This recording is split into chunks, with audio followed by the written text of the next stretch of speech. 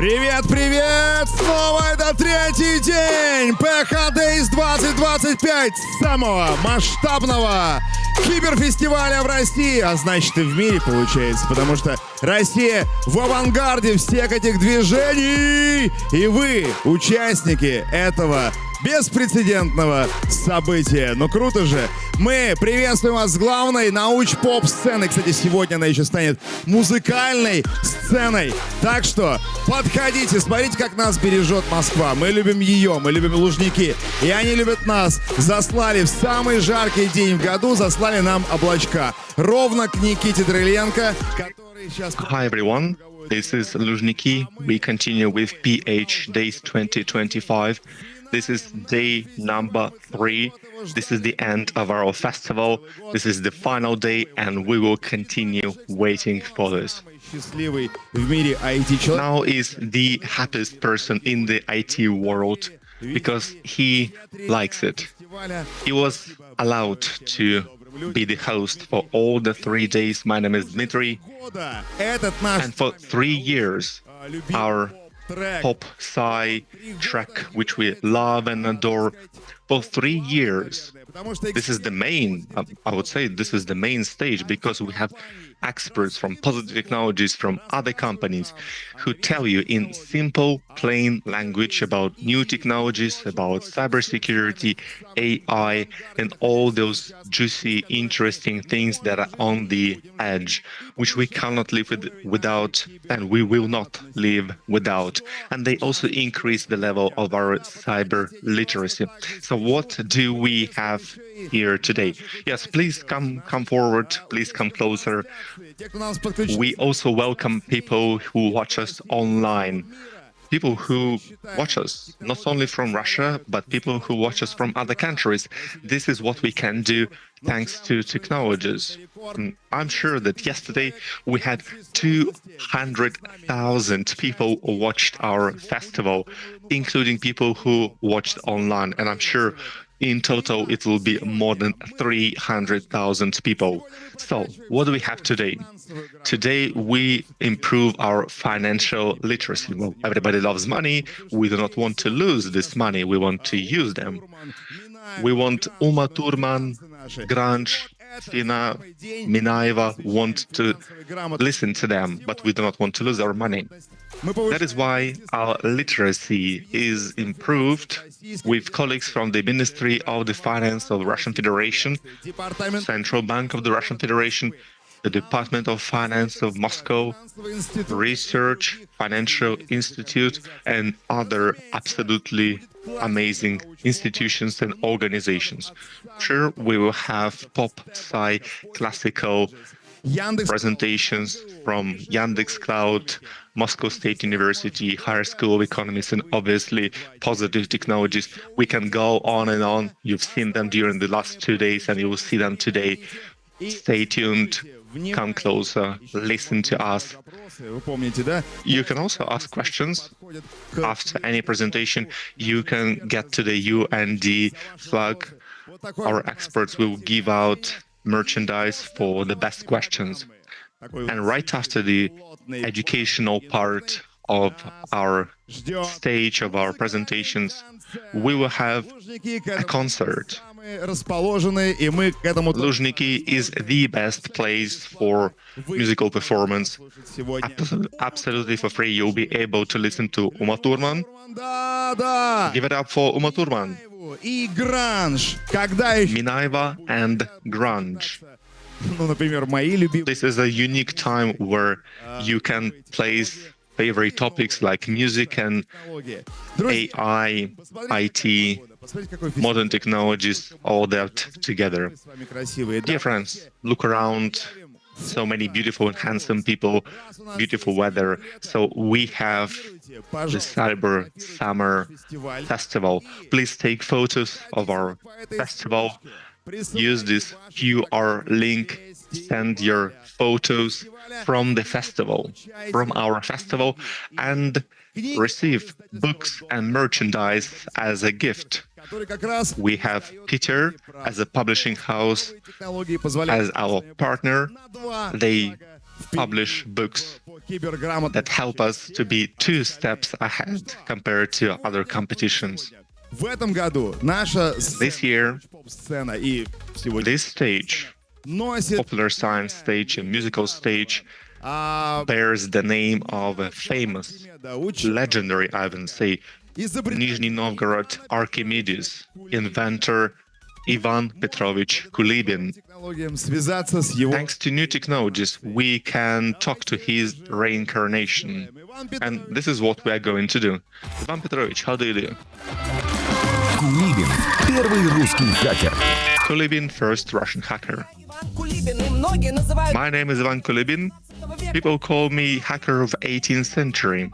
I've hacked reality, invented new mechanisms and optical telegraph. In the 21st century, I'm collecting a motherboard. Yes, this is the motherboard. I did not have any sleep today. And this is my coffee.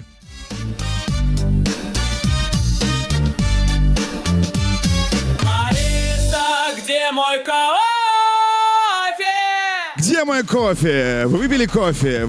Пейте. Mr. Kulibin still asks where his coffee is. You can drink coffee, you can drink tea, you can drink water. And by the way, yesterday we had the author of that video clip, our new Kulibin version 2.0. He told how we can use AI to create engaging stories. We continue. Арен, стендов, арены. We have Арены, пожалуйста, Ян. direct broadcast from the standoff arena. Jan Hachaturov, over to you. На связи. Dim, hi. This is Jan. Но у нас тут произошло Sorry from taking time from your program, but we had a critical attack on the financial sector.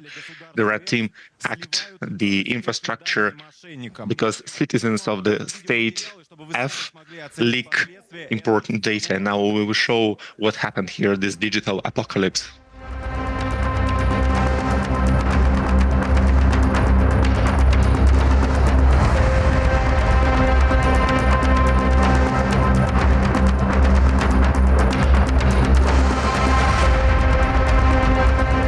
Да уж, у нас ситуация патовая на нашем... Yes, absolutely. Как же нам помочь с этим вам? It's a deadlock. We have no idea what to do. But you are the technical experts. You know what to do. Jan, over to you. структуру, обкладываться Dima, we can protect infrastructure. We can have different tools, strengthen and streamline laws and legislature. But usually, as usual, people are the weakest link. And Red Team knows about this, and this is why they go through people. This is what social engineering is. And the only solution here is to improve cyber literacy for the whole population. I agree.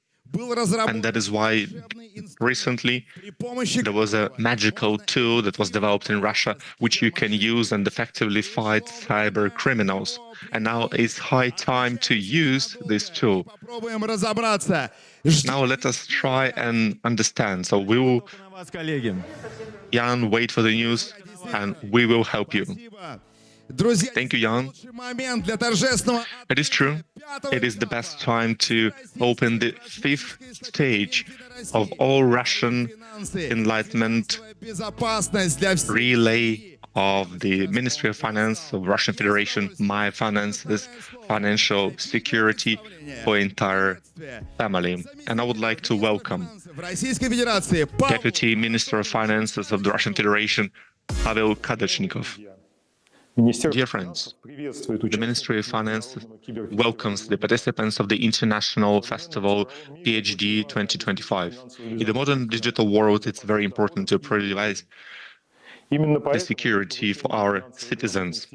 And that is why for financial security, we pay a lot of attention to financial security matters. Modern technologies open new capabilities to manage your security. You have to use and handle these new tools so that they will bolster your financial capabilities. Today, within this festival, we open the 5th stage of the all-Russian relay My Finances. It is dedicated to the issues of the questions of financial security for the entire family. We will discuss on how to manage money, how to provide financial security within the new tools and technology, and how to make your relationship safer. I wish the people, everyone who came and listened to this, all the best, and obviously financial security. Thank you very much, Pavel Anatolievich. And now we move to the main part of our presentation in the morning, My Finances. And I would like to invite editor of myfinances.rf portal, Maria Savlyvchenko, and also a high schooler from school number 61 from Kursk, Anna Chevichelova. Please welcome to the stage. These people really know a lot about financial security and financial literacy. Maria, you have a gadget. Yes, this looks like a laptop, but that's not a laptop. This is a button. It's a hacker button to start the 5th stage of the all-Russian Enlightenment relay, My Finances. And Dmitry, I would like just to say a few words on the relay, because we have the button, but we want to explain what and why we launch. So this relay is a large-scale event that takes part in all the major regions of our country. We talk about all the aspects of the financial literacy, how to save your budget, how to increase your money, where to spend them, how to create a financial plan, how to reach financial goals, how to take a debt, and how to avoid problems associated with debts, how to use the state official help for finances. And with our colleagues who are present in different regions, we hold different workshops, seminars, lectures, we have family festivals. And what is important, that all the materials for these lectures are prepared here in a centralized way, with the participation of the Ministry of the Russian Federation and our partners from biggest universities.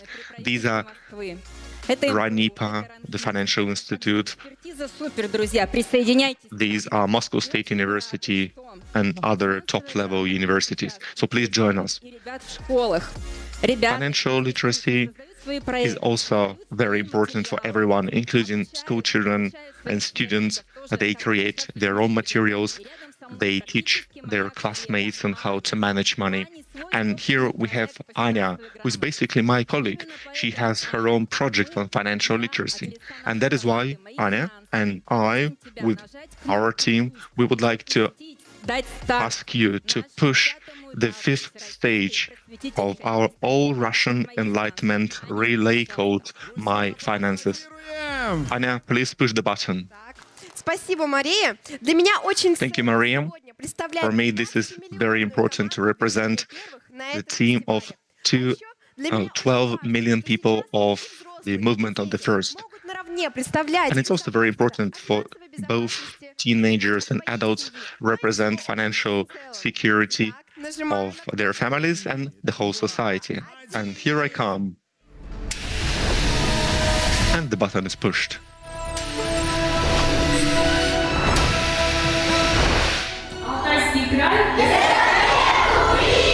Алтайский region.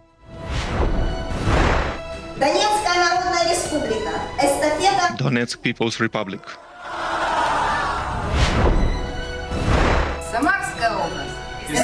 Samara region.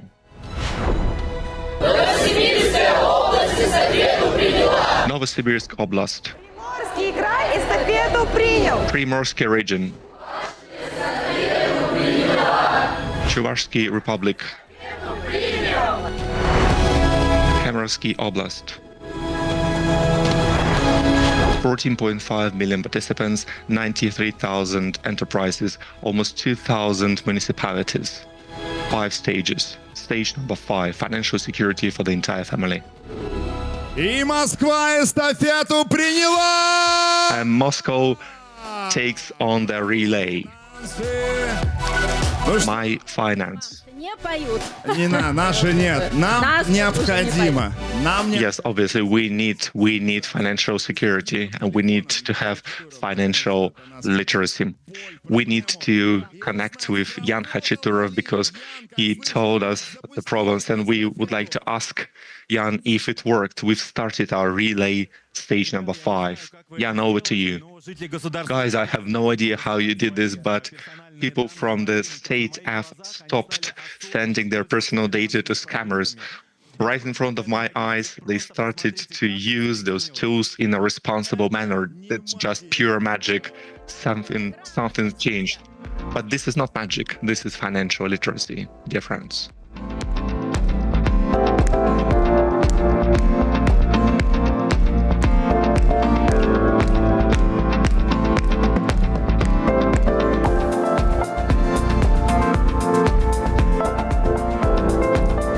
Но вы видите, все перестали хвататься за головы, все хорошо... You can see that everyone now feels great, there are no problems, and this is not magic. We repeat ourselves, but this is not magic. This is financial literacy. Будем... Please come, we will help you. Over to you, Jan. Всем до встречи и пока. Надеюсь, в следующий раз увидимся. See you later, and I hope the next time we will have a better Обязательно увидимся. reason to talk over the internet. Obviously, we will. За настоящий... Dear friends, thank you for real Будем... festival of financial literacy. We congratulate you, and we hope that the next day you will Этап. come and visit us again, and we will start the next stage of the relay. Thank you, Maria. Thank you, Anna. These kind of people, we have 12 million people, the movement of the first. В наше общее дело по повышению High schoolers грамотности. improve the financial security, financial literacy of the entire society. And here I would like to say, all of us want to say that the day of the financial literacy is now declared open. Приглашается We would like to invite по повышению the head of the Committee on the Improving Financial Literacy for the Association of Russian Banks, expert at moifinanсы.rf, Maxim Semov. He will be talking about cyber battle for finance, counterattack. первому спикеру на сегодня. Финансовый... And welcome Maxim to the stage. He will be talking about financial literacy. Hi everyone, my name is Maxim. I represent the Association of Russian Banks and Ministry of Finances of the Russian Federation. The topic is not particularly funny, but still we have to talk about this. We all know about scammers and we know that they are very active. Last year, with the specific tools, 27 billion rubles were stolen. Basically, through a phone call, when people talked to somebody, they were manipulated. And as a result, they lost their money. 27 billion rubles. That's a lot of money. The same techniques that were used by scammers, and they use them affecting people, and they make them commit different crimes, including terror acts. The main goals and the main targets are elderly people and teenagers. You can use criminal engineering and make you do whatever you do not want to do. For these two things have to happen. They have to frighten you, and anything can be used here. Second, to provide salvation after you've been scared. And now we have a zombified person who goes and does whatever they were told to do. Maybe they transfer money to the so-called secure bank account, which does not exist. Or maybe they go and set police cars on fire. Every day I face victims who lost their money. When I ask them, how did this happen? The most popular answer, well, I have no idea. Something happened. Everyone watches news. Everyone listens to the radio. They know that there are scammers. They know that they phone calls and tell fairy tales. And they know that they cannot tell their SMS message code. Everybody knows that. But yet, Yesterday evening, there was a young man who was laughing at a grandmother who lost all his money. He received a call from a lady who were in a store, and she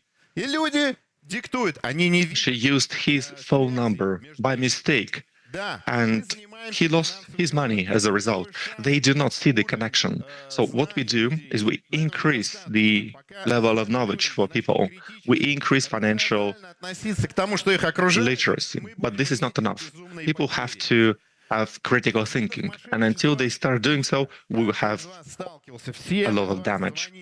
There are so many scammers. People call you, somebody is scared from a hospital about potentially very scary results of their test results.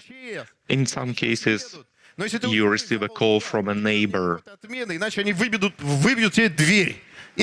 because they are coerced to send their money. There are different ways to do so. You can structure this, but this is all like theory. Citizens have to believe in professionals. Sure, we have to have critical thinking. Any proposal that you might think, it seems good, it seems bad, either way, if it pushes you off the balance, you have to consult. In our family, our relatives, we have a person, a single person, when we go and ask this person for help. If you have problems with your PC, you ask for a son. If you have problems with your car, you ask for a dad. And if you have problems with your finances, maybe you ask your mom. And if you receive a call from your scammers, who do we call to? Who do we go to? Who do we ask for help?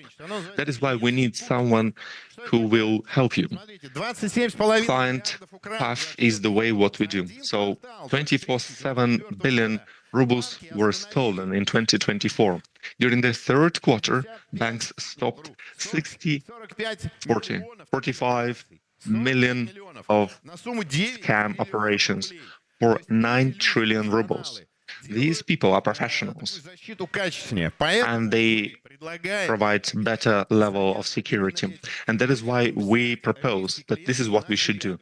We take the client risk upon ourselves, and I'm speaking about the banking community.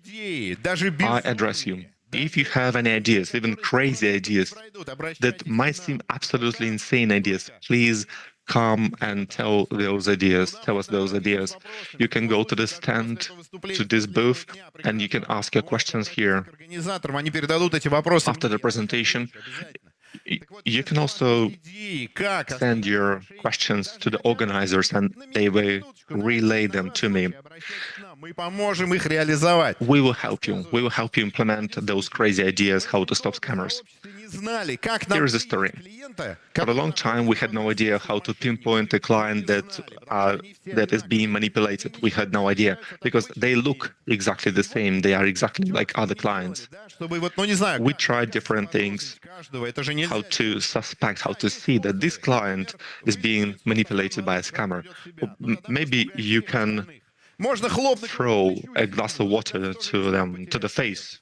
Or maybe you can push them on the shoulder really hard, but we will scare our clients away. And one day, we had a granny lady come to the bank, and she asked, where do you transfer money to secure banking accounts? And we realized that this is what we want to do. We had sending and transfer money to a secure banking account. And they actually picked this option. We knew that these people were manipulated. And this was a random idea. We took a different perspective. So if you have some crazy, absolutely insane ideas, you do not like it, but you think it might work, please come and tell us about it, and we will try to make it work. So,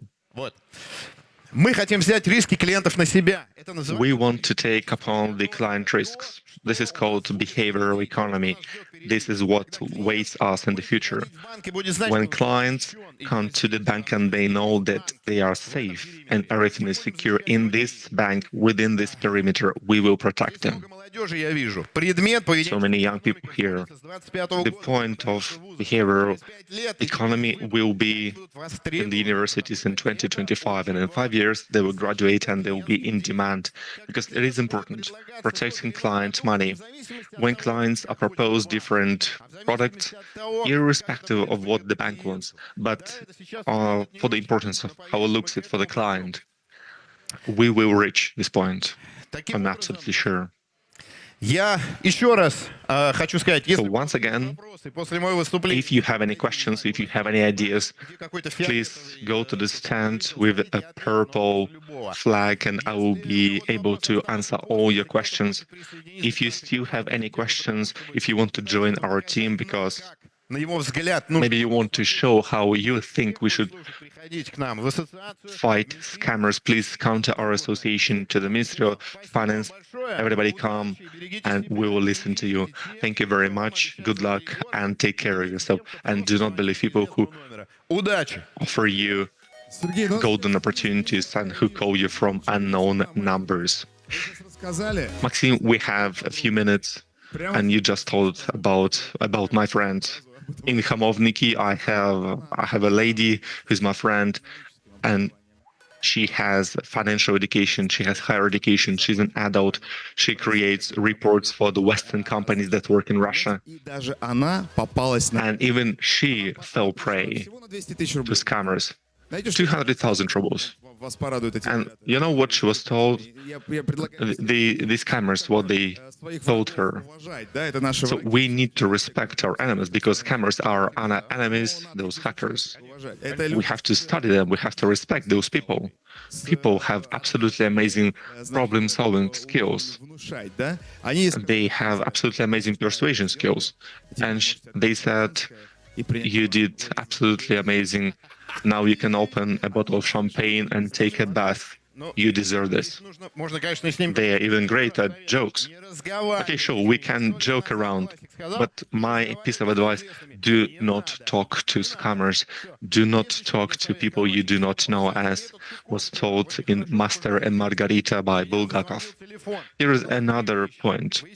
If you have a phone call, you go through 3 points. Who is talking, what kind of organization are you talking from, and what do you need? And then we put the phone down.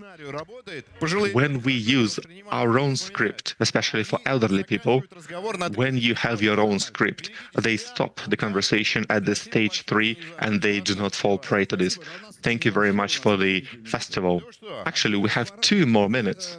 We have even more time. You are absolutely amazing as a speaker, but this is a rare sight. We usually do not have enough time, but now we have a few minutes, and because of that, we can have a little chit-chat. I would like to pay respect to people who created this button, this fake button. Actually, you go there. This is what happens.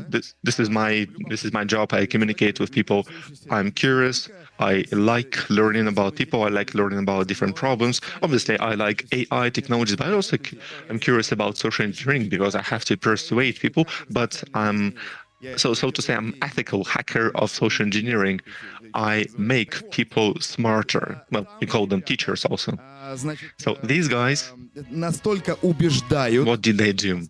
They persuade you. They are so persuasive that it is really hard for bank employees to tell those people apart. But bank employees now can see the difference between them, especially if they have an earpiece and they talk to someone and they ask them, is there anyone who tells you what to do or not? Then they call the police. And this person fights the policeman. It is very, very hard to persuade the person who is being manipulated. In a single banking office, they can take up to 10 billion rubles. So you can see that this person is being manipulated, and Внушение, да. so they manipulate him. He's zombified or she is zombified. You cannot take them out of this trance. So there are two options. Option number one, you do something unexpected, something they do not expect, like you sit down, and if they are not, if they don't fall with a heart attack, then you can actually help them. And sometimes you cannot do this because you are talking to elderly people. Second option, you have a lady from a village, and you know how to work with cow, how to get milk from cow. If I do the same, where do I start? So you ask them questions that is very relevant to their professions, and by doing so, you bring them back to reality. But this is only the beginning, because now we have psychologists. We work with the Russian Academy of Science. We work with the Institute of Psychology. We had no idea. We didn't even think about this before. And there's a even worse problem. There are people who already lost money. They are depressed. How did this happen? I have 5 degrees and I gave away the money. У нас будет там еще варианты, мы попробуем рассказать. То есть мы уже даже So, идем на шаг. we go even a step ahead. It's not just one step ahead, there are 2 steps ahead. We're not talking about prevention. We're talking about the PTSD, how to avoid the situation, how to deal with people who are already in this state, especially when your ego suffers. Everything inside completely crumbles. And do not be ashamed. You have to ask for help. And you should go and ask. Obviously, go to the bank, go to a psychologist. And if somebody sent you to a bank A, you should go to a bank B, because obviously you should go to a different bank. Thank you very much.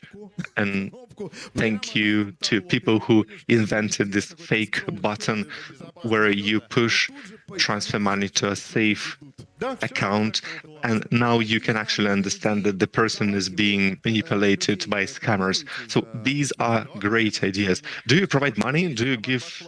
Yes, obviously, if it's a great idea, they will receive remuneration for their great ideas. Thank you very much and have a great festival. Maxim Samov, Association of the Russian Banks, expert at moifinanсы.rf. Why is it so easy for scammers to invoke different negative emotions like scare and other negative emotions? So we will go with financial literacy with the deputy of Tomsk region governor on economics, expert at moifinanсы.rf, Mikhail Sergeychik. Mikhail, you have the floor. Добрый день, дорогие друзья. Hi, everyone. Я вот сейчас Hi, dear friends. послушал и думаю, наверное, надо было I've just listened to the previous presentation. I think поведенческая экономика. I should have been talking about psychology, but also behavior economy. We'll be talking about both of these topics, which makes it possible for us to resist scammers. And this is a very trendy topic, and I believe that everybody who lost money or who hear that you lost money, И как вообще это then we ask ourselves, what can we do? Because this is a real problem. айкидо, которое энергия мошенников нам позволит от них защищаться. Почему я, да, то есть еще представляю, как представитель экономики, еще до недавнего времени я вот вместе с коллегами, которые... Well, until recently, jointly with my colleagues who launched this My Finance race, I worked with them jointly in the same team, and we used to promote all kinds of different projects. So in my region, we're still working on behavioral economy, and that really is important, critical. Now, down to business. Well, I believe the most important thing I really wanted to share with you, the point of this, is that the naive optimism and fatalism are the two drivers that really reinforce your susceptibility to fraudsters. These are the two opposites in psychology. So how do we find the golden middle? What are the states, the conditions that affect our susceptibility, that make us vulnerable to fraudsters, and they can pretty much benefit from us? Well, it's personal characteristics. If you are anxious, if you are worrying all the time, if you are at all times thinking, what if? Well, experience shows that these are the individuals that are especially susceptible to fraudsters and any ill intention. Now, it's also impulsive judgment and decisions and low self-control. That is, I really am guided by my feelings, my emotions, and I do not use my brain to the full capacity. It's several stages in our brain work that we can rely on. The first stage is the one that is easier to manage first. The other one is much trickier. Now, your readiness to submit to the authority and the power. Oftentimes, at least frequently, when the fraudsters call us, they introduce themselves as colonel or general, if you're really lucky, of the central bank. Then, should this happen, a respectable person in this very high post calls you. Many people, unfortunately, submit. They submit to this shock impression, and they start following the respondent's words and the actions this caller is suggesting. That's the importance of quick enrichment. In fact, a very long time ago, in the stock exchange market, they came up with the special term, the fight between the fear and the greed. Fear and greed, indeed, that's what the fraudsters rely on, and also it's vanity. You know, when you're told you're so good, you're so smart, you are the best, the smartest, so I will share my insight with you. So I'm going to be the select one to have this insight shared with me so I can earn a lot. Some of you may have heard the following, like a year ago, this whole thing started and it's still on the way. They call you. Господи, в этом WhatsApp и They call you via WhatsApp, and they introduce themselves as callers from Wikipedia.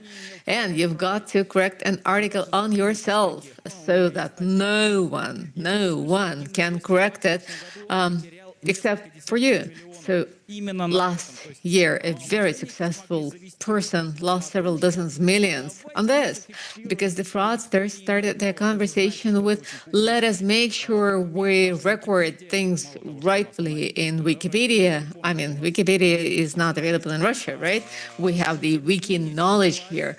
That is a Russian replacement, but vanity is always there. So this fear, vanity, and greed are exactly the sins we have to bear in mind when we analyze any incoming information. Now, emotional condition is emotional vulnerability, excitability, stress, anxiety, and depression.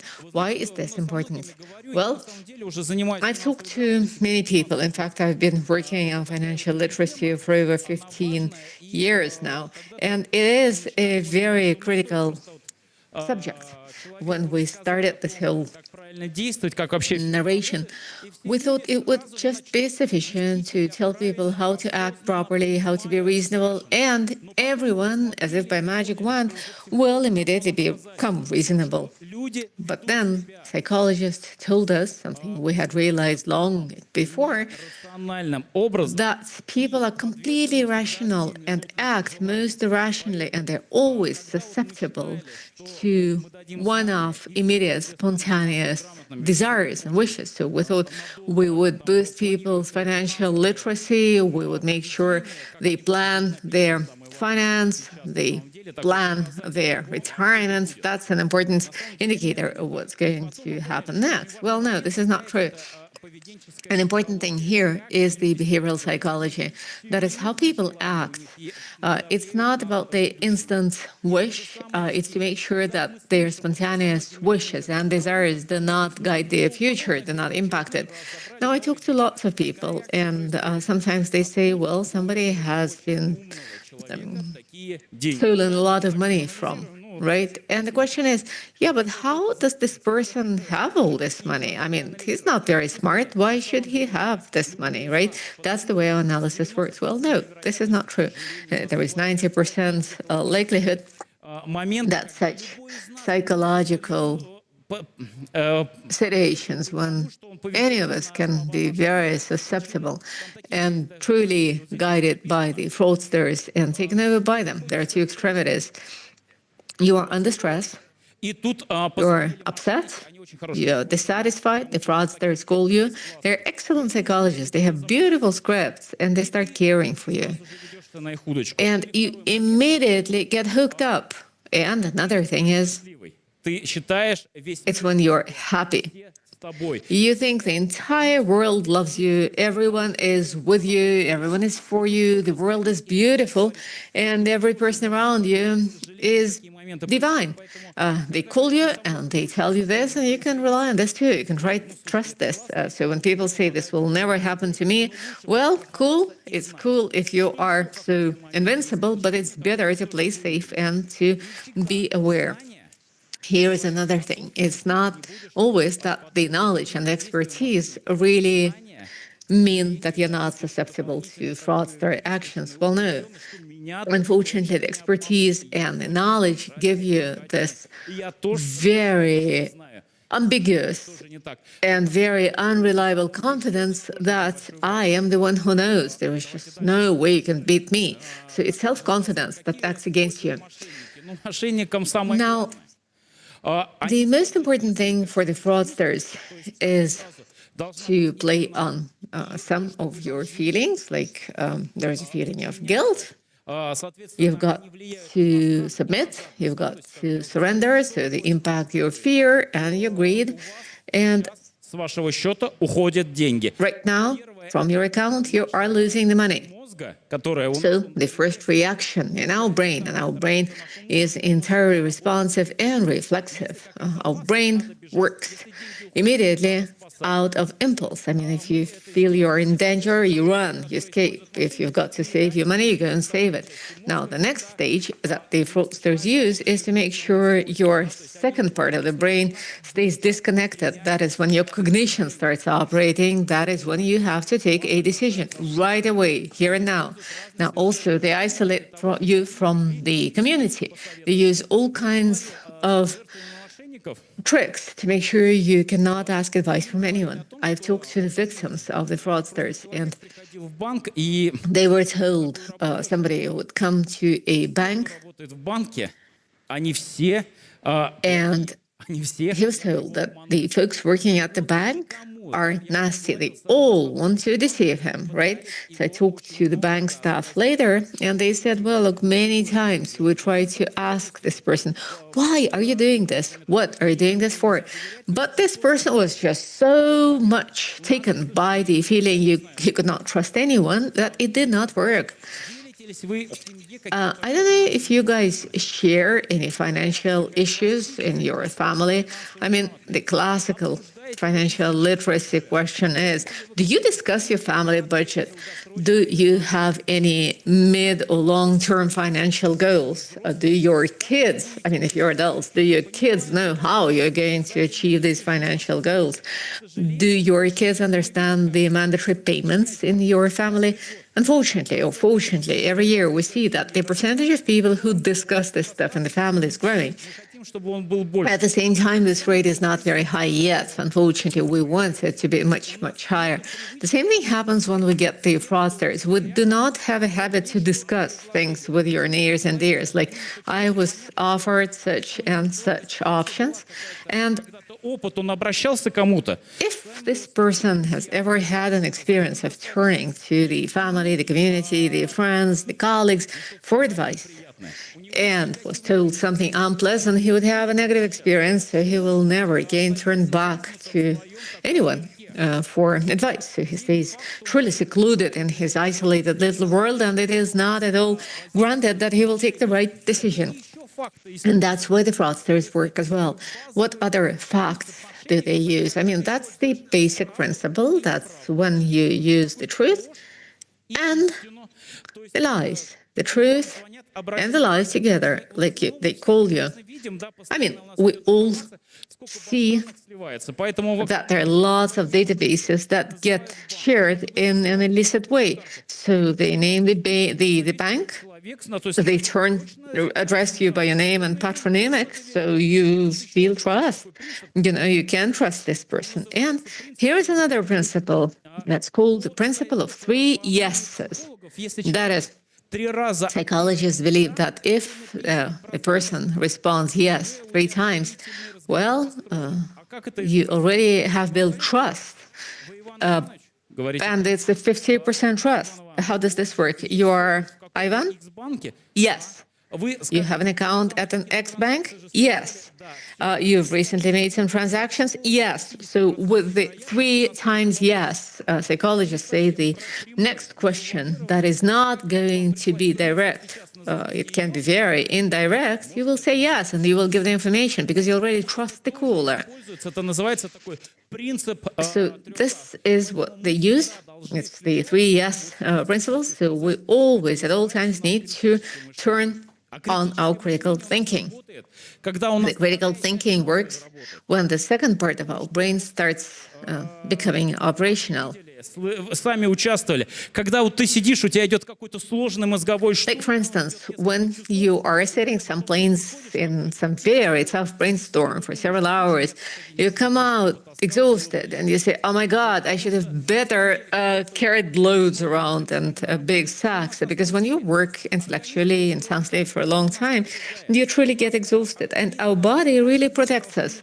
Our body protects us in a way that we can address the incoming situations based on our reflex. Like if it's a danger, I run away. If it feels dangerous for my nears and dears, I save them. I mean, that's reflex-based. When we turn on our critical thinking, the cognition, we spend a lot of energy and effort. That's why our brain can resist. Тоже говорят, что фокус нашего внимания, он The other tools the fraudsters use are that the focus of our attention is not really very reliable. It's not long and big. So at the time you get a call, you're driving, or you're doing housework, you may well just automatically, mechanically. Вы можете тоже повестись на эту удочку. Be deceived. You can truly get hooked up just because you're not paying attention. Критическое мышление. The important thing here is our critical thinking. Слайдов у меня было.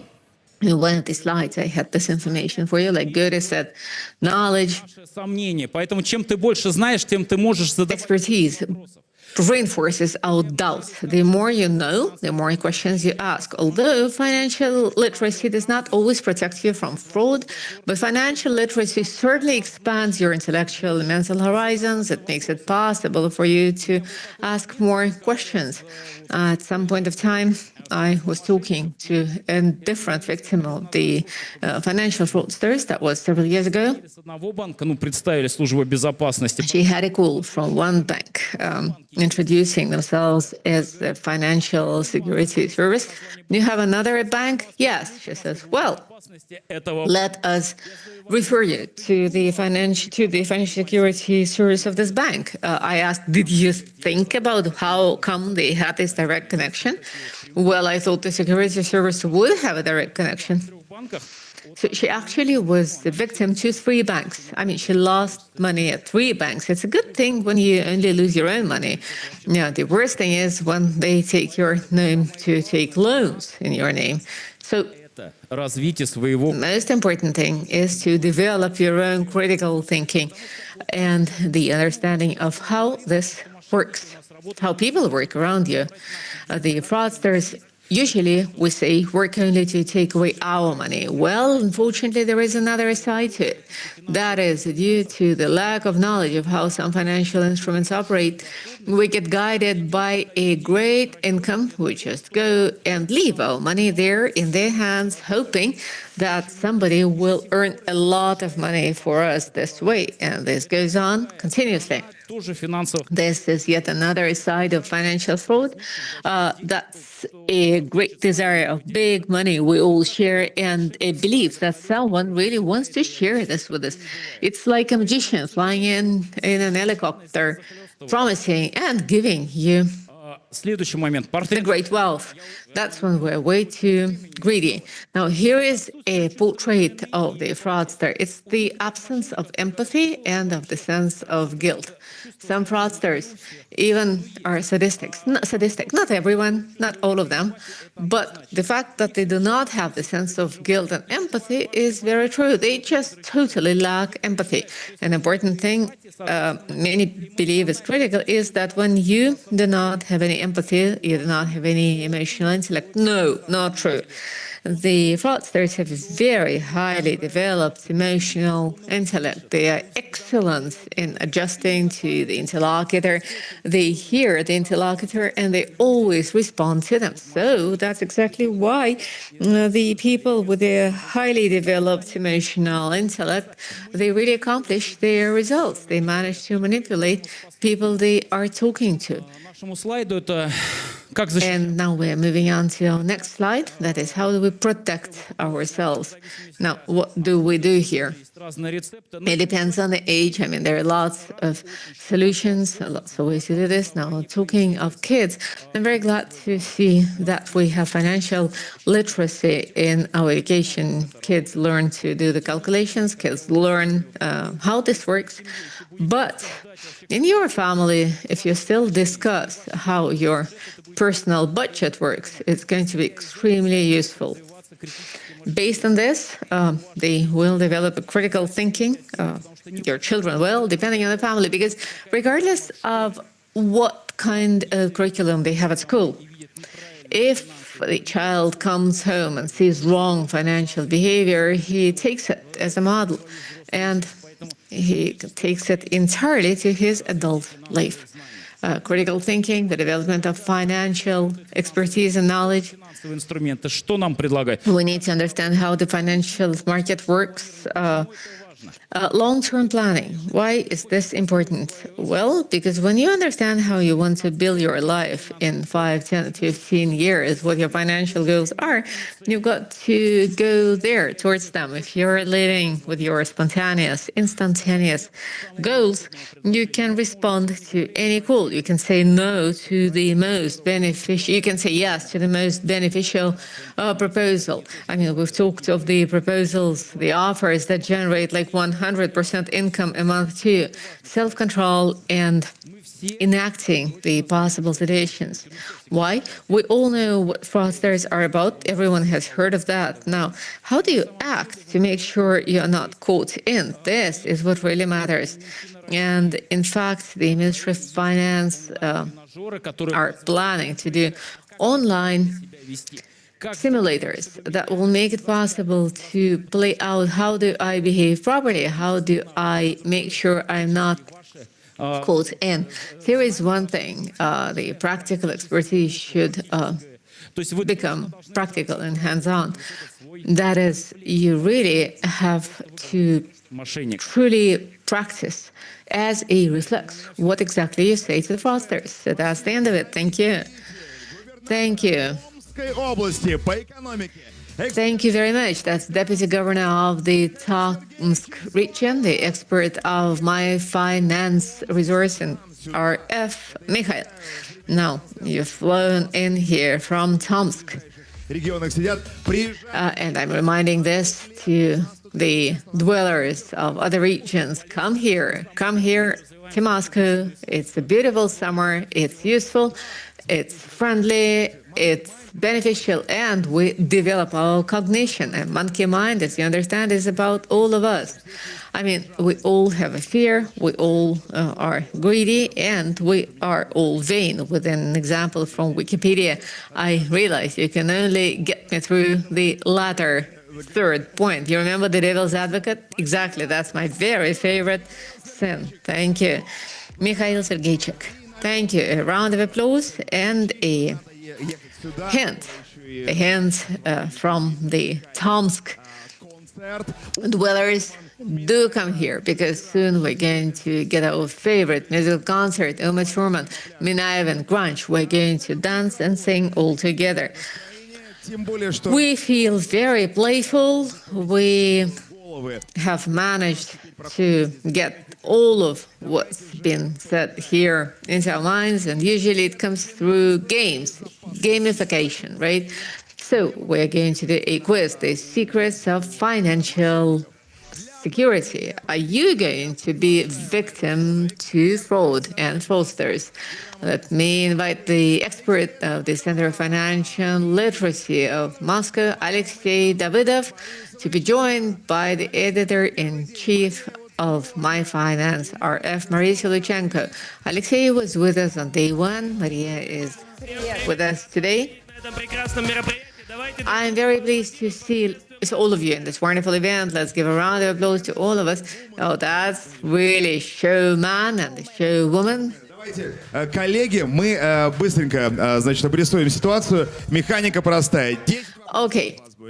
Вот здесь они. This works in the following way. You will have 10 questions to answer. We need 10 or 5 participants who will come out to the stage and get an award for participation. 1. We need some volunteers. 1, 2. You will get excellent awards. Do come in with us. The questions are really easy. You will be able to manage. And the entire world will see how well you do. Come on in. Come on in. We need 5. Okay, we'll have 5 players. Раз, два, три, четыре, пять, шесть. It's 1, 2, 3, 5, 6. Well, let's see if we can get 10. We just need 4 participants. We have excellent awards, easy questions. Show how financial literate you are. And let's give a round of applause to participants. Давайте, двое бегут. Давайте. We need 2 more participants running in here. Excellent. That's 1 and another 1. The movement of the first, the movement of the third. Let's call you. Okay, we need 10 participants here. You can play as one team and then you'll share prize, share an award. Excellent. Now you get to the stage. Будете вопросы задавать. Make yourselves comfortable right in the middle. You will be asking questions. Один вопрос одной команде или одному участнику. One question goes to one team or one participant. If you С позором. respond, well done. If you don't, you leave the festival with a shame, a feeling, the destructive feeling of shame. No, of course you don't. And the mistakes are really critical, because when we make mistakes, we learn something new, and that's worth respect and awards. Excellent. Errors and mistakes are very useful, and it's just a normal thing, right? So we're improvising here. A mistake, an error is a gift. In learning, a mistake is always a gift. If you make a mistake, you will know things where you got that you got wrong better. И тоже отвечаете. Проверьте. Now, take your smartphones, use your QR codes, and double check the answers. And you will know how not to get hooked up by the fraudsters. You will save a lot of money. You will save a lot of confidence and calmness. Okay, here is the first question of our quiz. Here is our first participant. The question is, what's your name? Do you like the festival? Я уже третий день. My name is Alexander. It's my 3rd day here. I'm enjoying it, yes. You enjoying it? Have you found any new stuff for yourself? Oh, yes, absolutely, at the booth and in the plenary sessions. Question number 1. Out of the list below, what's the method of protecting your accounts in the internet of hackers? That's it's phishing, multi-factor authentication, Casco, and the letter of credit. Excellent. Про многофакторную аутентификацию. In fact, we had a Вошла в многофакторную. Это presentation on multi-factor accreditation, authentication, and that is really important. That's an excellent answer. Maria. Второй вопрос. Внимание. Question 2. Сведения, характеризующие What do you call the data that characterize the physiological and biological features and property of a human being based on which you can identify him? Biometric personal data, isometric personal data, the user data, и вариант Г. Биологические. and the biological data. Biological individual personal data. What's your name? Катерина. Katya. Биометрические. Персональные данные. Биометрические Biometrical personal data. Номер один. персональные данные. Excellent. Это правильно. That is the correct answer. Face ID, все, что дает доступ к электронному. Exactly. That's the fingertips. What is biometrics? Узнать человека и It's the photograph биометрия. Отпечаток пальца тоже. and the fingertip and the face, the facial ID. Клетчатка, хотел сказать. Сетчатка глаз. Excellent. Наша Exactly. Your eye, your finger, В терминалах платите улыбкой. tip. Не надо, вот это есть. And in the banking terminal, you can now куда русские эти улетели. play with your smile. These Russians, as Americans say, they pay with a smile. That's because we have some very well-developed banking services. Под номером 3 Спасибо, Катя. многие из них Now, next we move on to the next question. And 3. the next one, the question number 3. This is a technology.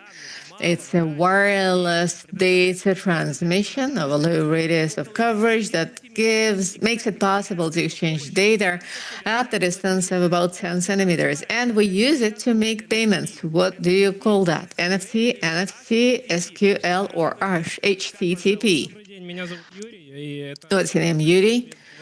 ответ 2. And it clearly is answer 2. Точно? NFT. NFT, no. Что он Ну, все он знает. понимает. No, you can see Yuri knows everything. Communication — это возможность Of course, it's not an NFT, it's near field communications. It's the NFC technology that is used in как делается. it is used in the payments when we pay by our cell phones. We also have it in our banking cards, and it's not only the payment data, but the generic information can be wired in this way. Do you work on this? Do you know it professionally? You work in technologies? Yes, I work in IB. Right, excellent. That's why he knows it all. Right, so we have much better aware participants here. Here is a young participant, question number 4 for him. In this online venue, the users can make agreements with the banks, insurance companies, the managing companies. They can represent the investment funds and the issuers of the public and state bonds. What's the name of this venue? The forum is the Financial Social Network, the Financial Marketplace, Financial Messenger, or the Financial Accelerator. Where do you think you can have an entire basket of insurance products? Financial Marketplace. Excellent. Пользовались когда-нибудь? Did you know that before? Have you used it? No. Мотивация для того, чтобы I think it's some excellent motivation to learn what it is all about, to help yourself and your parents in the future to find the best я сам offers in the market. Have you used them? Yes. Oh, yes, I am the most active user of all the financial marketplaces. Здравствуйте, как Will you share that with us? Yes. What's your name? Stanislav. Слава, пятый вопрос. Question for Stanislav. Question 5. Используют специальную The технологию. fraudsters use a special technology that makes it possible to fake the looks and the voice of the person when making the phone calls. Deepfake, a two-factor authentication, LSP, and LLM. Right. главное со словом не ошибиться. Вот. The most important thing is to get the word right, not to hit the wrong one. Ответ 1 — deepfake. Well, question 1. Oh, answer 1, deepfake. У нас 0+. Deepfake – это верный ответ. Спасибо. Если помните... You are absolutely correct. Deepfake is the correct answer. There was a video of Elon Musk singing the song Grass Near the House. Yesterday, we had Vilsakom. Vilsakom was here, Valentin, the main techno-blogger of all Russia. In 10 seconds, there was a simple, very small software from GitHub. Anyone can download this. They took a very simple image from him, and it was a deepfake of Vilsakom. We should use everything for the good, and we should not allow fraudsters and scammers to do this. Well, they will do this anyway. You cannot really ask them not to do this. You just do not believe them. If you get a call from someone who says that she is your grandmother, maybe you should make the call yourself. Now we move to the next participant. My name is Anya, and I'm ready to answer the question. Okay, question number 6. What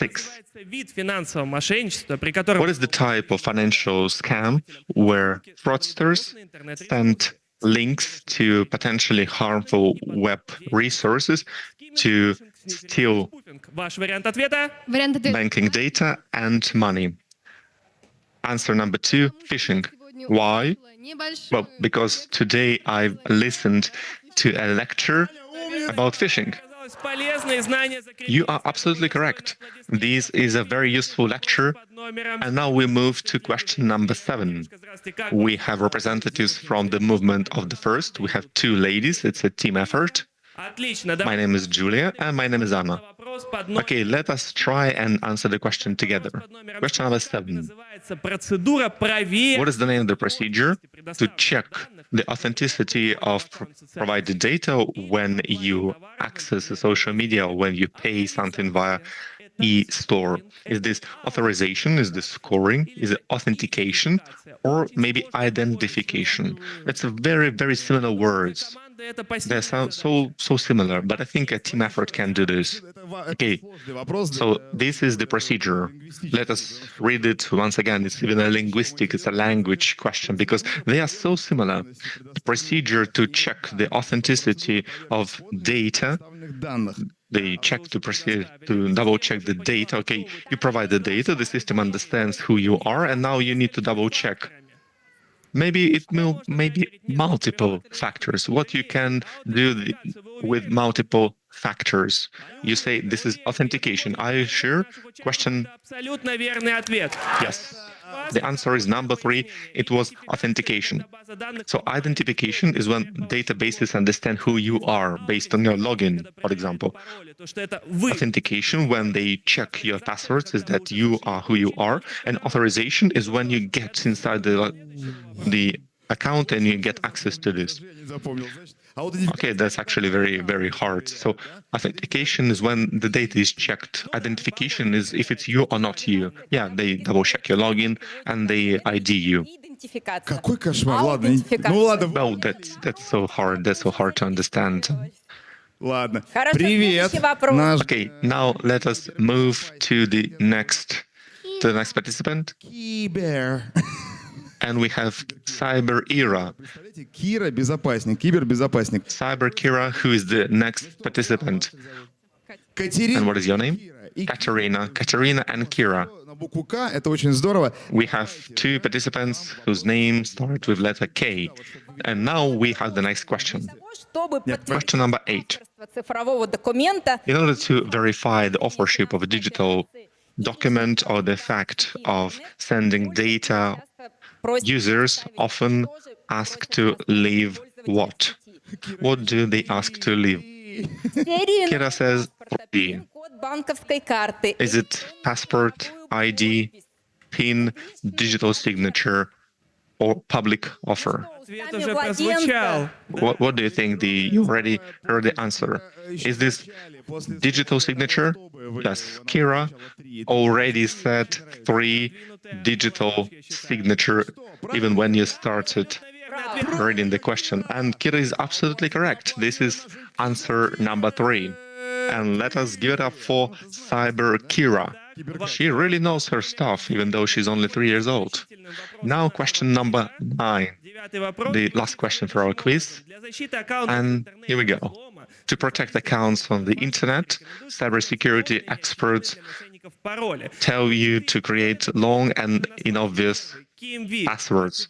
Here, EMV 22 over 370, ERFE of AV question mark, Igor Evgenievich 4 Bill 8, and 4RM New Beam 8, and so on. Which one you think is the most secure password? Answer number 4. Why is this? Because it has different registers, it has letters, it has numbers, and it has special symbols. And let us give it up for the correct answer. My name is Alexei, and Alexei always works in information security, so we could have expected the correct answer.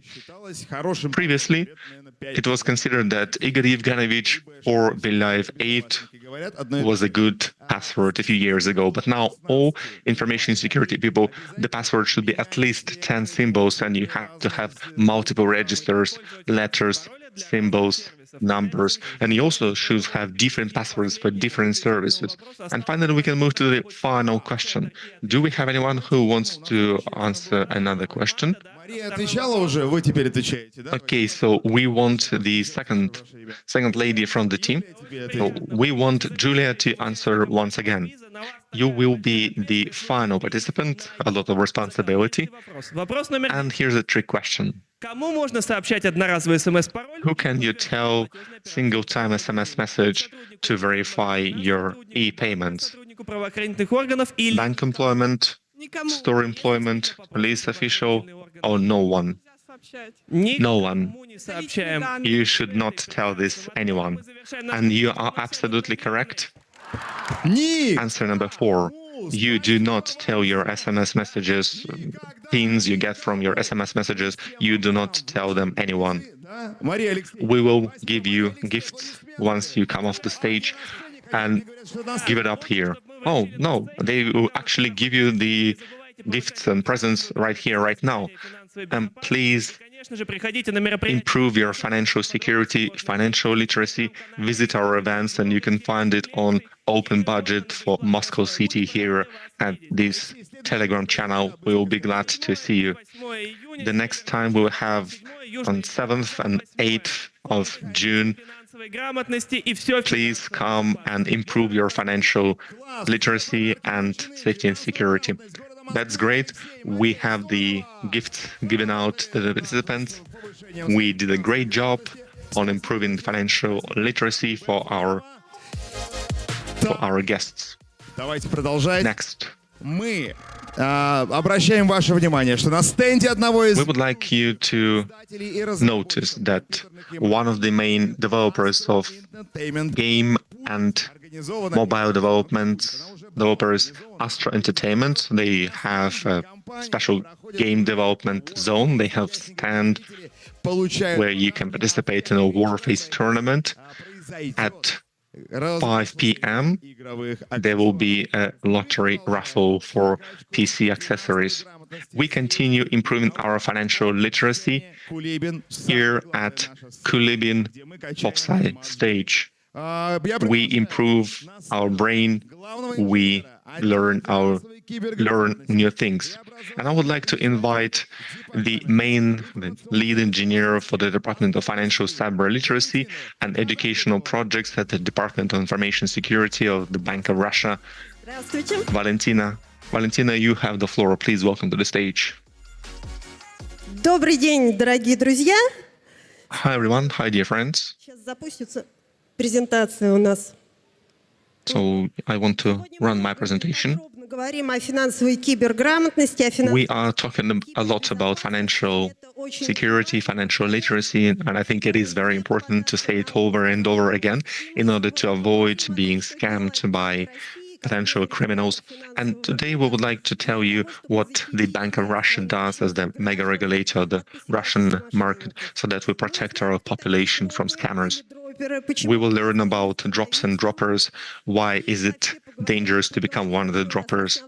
we will talk about main rules and regulations you have to follow so that you do not get hooked by scammers and you do not lose your money. Проблемы можно судить. The scale of the problem can be seen here on the slide. Согласие клиентов — это We are calling this, операция. so there are scam operations without one voluntary agreement, but last year anti-fraud systems, bank anti-fraud systems repelled more than 72 million operations, financial operations, and protected 13.5 trillion rubles in 2024. This was the amount that have been stolen by scammers and fraudsters, unless it was for the effective actions of these systems and experts. In 2025, the banks prevented more than 40 million attempts for potential scam activities that amount to 4.6 trillion rubles. Still, almost 7 billion rubles were lost during the first quarter of 2025, and this is a big sum of money. And you might think who falls prey from our population, who falls prey to this scammer activity. These could be elderly generation, teenagers, children. The Bank of Russia has annual surveys on the quality of financial security of their services.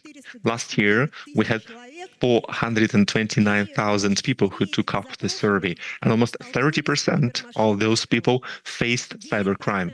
9% of those lost their money. At the same time, the main activity is aimed at the people who have constant income of money, so mostly adults who have a job. As a result, the Bank of Russia created a typical portrait for people who might fall prey to scammers, people who suffered from this illegal activity. Turns out that this is a middle-income 25 to 44-year-old woman who lives in the city. In general, it's less than 20,000 rubles per person, but this is average. We had people from all across Russia who took up this survey. But we have to understand that anyone could fall prey, anyone could become a victim. Why does this happen? How do scammers find a key to unlock our security? They use our emotions. They use our pain points. We can understand with our brain that we should not do this, but once they touch our hearts and our souls, we might do a lot of stupid things. So where do they come from? How do they act? First, they have a very thorough preparation for any attack. We live in a cybersecurity, we live in a cyber world, and we leave a lot of traces and footprints, digital footprints on Telegram, social media, stores. We do not imagine our lives without the internet. So scammers first can study us. They can take all this information, create a plan, learn about our habits. They can also use modern technologies and create deepfakes. They can impersonate people who we know, maybe our relatives, our friends, acquaintances, teachers, professors, and then they go through this multi-stage plan. So first they might be contacted by a professor, maybe by a relative, then they will be contacted by an employee from one of the banks. And this is what usually happens. They receive a call from a so-called security operations center, and they play a game. They can impersonate police officials, police officers, even state officials, somebody from local municipality. And you have to understand general rules to protect yourself and how to protect yourself. So first of all, if you receive a call and they start pushing for emotions, for happiness, for anger, for fear, so you have You receive a call from someone you don't know and they start talking about money. You just put down the phone and that's all.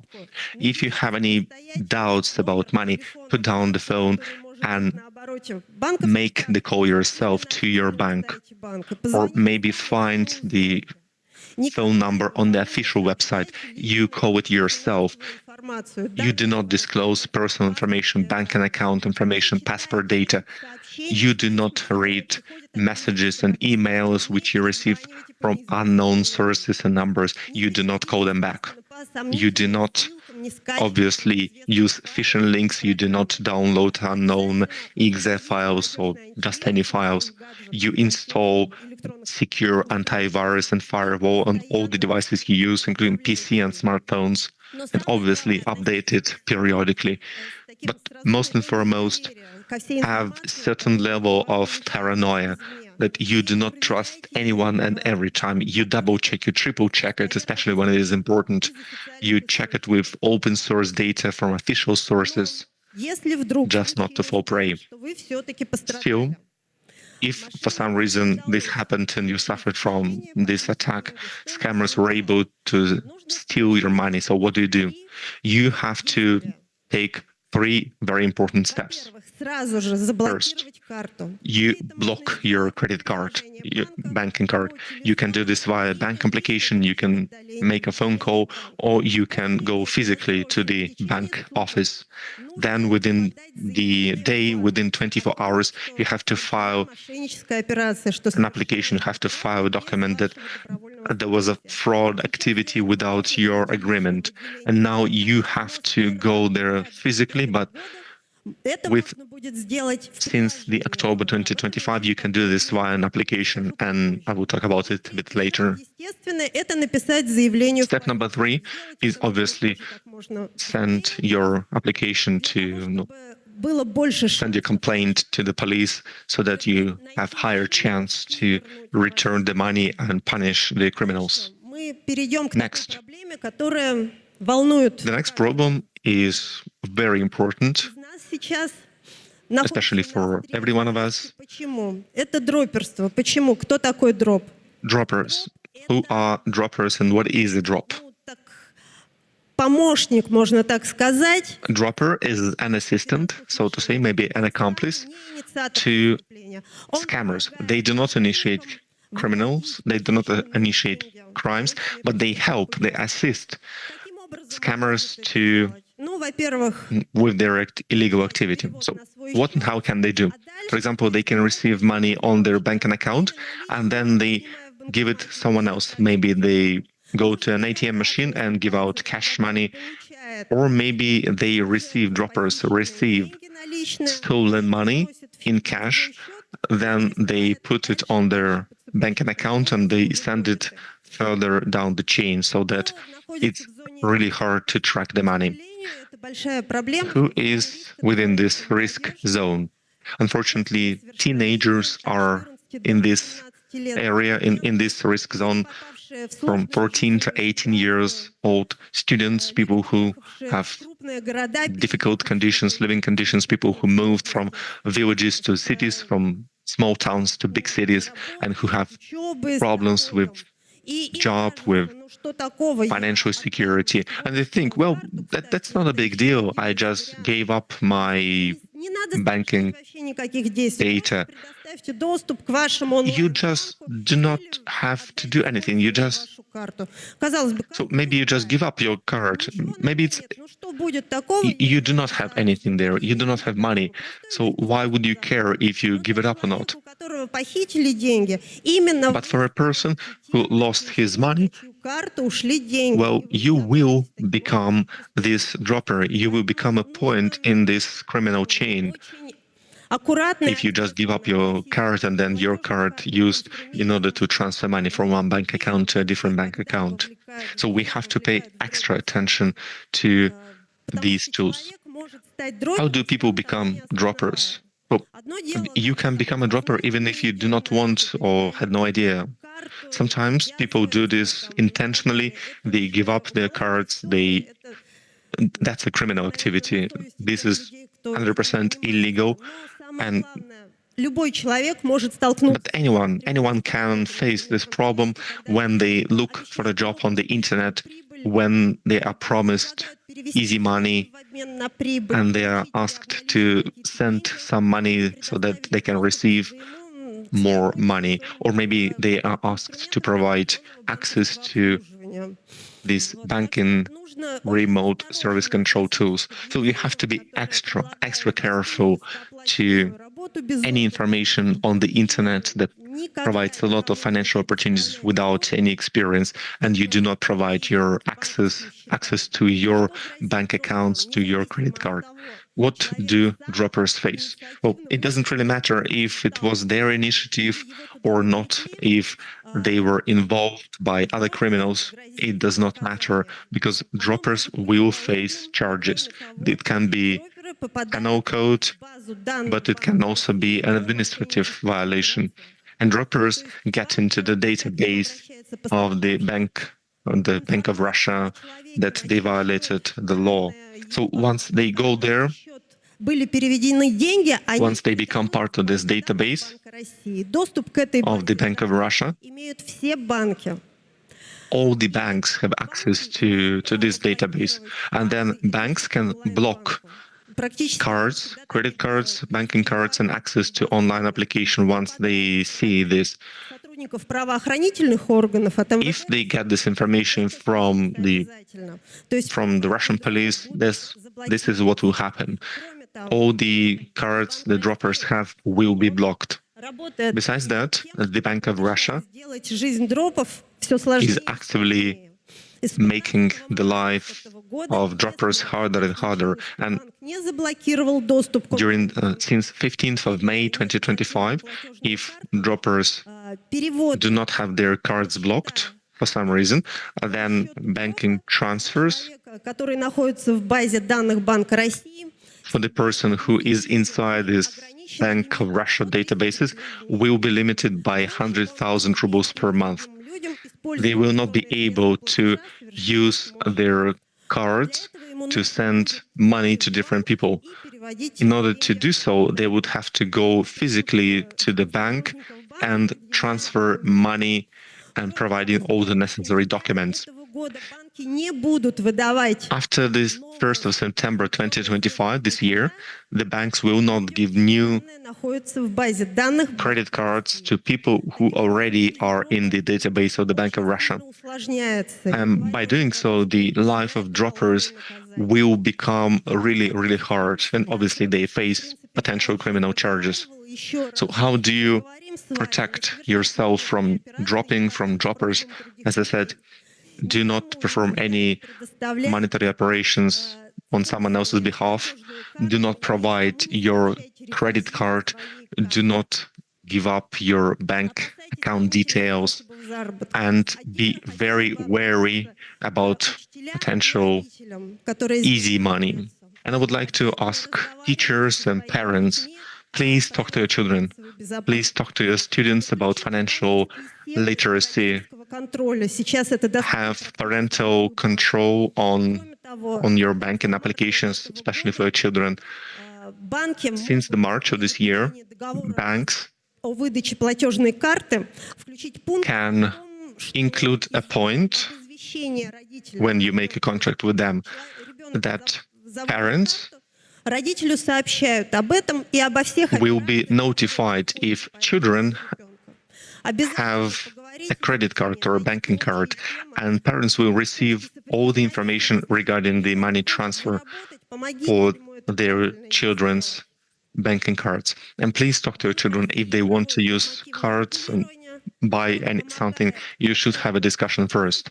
The Bank of Russia банки helps with this process so that the banks would protect citizens from financial loss. в правилах, которые вводит банк, I've already mentioned multiple соблюдать банки. new rules that will be observed 9-й since 2025. правила, которые усложняют Federal Law 369 дроперам. has those rules that made it harder for 25 scammers, for droppers. ввел в It was enacted on 25th of July in 2024, And because of that, now there's a 2-day cooldown period for data update. So, for example, if there is a data in the database of the Bank of Russia, it will not send the money at the same time because it will notify the payer, do they actually want to send money for these bank accounts? Because we have these bank accounts in our database. It is a potential scam. And if they verify, then the transfer will happen only after 48 hours. Once again, banks turn off the access for droppers. If banks do not provide enough protection from scammers, if they do not have this cooldown period, if they do not notify the original payer, then they would have to reimburse the money stolen by the scammers within 30 days. Another point is that people are giving up that money, but they also give up debt.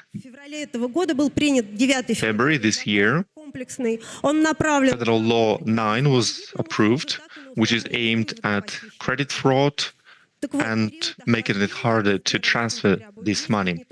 Cooldown period will be both for transfers, but also for debts and micro-debts, microloans. So before you receive money after signing the contract, the person will have to think again and again. If the credit sum from 50,000 rubles to 200,000 rubles, they would have to think 2 hours. If it's more than 200,000 hours, they would have to think about it for 48 hours before they can actually receive the loan. The information exchange will increase between banking organizations and credit history bureau. This is done so that a person would not be able to take multiple credits, multiple loans from different organizations and institutions. And microfinance organizations will be able to work online only if they have all the necessary information about the payer and about the loaner. Next point is that it is much harder to cash out stolen money. Because of that law, droppers will not be able to transfer more than 100,000 rubles per month. The Bank of Russia is not limited by the federal laws, and we know about this. We improve our legislature. So since October 1st, 2025, major banks will have a special button. This button helps people who experience, who are being manipulated, who lost their money. Now they can ask help from the bank, and they have to go there within 24 hours. But now you can do this online. You can do this in your banking application. You send a complaint, you get a document, which you can go and give to the police later, and you can verify that the operation from the Bank of Russia is actually a fraudulent activity. According to the federal law 851, parents receive notification when their children receive credit cards or when there are any money transfers on their children's credit cards. So once again, I would like to talk about the main rules on how to protect from scammers. First and foremost, if you receive a call, if somebody talks about money, if they push on your emotional buttons, you put down the phone immediately. You call to the bank, you call to your bank only using official phone numbers. You do not disclose your bank account details. You do not use suspicious links. You do not trust your bank data details, your bank cards, and access to your accounts. I wish you all the good. Please do not get scammed. And if you have any questions, I will be just nearby and I will be able to answer your questions. Thank you very much. The Bank of Russia cares about our citizens. Непременно. Когда-то вы работали вместе. That is great. That is great. We worked with Elvira before. Ребята, банк. And actually, that's actually a very good way for the Bank of Russia how they care about the population. Valentina Kadakina, the lead engineer for the Department of Financial Cybersecurity and Cyber Literacy and Educational Initiatives for the Department of Information Security of the Bank of Russia. We continue with the top 5 scam schemes and how to protect yourself and your relatives. Координатор платформы «Мышеловка» Евгения Лазарева на сцене. The directors for the Foundation on the Loaners' Rights at the platform coordination Всем привет. to catch the mice. And hi everyone. Мышеловка. I represent our platform, Потому что людям надоели мошенники, они and стали с радостью. people really are fed with fraudsters and they started to complain a lot and a lot. We have 60,000 notification on our platform, and you can see the whole history of what happened to our citizens, and many of them actually started in very bad stories. And I would like to tell you on what was popular and what will be trendy in the future. В общем, как это говорится, пам-пам-пам. Наверное, все начинается, как правило, с телефонного звонка. It all starts with a phone call. В борьбе с мошенничеством точно победят. So I believe when fighting the fraudsters, you will certainly have the winners. It's the Zoomers who do not like talking on the phone. My colleague has just talked about it the entire last year. And this year, the goal of the fraudsters is to get closer to your госуслуги, public services, to Близкими. hack your account. Not necessarily are they going to use it to take a loan, but clearly the fraudster is going to take the account of whoever they reached by phone. Like, for instance, you've received a Покупаете что-то на parcel, you've received some goods from the marketplace.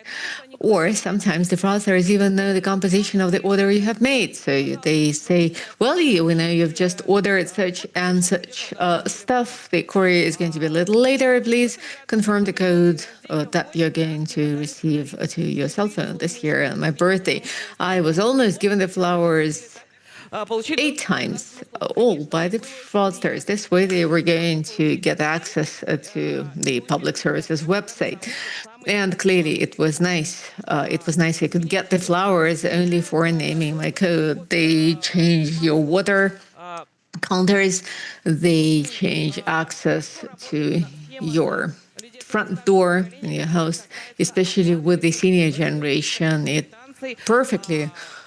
works perfectly well when they try to pay your housing bills, your electricity, your gas, your water, any everyday services, whatever housing services that are known well to every individual. I mean, fraud has always been there. But with the new technologies, it's taking some new shape. I mean, in the past, they used to get some fraud bills, but now they call you and ask for the code of your electricity account or whatever. The important thing is that they get access to your public services account. For half a year, they were extremely active last year in telling everyone of the termination or the expiry of a contract, of the need to replace the tariff, and please let us know your code. I mean, during the examination periods in schools and at the universities, parents and children get calls saying your child is not registered for the exam. Please let us know your code. When you are waiting to be listed in some particular list to get access to an examination, you are a potential victim, because never share any codes with anyone calling you. The fraudsters usually come to more complex schemes, starting with that simple call. So if the individual is already well experienced with, if heard about all the ways to protect yourself from the websites, from the conferences, from the festivals.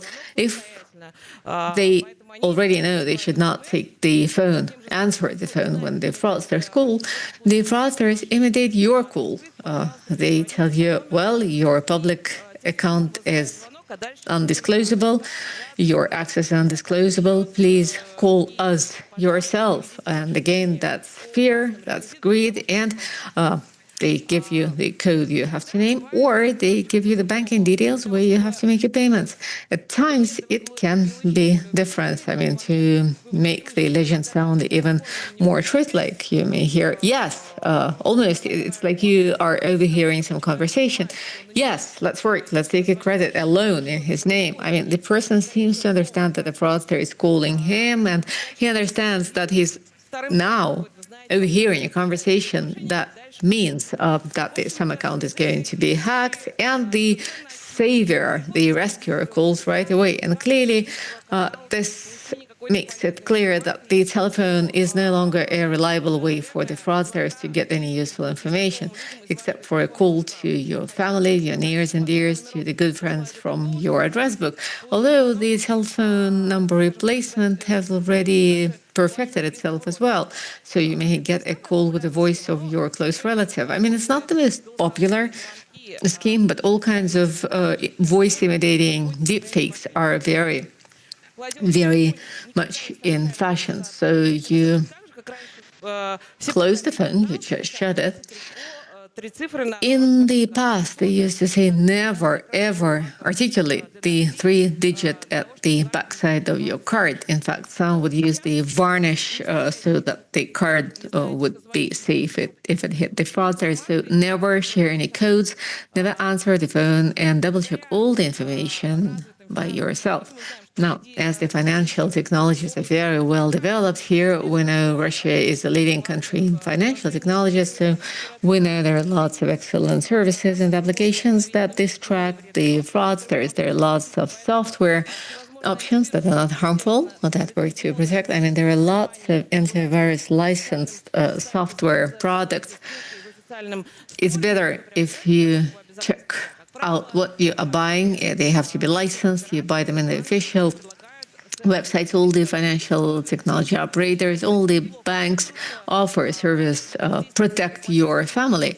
I think it's a great option. And in this forum today, we've seen lots of outstanding organizations that are introducing these services next. It's a great thing when you use the following room. There is a two-factor authentication whereby you can keep your messenger safe. So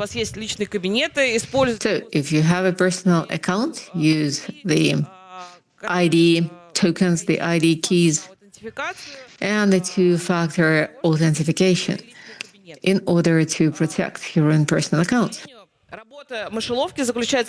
Unfortunately, the way the trap works is to navigate people in trouble. And indeed, we have a brief scenario of action. For instance, what do you do when your public services account has been hacked? That is not as scary as the data getting uploaded there and the data stolen. First, you turn to the bank. In the first place, you file a request to the police. Even if they didn't find the money right away, in the nick of time, you want to do this because the fraudsters will anyway this way get into the database, and the information on them will be used to protect yourself as well as other people in the future. And naturally, you need to go to the center, multifunctional center for public services, to confirm your identity and to get your account back. I mean, the legend is so convincing that you were misled by it, and you understand that the fraudster has gotten hold of your public services. Now, how do you know it's a fraudster? You get all kinds of letters or microloans platforms activated for you.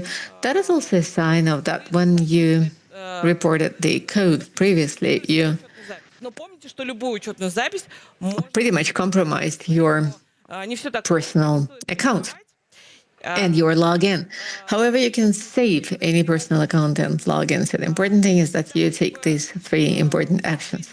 стало безопаснее и лучше. In order to make sure life is safer and better, there is a huge community, the market players, the individuals that submit their data to the mousetrap. We generate all kinds of innovations and initiatives that then make it to the legislation or become a filter for fraud or are implemented in order to protect the citizens. Now, the previous speaker spoke before me, representing the Bank of Russia. The Bank of Russia is doing a lot to counter fraud. There are huge roadmaps that were Процесса противодействия мошенничеству. И вот один created jointly with all the stakeholders of fraud control в process. Now, here is another one, a very important digit everyone has been looking forward to for such a long time. You are going to get this digit in your mobile bank of the 1st of October 2025, whereby you will let the bank know of the fraudulent transactions. история для того, чтобы можно было как можно This way, the bank can track the fraudsters and the money, and also you will sooner get the certificate from the bank so that the police ускорился. accept your application and start their investigation sooner. Telephone fraud on the whole. Хочу сказать важные слова. Каждый может стать The important thing is that anyone can be misled by them, regardless of how financial literate you are, regardless of what your education is. However, at any emotional doubt or insecurity, the fraudsters can действия сотрудника службы hit безопасности. you. In my experience, the security service officers, in fact, were victims, not because they were unaware, but just because they trusted their colleagues and professors and the lecturers in economics at the universities, the credit organization staff. There are people you can convince. There are people that are harder to convince, that have more critical thinking at the time. Critical thinking is the softest skill that we really need Данных нужно в себе развивать. Всегда ставить под сомнение, when we когда вам предлагают слишком легкие деньги, have a challenge. а заканчивается с ответственностью. When you're promised some very easy money that always inevitably brings in liability, consequences, and responsibility. My colleagues have just talked about the droppers. I'm not going to focus on that, but Последствия для человека, если вдруг I just wanted to highlight the impact it's going to have on the individual. If you are proposed this unique way to make the money, there is conscious and unconscious participation, involvement. изменения и уже сейчас In the legislation, changes are taking places. много людей, особенно молодых, стали Many people, especially young people, have become the начали не с той своей participants or the accomplices of this стали соучастниками, crime. They've already gotten onto the records of the security services. They are liable right away. In fact, you get liable once you're aged 16. The conscious вы сами ее не используете, вы как будто complacency, the трафик фрода. conscious involvement is pretty much when you agree to share the information in your messengers, in your blog, in your accounts, on your own behalf, the information that you can become a dropper, you can make the money in this way. Конечно, это делать не нужно. And this way, you really help the fraudsters. You should not do this because remember, there is criminal liability coming with it. Unfortunately, it is already instilled, and the legislation is now developing to classify С той самой ответственностью. Неумышленно это как this kind of activities as liable criminally. Now, на you may be offered a job, Вот сейчас, когда появилось поручение президента по and now that the president has issued an instruction марте этого года, to control fraud, the law enforcement authorities have done a huge amount of work. скажем так, провели оперативные мероприятия.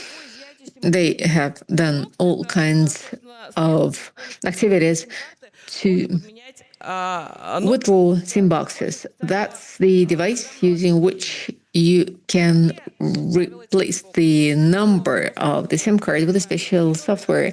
So whoever placed these SIM boxes and whoever organized this traffic are мероприятий certainly classified as accomplices. Людей не знали, что они Now, in investigation, 30% of people did not know they were participants in the scheme. They thought they were expanding the connection in their region. очень много симбоксов. However, lots of SIM boxes were in fact withdrawn with a huge number of SIM cards, and all of this worked to мошенничества. get the money away from the citizens and to implement telephone-based fraud. Уголовная ответственность, но тем не менее, I've already talked of criminal liability. However, the punishment that comes next can be very diverse. I mean, what I wish to all the young people now is that they make sure they explore the world of financial technologies to grow their welfare and not to restrict themselves, because otherwise you get the blocked accounts, you get limited, restricted transactions, your cards get blocked. к сожалению, уголовное дело. Поэтому And unfortunately, there is criminal liability. So being a robber does not pay. And I hope the law enforcers and the law makers make it clear to everyone that this is not what makes profit for you. Now, a few things about the useful initiatives. 80,000 individuals become robbers. Over 2 million Russians are involved in all kinds of fraudulent schemes. 60% of robbers are young people aged 14 to 21. So starting your career with some murky course is certainly a bad track for the future, and many people do not know they are participating in this kind of schemes. Now, what can you do to prevent они не хотят fraud? 40% of fraudulent actions воспользоваться такой get the citizens to take a loan they were not planning to get. запретом. So you can use an important function of self-banning, self-prohibition from March this year through the Public Services website. In September, you will be able to get this done in the Multifunctional Service Center. So you can always at all times remove it in no time in person when you want to take a mortgage loan or to buy a car. So in order not to become a victim, please make sure you can, have this, you have this option now. Вы можете это проверить как через ваш сервис государственных услуг. You can check if your self-prohibition has been properly instilled in your accounts through the Public Services website. And to conclude, I would like to wish Ненависть. everyone to feel duly negative about the fraudsters that hack your money.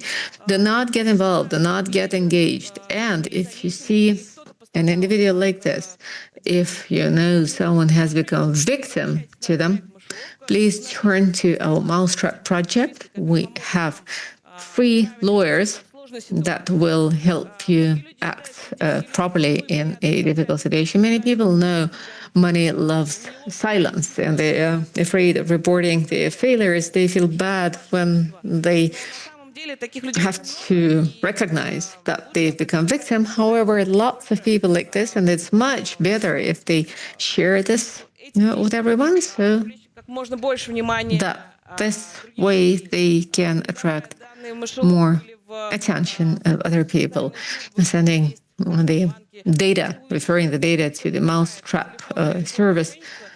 You will make it visible to everyone. You can report this through our application, through the web portal, and the same kind of services are available at our public regulators.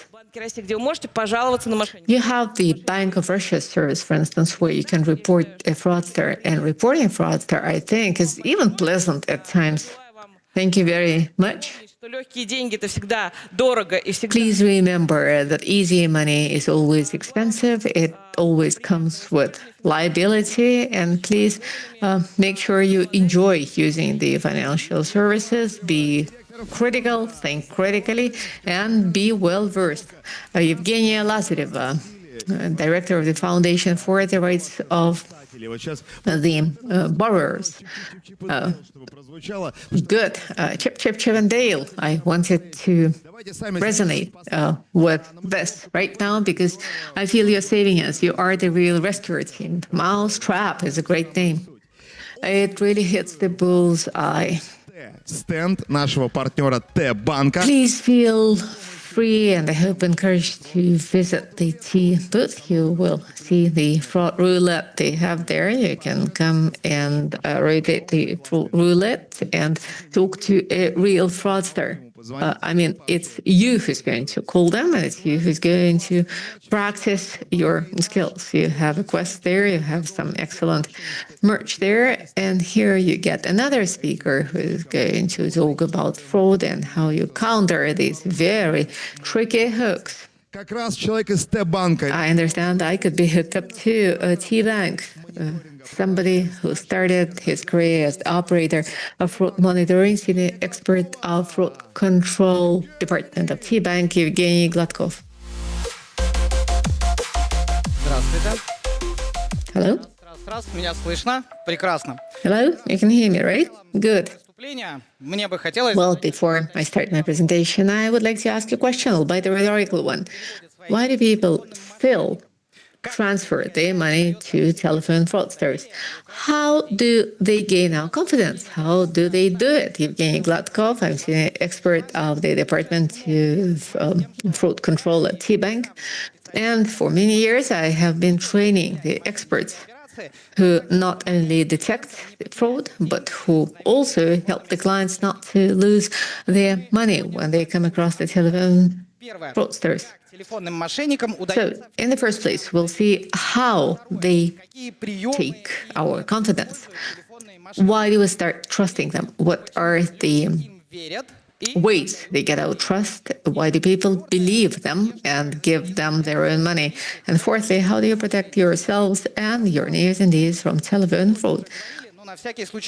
We have talked about this already, but in the Russian Federation over the past year, the telephone fraudsters have managed to steal 27.5 billion rubles. Every day, people transfer their money to safe accounts, to the insurance accounts. They pay commissions and fees and finance all kinds of financial pyramids. Why? Why do they do this? We are going to take a real fraudster call as a model, and we'll see how the telephone fraudsters actually get us to trust them. Imagine a fraudster calls you. You have a man who sees his cell phone calling.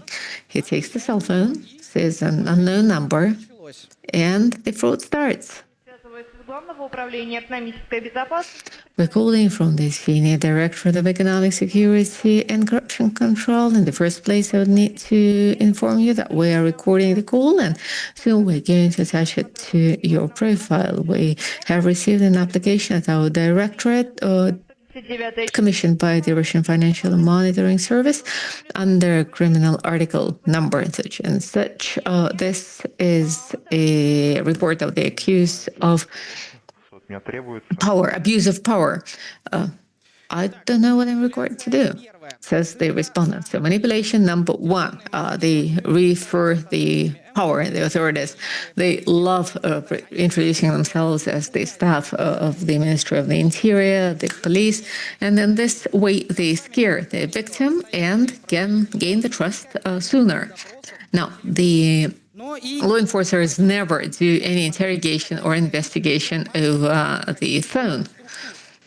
They never, however, the fraudsters never restrict themselves to the profile of the law enforcement. They can introduce themselves as the security service officer from your favorite bank, from the Russian Financial Monitoring, or otherwise. At times they call you as your clinic. This is done to keep you talking to them so that you stay online with them. However, this is not the last manipulation there. Let's see what else they can do. Manipulation number two.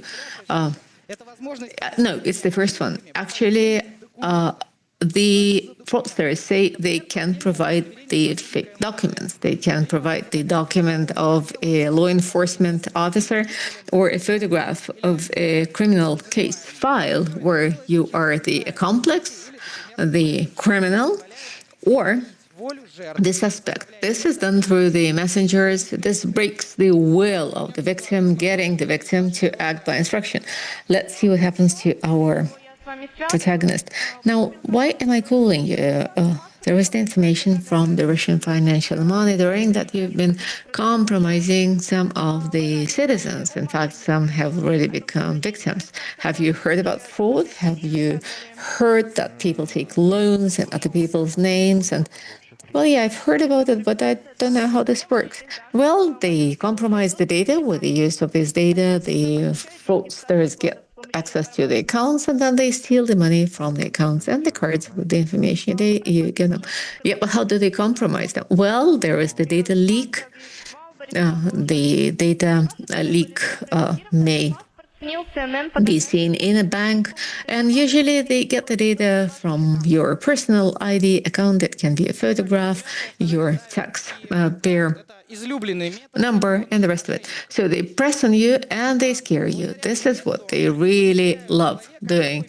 So thanks to this method, they place the respondent into this biome situation when a person can lose all the money, not just the money accumulated, but also get into debt, because the fraudsters at the bank have all the documents, as they say, that really can be used to take a loan in the respondent's name. So this turns off your critical thinking. It gets you act in line with the instructions that are going to be given by the fraudsters. What happens next? Well, the transaction was suspended by the Russian financial monitoring service because it sounded suspicious and looked suspicious.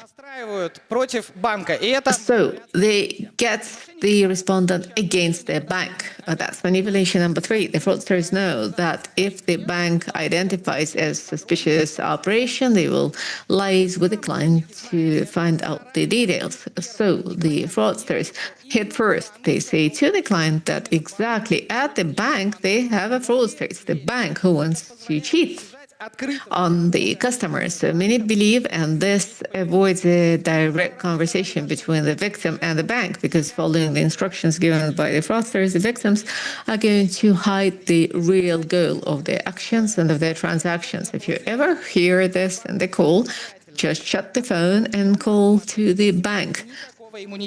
This way you break the immunity, the fraudster's immunity. So our protagonist continues his conversation with the fraudsters. Let's see what happens. So I will have to send a request to the Security Department of the Russian Financial Monitoring Service, and you will be liable. Итак, манипуляция 4. Manipulation number 4. The fraudsters get the victim to another public institution. This way, they accomplish several goals at once. One is to support the illusion of the authority and power. That is, the person talking to different public services believes this is indeed an efficient phone call, and he believes the actions and the words of the fraudsters. Secondly, it's isolation and manipulation. If the individual wants to call anywhere to get the information on what's going on, the fraudsters will convince him that all the participants of the situation will get together in this call. So the victim gets isolated and has no access to anyone else. Now, the third goal they accomplish is that they get the details of the victim, because every switch to another agency is followed by eliciting a lot of confidential personal information. So by the end of this dialogue, they know pretty much everything about the victim. So the transaction was from a card, from a bank, and they used the main unified account. So as a client, in none of the banks you are reflected or detected, and the staff cannot see your data, right?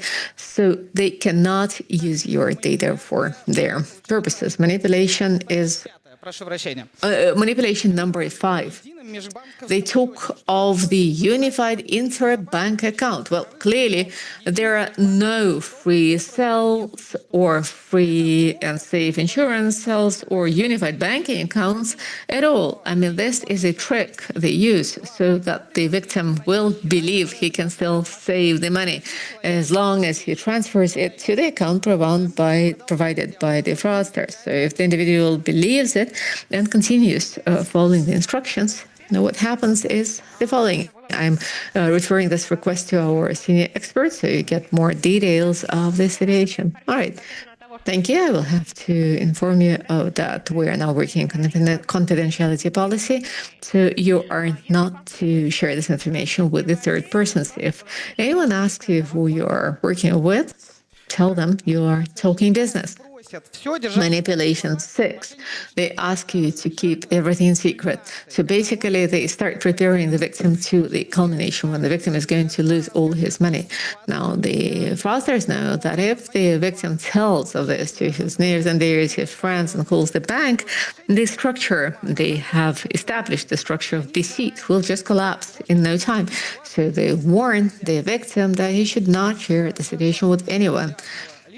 So, in order to make sure the victim does not talk around, they say if the victim discloses information, he will be in breach of the confidentiality and anonymity law or Article 130, the secrecy of investigation.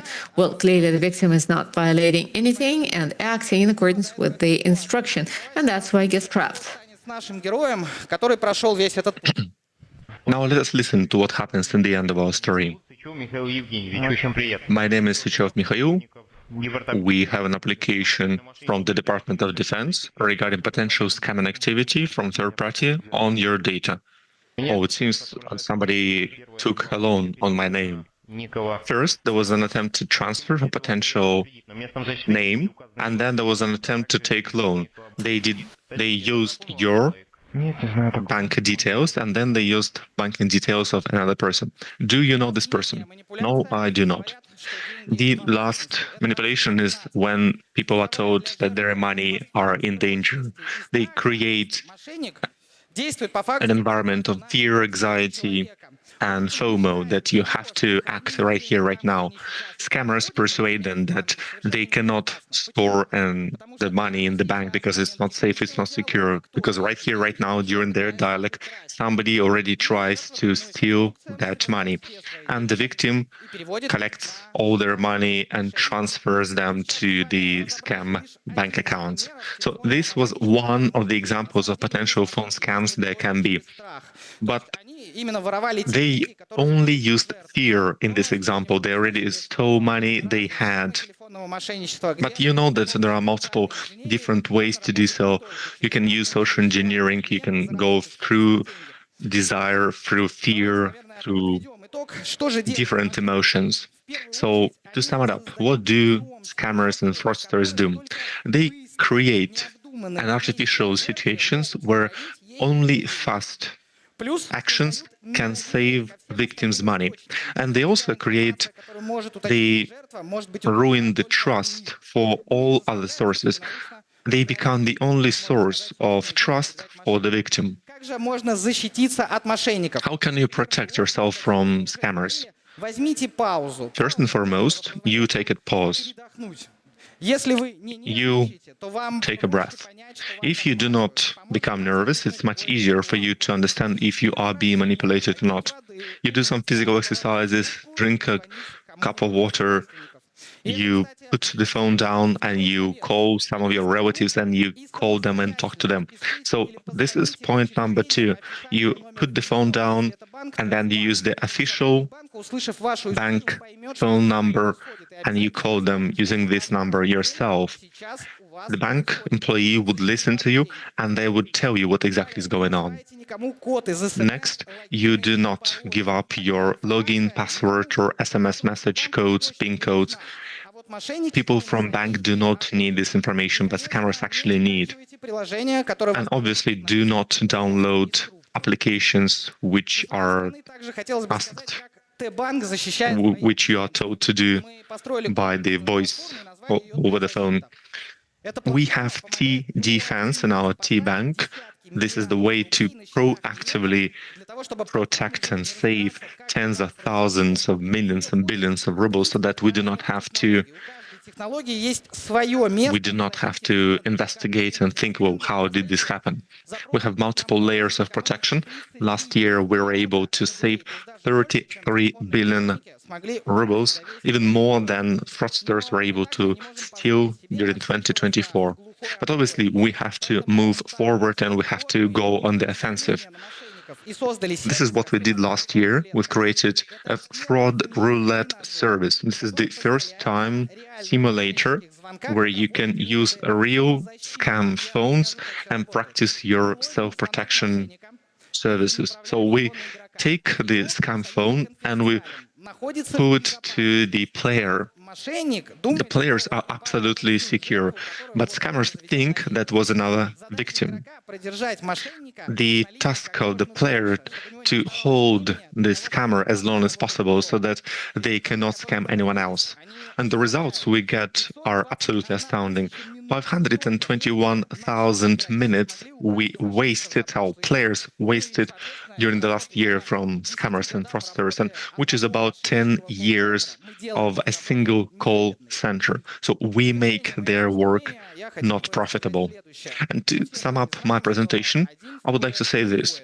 We do not know that you cannot fight alone, but we do not fight alone. Evgeny, thank you very much for your presentation. You are a fighter like Mike Tyson. You go up on stage, all the necessary moves, all the necessary words. Thank you very much. If I receive a call, someone, not from fraud roulette, but someone from frauds, and I talk to them, I steal their time, so I do something good. Actually, in this case, not exactly. It can actually be counterproductive because they can copy your voice and you can lose your biometry, and your friends might think that you are making a call to them. Basically, when we have AI, when we have deepfakes, when we have synthetic voices, you just do not engage. You just put down the phone and you continue with the day. Yes, obviously, you can use our service, which is called Fraud Roulette. It's near T-Bank booth. It is a real service on how to steal the most precious thing they have, their time. Thank you very much. Absolutely amazing line, Evgeny. We had 3 Evgenys in a row. But before, I would like to say this. We announce a contest right here, right now, at the biggest PhD 2025 Cybersecurity Festival.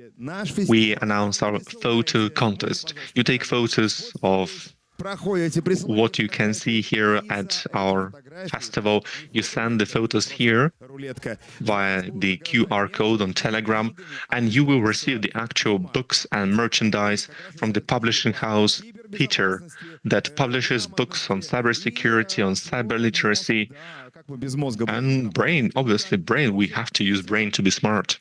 Peter, photos, contest summer. And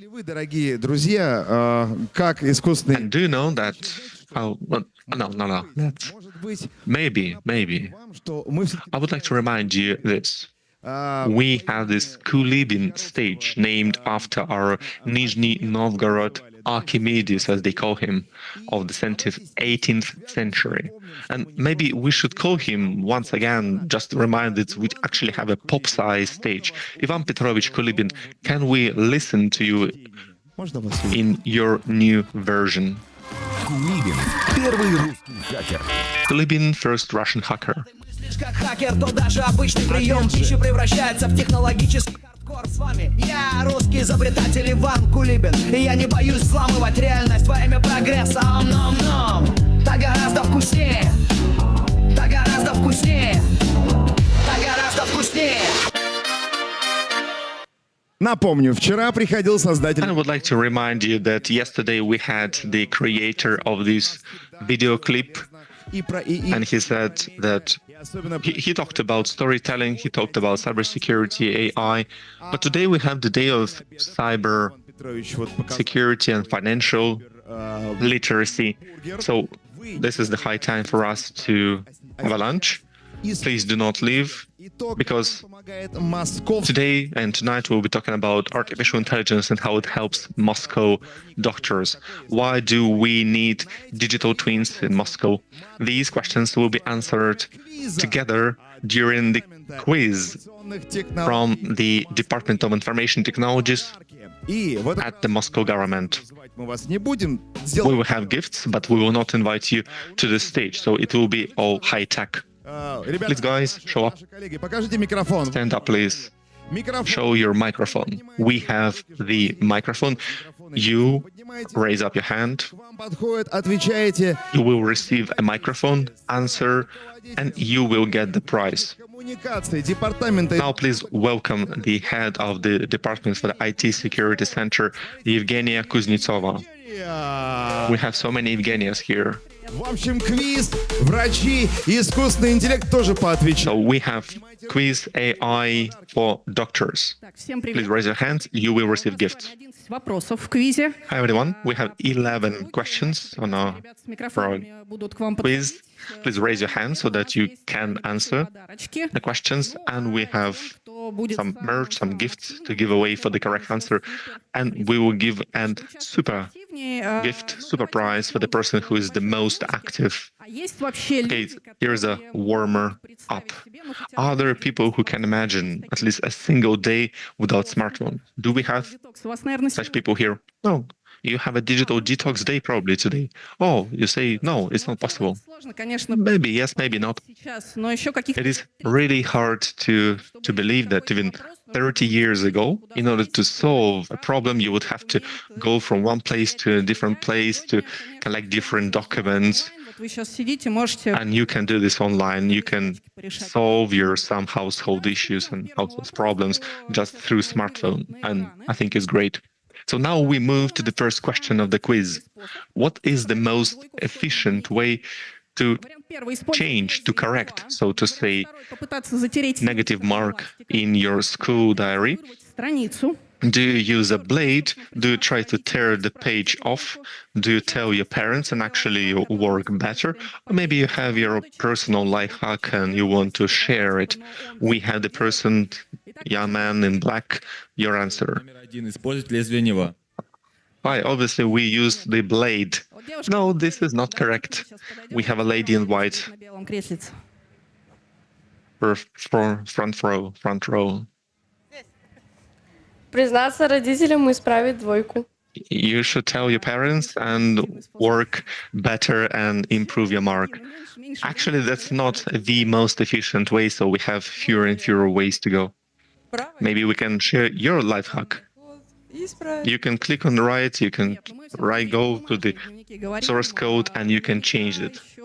Okay, maybe, but we are talking about paper textbooks, paper books, not actual. Вариант номер 2. And I think the answer is number 2. Answer 2 is correct. You try to use the blue part of the eraser. And this is what I did myself when I went to school.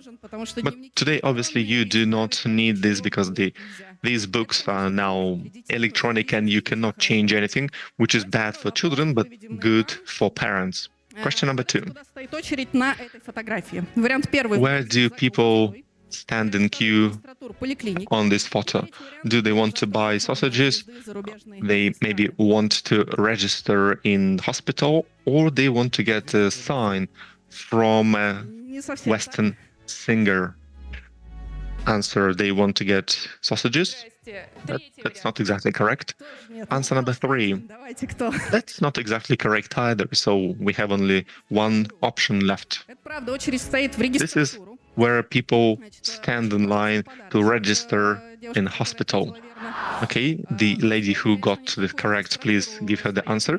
Now, you do not have to do this physically. You have a mobile application and the portal EMIAS, and you can go and visit your doctor and you don't have to stand in queue physically. Question number 3. Представьте, Москва, 90... Imagine Moscow 1990s. You are in a trolley bus and you punch, we had these puncher machines, you punch a ticket and the number of those, the first three digits equal, sum of the first 3 digits is equal to the sum of the last 3 digits. So what do? Do you remove it? Do you eat it? That's like a ticket. Did you eat it? I think everybody ate it when it was 20, 30 years ago. You are correct, and please give her the gift. We do not have paper tickets. We have Troika, a virtual card which you can use for transportation. Now we go to the question number 4. What did Muscovites order more than 830,000 times? The song by Mikhail Shuputinsky, Moscow Library Books, Taxi to Kostroma and Back, or maybe Cakes, Capital City from Moskovia Rusicheva. And there's a lady who knows the correct answer. Please let her speak.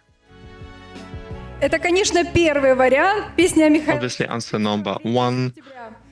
Song by Mikhail Shuputinsky, the 3rd of September. Well, that would have been great, but unfortunately there is no such capability to do so through mos.ru. Answer number 2. That is correct answer. Mos.ru portal has an amazing service for Moscow libraries.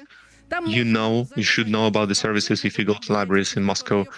You can select a book, you can choose a book, and you can go to different libraries and pick up the book. And if for some reason you want to read the book more, you can extend the time frame to have this book at home. Question number 5. We're nearing the middle of it. Why do cities need digital twins? First, it represents Moscow at the virtual parties. Second, it's an exact 3D copy of the capital city that helps plan construction and managerial decisions. Third, these are online platforms where IT news are published. And 4, that's a digital twin with gigabytes of information that will be stored in the time capsule and opened in 100 years later. And we have a lady at the back of the audience in pink. I think you were the first to raise your hand. Answer number 2. That is correct.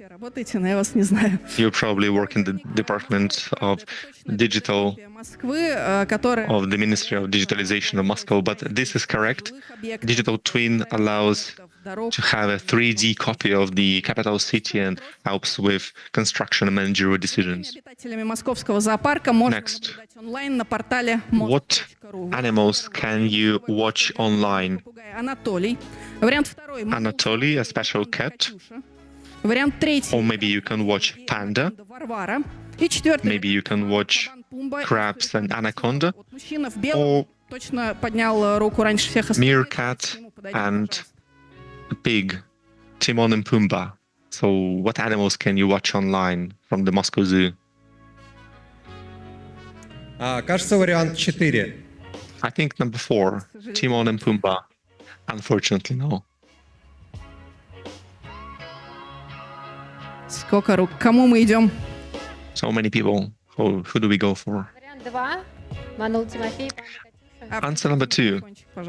That's Manu and Тимофей, Панда Катюша.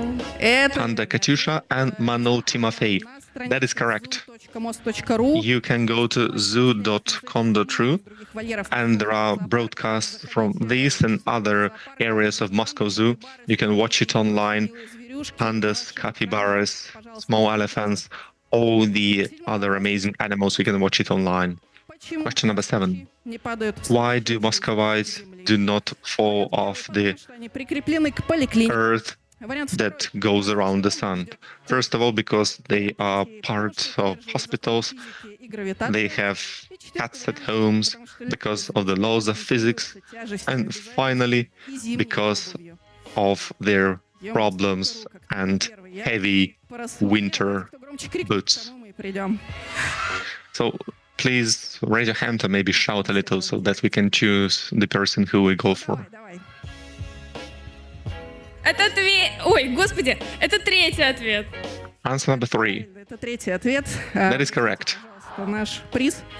That is correct, and please give this lady the gift. But actually, answer number 1 or answer number 4 with lots of on your shoulders and heavy winter boots could also be reasonable. Свидетелем запуска Question number 8. How can you become, Аполлон. how can you see Луны. different space activities without Приложение. going out of Moscow? First, you download the application and you go through the quiz, Space Conquerors. Second, you send the application for the Space Preparation Center, named after Gagarin. Third, you go to Moscow Planetarium. And fourth, you go and watch all the space movies, hoping that you will dream about them later tonight. По-моему, вот женщина в голубом, она очень... I think the lady in blue really wants to give the correct answer, and I think she was the first one. Please give her the microphone.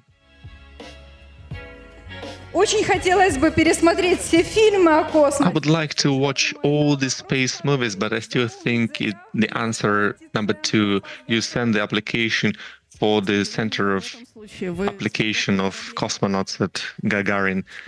Unfortunately, you will not be able to see the Вначале подойдем. joining of spacecrafts in space. Первый вариант — скачать приложение «Узнай Москву», Answer number 1. You download the application with VR and go through the Space Conquerors quiz.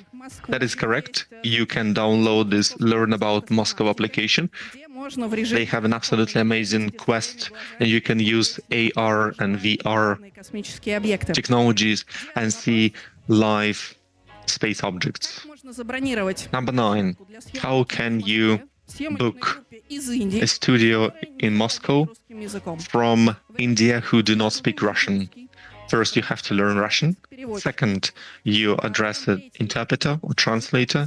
Third, you cannot do this. And fourth, you can use an ability of Moskino platform. We have a gentleman in red. Четвертый вариант ответа. Number 4. Ты уже знаешь про киноплатформу. You are so small, but you know the correct answer. That is true. Please give it up for our gentleman in red who gave the correct answer. 10-й вопрос у нас на экране. Number 10. Сейчас мне надо это выговорить. Мегонский бобтейл, Шантили Тиффани. Megonsky, Bobtail, Shakili Tiffany, Ocusa, Zufelis, Arman, Chapindois, Dutch Brockholmer. What do you think these are? Or who or what? The most rare breeds of cats and dogs? Or Moi Pitomets at Mosru? The best places for Barents Sea? These are spells to change. Рестораны высокой молекулярной кухни. These are spells, or maybe these are dishes from molecular Тогда к вам. cuisine. Да, вот на желтом пуфике девушка. Я думаю, Yes, we want to give the answer to the lady that sits on a yellow chair. Answer number 1, that is correct. Do you have a cat or dog? You should use our service, mypet.mosru, on how you can have the first your pet. You can Для выгула собак и много чего еще. get easily to, you can apply for the visit to the vet, and you can learn about the ways where you can walk your dogs and cats. And finally, question number 11. To authenticate, to authorize in different resources, you have to come up with different passwords. It is comfortable, but it's not secure. For Moscow digital ecosystem, you can use first fingerprint. You can use clapping your hands. You can use magic spells, or you can use MosID account. What is the correct answer? Вот в то крыло сходим. А вон ребенку отдайте. Можно ребенку отдать, кстати. Вариант 4. Учетная запись МОС-ID. Answer number 4. That is correct. You should use MosID account. You have a single account, 150 different resources, city resources, commercial resources. That is actually safe, secure, and very comfortable, very easy to use. That is the end of our quiz. Thank you very much. And we actually have a great movie which is called Digital Moscow. Alexander Pushnoy is the host, and he has his own charisma talking about Moscow and technologies that changed our capital city and the technologies you probably use every day. You can use this QR code, or maybe you can later watch it online. Oko, Kinopoisk, Cinema, and so on. This is called Digital Moscow, Moscow in digits. Now we have a few super prizes, and I really want to give out those gifts, at least two. I would like to give this beautiful lady who was so adamant at taking part, and even once she gave the correct answer, for the spirit, for the fighting spirit. And I would like to give this gift to the lady in bluish dress. А почему нет? У нас 7 минут осталось. Вы сказали Pushnoy. We have 7 minutes. We have 7 minutes more.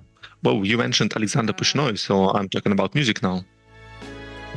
Ну и давайте вот молодому человеку вот этому прекрасному. And let's give this gift to this young gentleman in red. Just look at him, how he's sitting. So distinguished gentleman. You are absolutely amazing, most.ru. Absolutely amazing service. But this is Moscow. 17 years ago I came here and it was completely different. But now this is what it is. I've seen this and this is a miracle. I've seen multiple miracles of them. One of them is my daughter, who is a Muscovite. A different Moscow, a different miracle is a Moscow that changed. I had no idea. I believe in my daughter, but I did not believe in Moscow, and Moscow really changed. The best city in the world. Nobody lied. So once again, the head of the external communication for the Department of Information Technologies of Moscow, Evgenia Kuznetsova. Thank you. Thank you for this. For Marusia, for this special cat, Marusia. Actually, well, she invented this cat, and now, since she invented this cat, now she needs to have this cat, and then they broadcast this cat online. So you have Alexander Pushnoy, but maybe you can use your AI, you give this. You feed them a lot of stand-up comedians, Alexander Pushnoy and other famous people, so that they can joke around. Like you had these jokes that people do not fall off the earth because they are part of the hospital. Later, I actually became a part of one of the Moscow hospitals. I left my Karelia hospital and I finally got registered here in Moscow. And I was contacted by scammers and they asked for codes. And I thought, well, actually, usually they do not do, they never, doctors never call you, they never ask you for any codes. Please go to their platform and watch their movies, Moscow in digits. This is what I like. This is what I think is great. So we continue soft skills. We are talking about soft skills again and again, and I must say we have different convents, different conferences, and almost all of our pioneers, fintech and top managers are always talking about soft skills. And the main soft skill which we need, and the Bank of Russia said, and all the people the day and before yesterday and yesterday said, that we need to improve our critical thinking. But now we're talking about a little bit something different, about soft skills and IT. Why do we care about soft skills and IT? Because IT is all about hard skills, but now we're talking about soft skills. It will be given, the presentation will be given by the head of the AppSec products, and AppSec is at Positive Technologies, Sergey Sinyakov.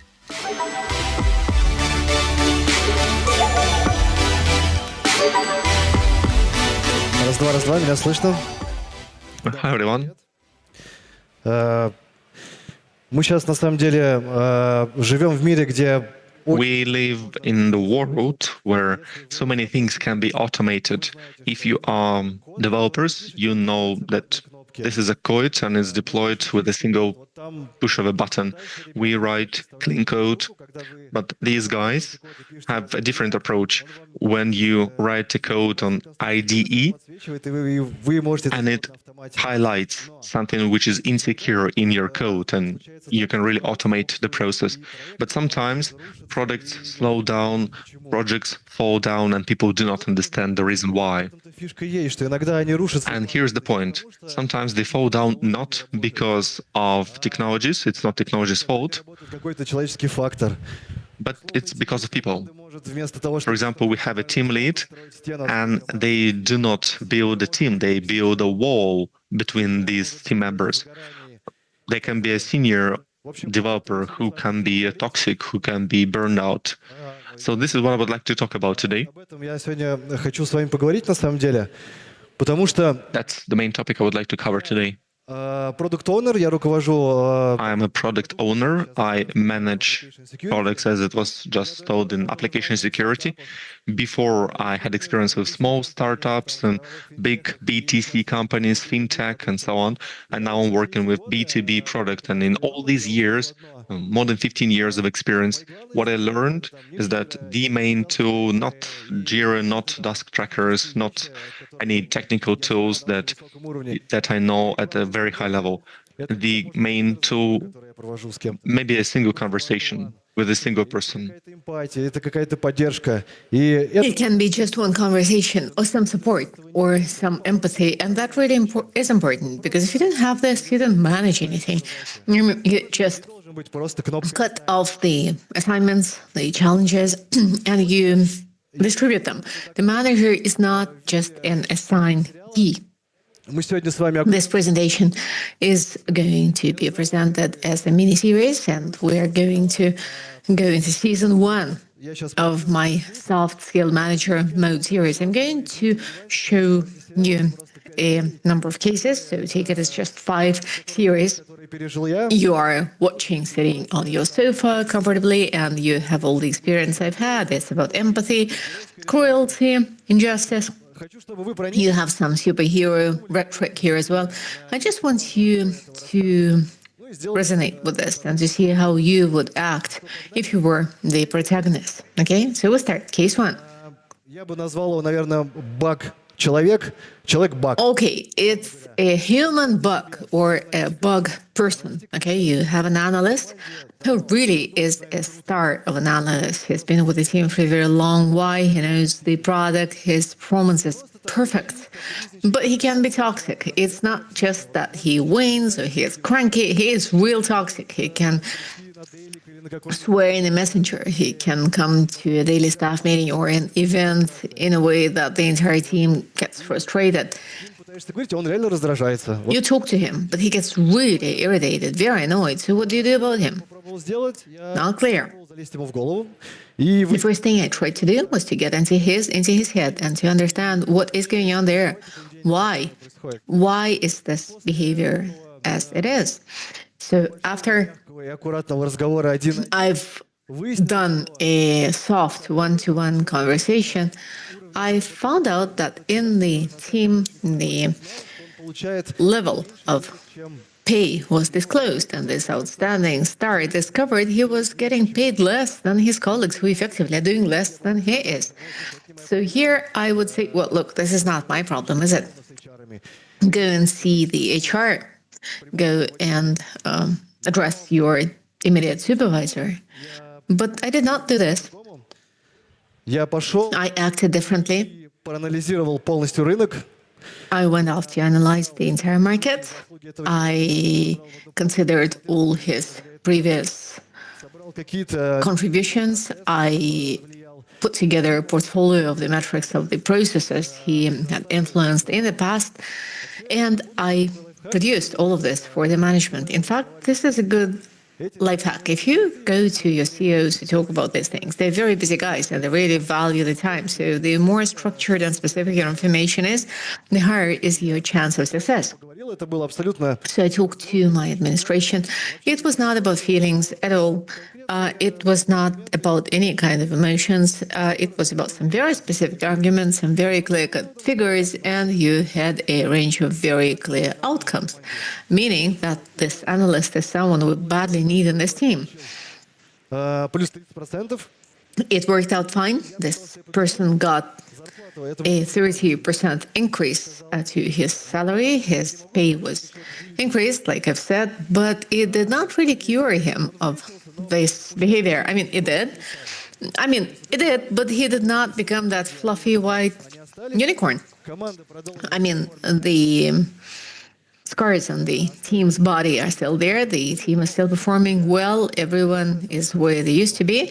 But, there is some Вторая часть. sentiments that's left. That is not the most positive one. Эта история почему сработала? Why did the story work? Well, that's exactly because I used my soft skills. I used empathy. I understood the problem. I understood the real problem. I did not close in. I realized the person was just mad, angry. I did not wait to see how this problem would get resolved all by itself. I mean, some managers just let things happen and stay and see how it's going to work out. Well, no, that's not a good approach. An important conclusion from this case is that if you have a toxic individual on your team, it does not mean to say it's a nasty person. It means something he finds very dissatisfying, and that's how he asks for help, through his toxic behavior.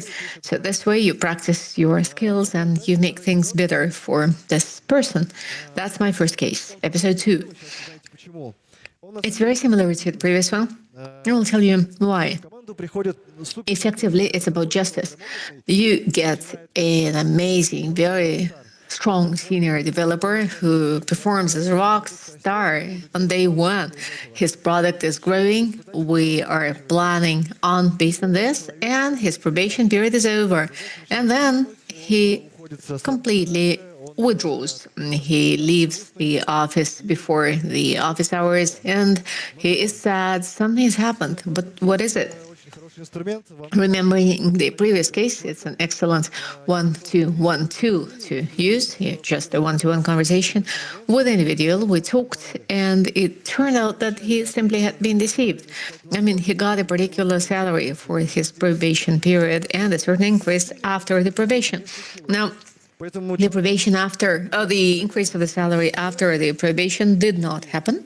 So he got withdrawn because he's very introverted, and the problem was then reflected in his work. He felt deceived. Next, I took a look at the overall pay for the developers in the market. I did some analysis, got together the characteristics, and I went to see our CEO and explained the current situation to him. What happened next was the most challenging bit, because then I had to talk to that famous HR. That was a pretty tough conversation.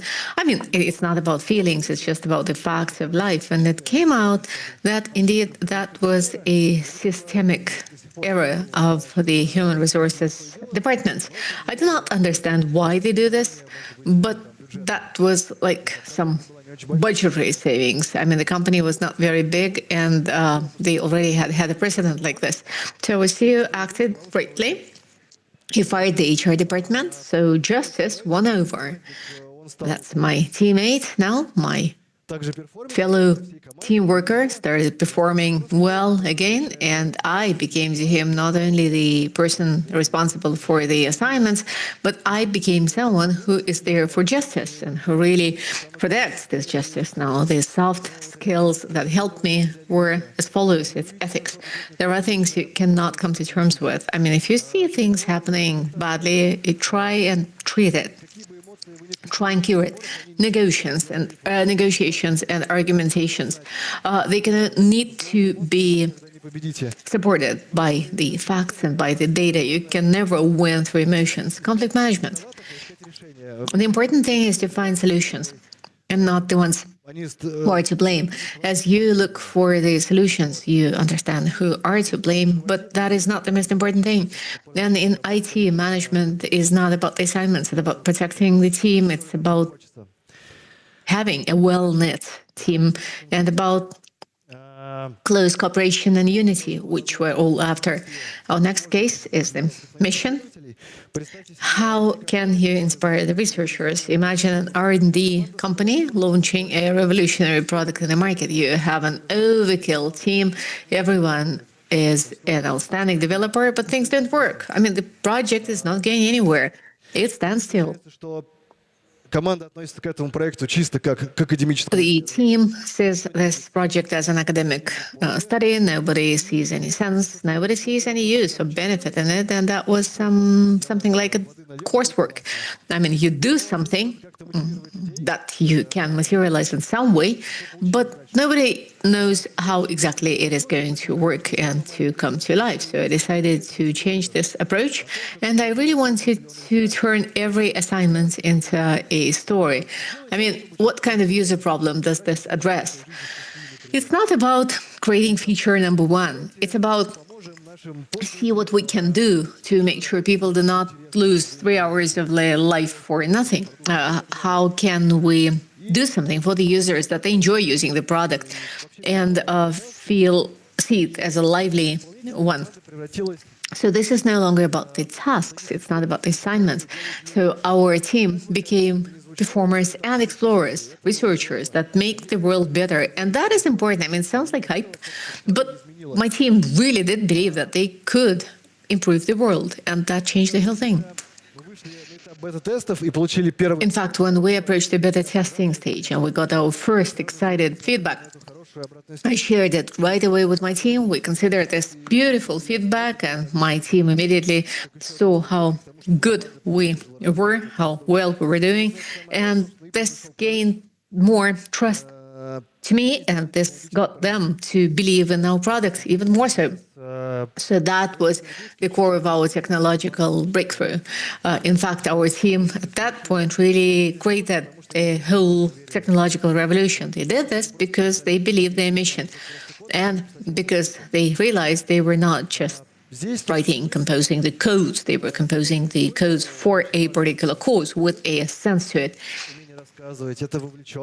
Storytelling, the ability to speak, involvement, engagement, and motivation are critical.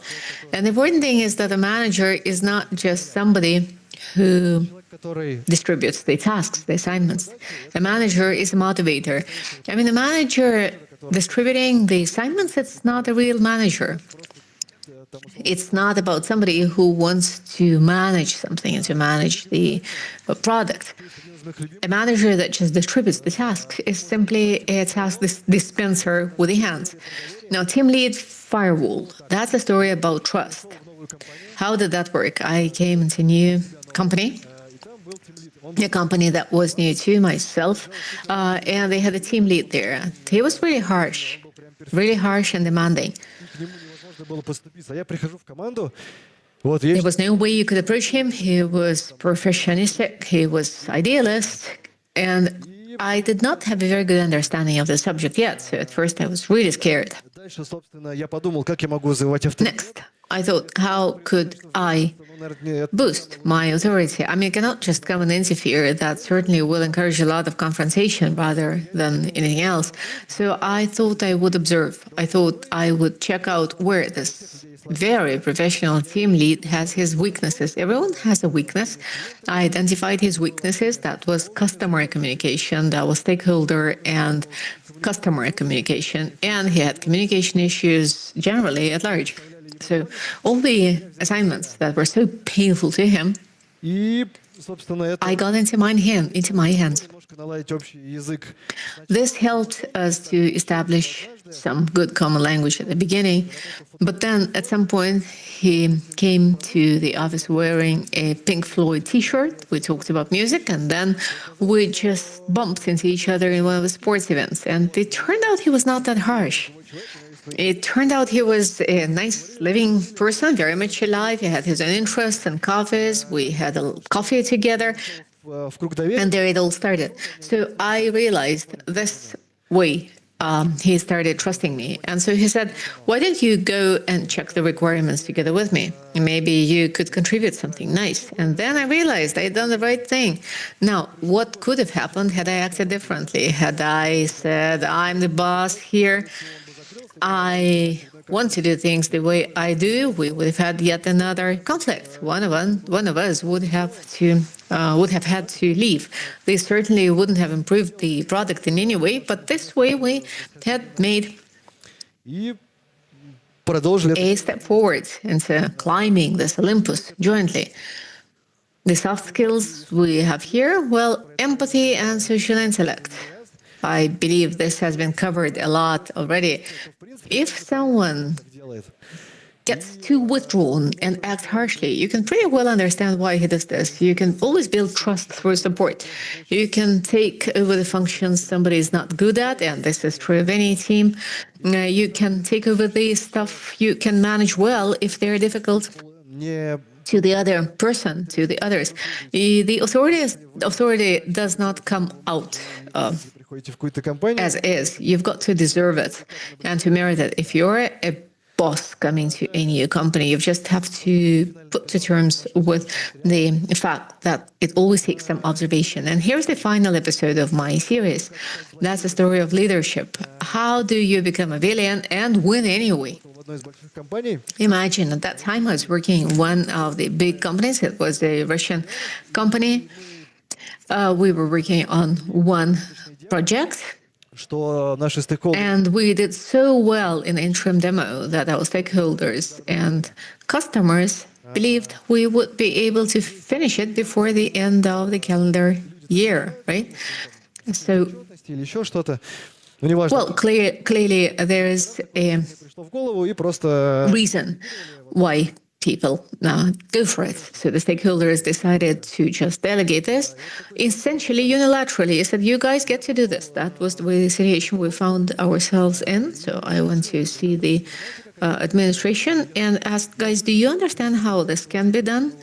No, you do it. You've shown you are so good and perfect at it, so you go ahead. The important thing is I went and talked to my CEO directly, and essentially I got his full authorization to do things. I said I would need 24 hours to form the list of requirements for the company to understand how I could fit within this very tight deadline. The point what I did next was all about the following.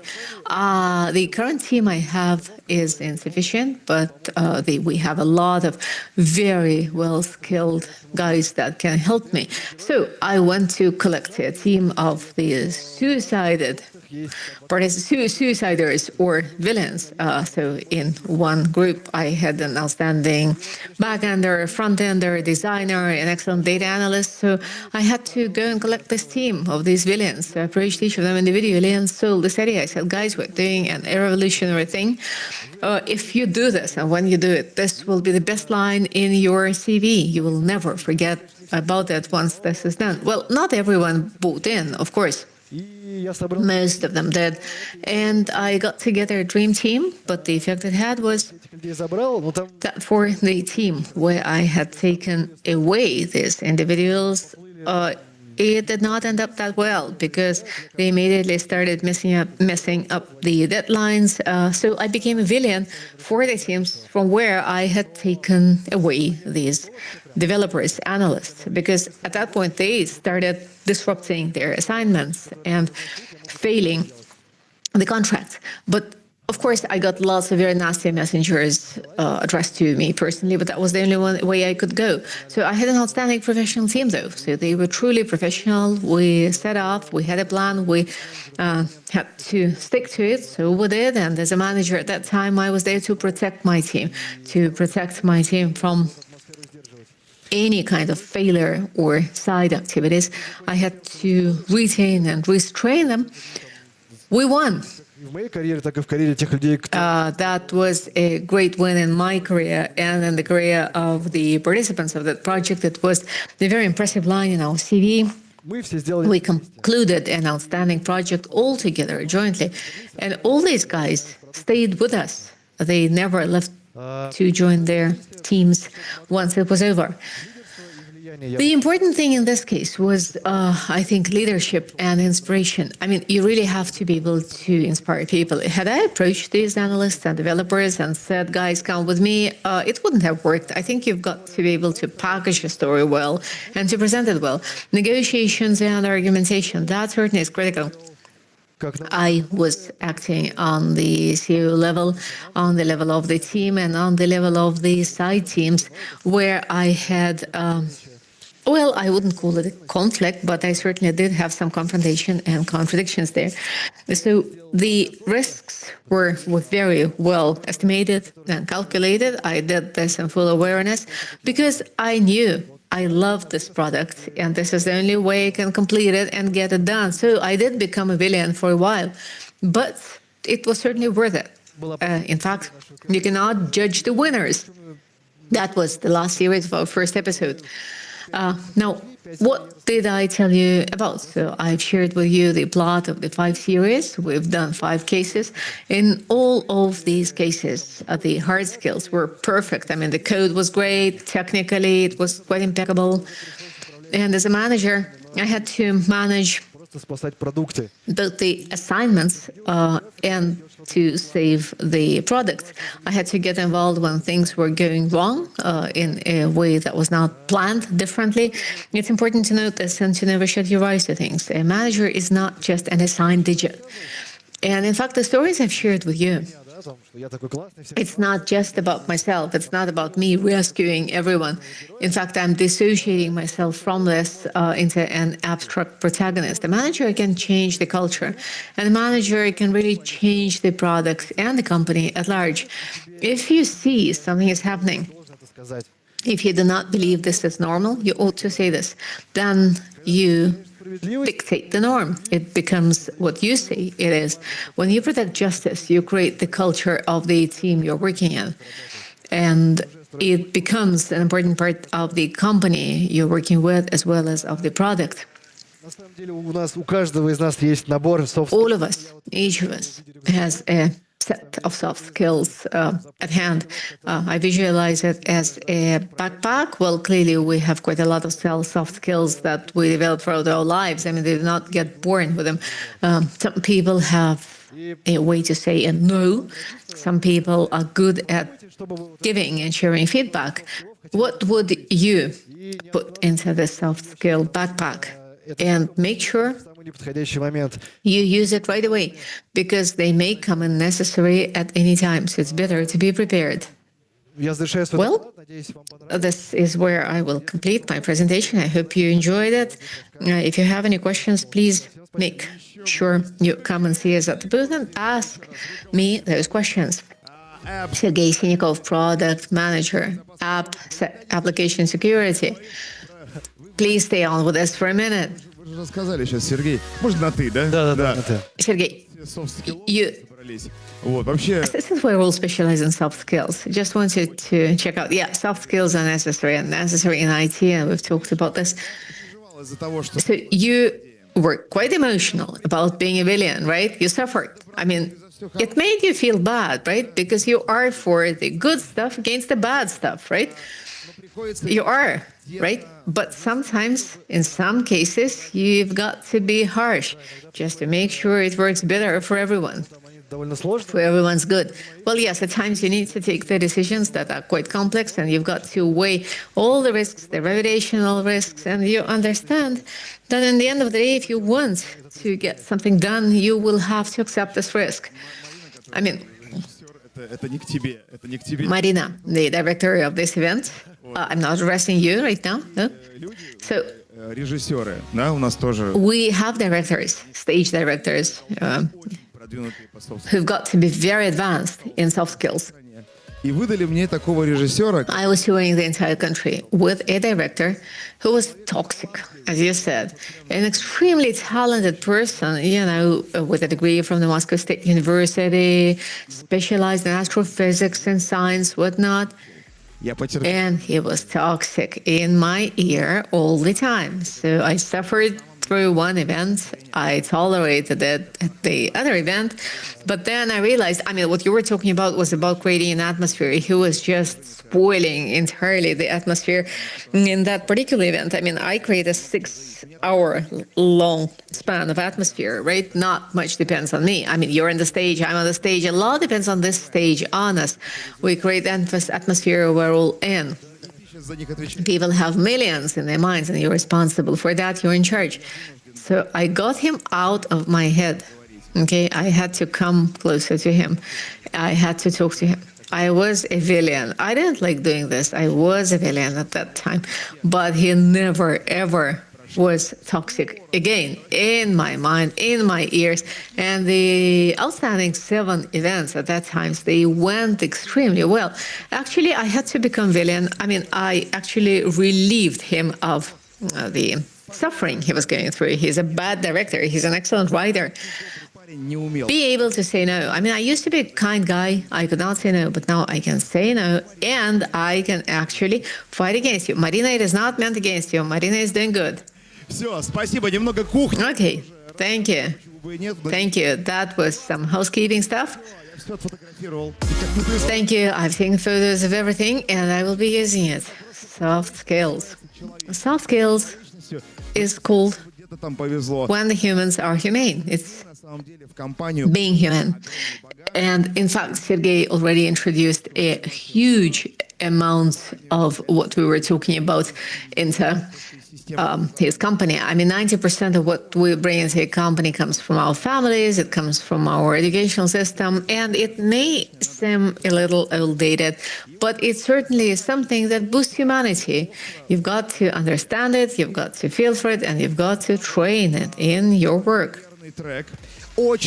Now, yet again, we listen to the work, the career track presentations. You have the internships, Ali, the CV constructor, the professional orientation, the background for your CV, a career consultancy, recommendations on getting curriculum, thousands of gifts, interviews with the employers. In 30 minutes, you can really experience and test your own soft skills and package your experience. It's about self-presentation. You can do that without being overly positive about yourself. You can still sell yourself. I mean, if you're a diamond yet covered in a glazer of insecurity, nobody will pay attention to you. So you can take half an hour to wipe off this insecurity of your image, to see how you can offer yourself and volunteer yourself into the project. Come and do that. 10 top IT security companies will consider your candidacy with great pleasure. Now, those who are creating this culture, not just developing it, with us. Fellow of the High School of Economics, Sergey Fontan and Anton Fakhretdinov, 2 Antons here. So, how did these 2 outstanding guys create the all-Russian contest for school children in cybersecurity? Hello, dear friends, Anton and Anton. I'm Anton Sergeyev. I am fellow of the Moscow Institute for Electronics and Mathematics, High School of Economics. I work at a large bank of Russia. I'm a student of the High School of Economics, and I am a member of the panel of the All-Russian contest in electronic security for school children. So our presentation is going to be useful to those who have school children, students in the family. Well, at our university, we put together all kinds of educational modes. And 4 years ago, the Ministry of Education of the Russian Federation turned to us with a request to put together an information data security contest for the entire country.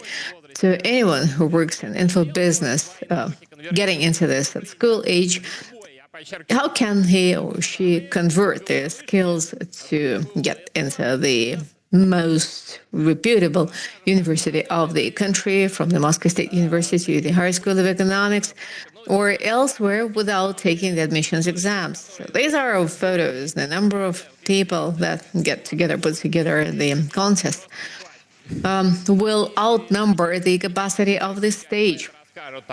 We have an outstanding theoretical track in this contest. Alexander Sorogin works on that. We have an excellent project track. Roman Mishlякov, professor, is in charge of that.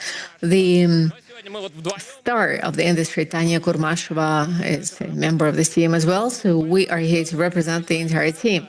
Now, how does this work? A contest is a business class ticket into the world of the career in information or data security. You can really convert your skills into serious preferences on the level of the entire country. You have CTF level competitions. It's the key mode of practical contest in informational data security. So usually it's CTF. It works in this mode all over the place. In standoff, the guys are working on this. And in fact, Anton has just completed the standoff recently. That's right. And we are submitting our reports right now. Right. So you've managed to attend both. Now, the thing is, you won it all on the planet. Your team is in the top 100 teams in the world. You are doing really well. You have this excellent calendar for contests. But recently, in terms of the educational system and of the government, you are nothing and no one because you never prepared for the unified university exam, right? So we all understand this is no longer the case. You can convert your city of skills into getting admitted to an educational institution, a higher ed institution, without any exams. So this bridge, in fact, is quite iconic. We close it, we merge it. So in the CTF community, we work with the system of education of the Russian Federation, and we merge this bridge to close this gap. So the first point which I would like to mention, the Olympiad on Information Security. If we consider the language of the ministerial documents, this is the document on information security, and it landed on the Olympiad of Information Security and Robotics. And you do understand that the Olympiad on Technologies basically previously were technology classes where boys and girls learn how to use common tools. And then if we go down the education system, it all fall down to schools. And it was the wrong person who was responsible in the end, that's the point. But now it has changed. This year we are moving to the more correct way for information security area. Now it is more about information IT classes. They have robotics, information security, programming, and one more. The goal of our Olympiad is to do the following. We select people who have amazing capabilities, and we allow them to enter the university without passing the exams. So this is what it looks like on the screen. That's the finals in April this year in Kazan. There was a very big team that collected and compounded all the tests. In Kazan, there was a big work unfolding the infrastructure. Obviously, we would like to thank our Kazan colleagues. They were very professional. In 3 years, now we have more than 150 young specialists who got the right to enter the university, serious university, without doing the exams. We are talking about a very practical track because the Olympiad is the best way to get into the university. It awards you with the highest number of points which you need to get to the university. And look at the slide. There was a decision by the Minister of the Enlightenment. The number of guys and girls who got to the finals has increased 5 times. So you have the 5 times more the chance to get to the final and to get high score and with your rating get to the university without exams. So previously we had 20 people from form number 9, 20 people from form number 10, and 20 from 11. Now we have about 100 people instead, so that's actually quite a lot. If you focus, if you specialize in certain area, like in binary exploits, maybe you don't really know web, maybe you don't really know reverse engineering, but you can put your score and get it from one of the areas. Now I would like to pass the clicker to Anton. Thank you. I would like to say a few words regarding the benefits that our Olympiad winners receive. Besides being able to go to any university of Russia, that's also monetary compensation and also scholarship from the government and from commercial companies. That is why we propose that all the CTF people, all the capture the flag people, you should consider doing this school Olympiad. But obviously, it is quite simple to win in the Olympiad.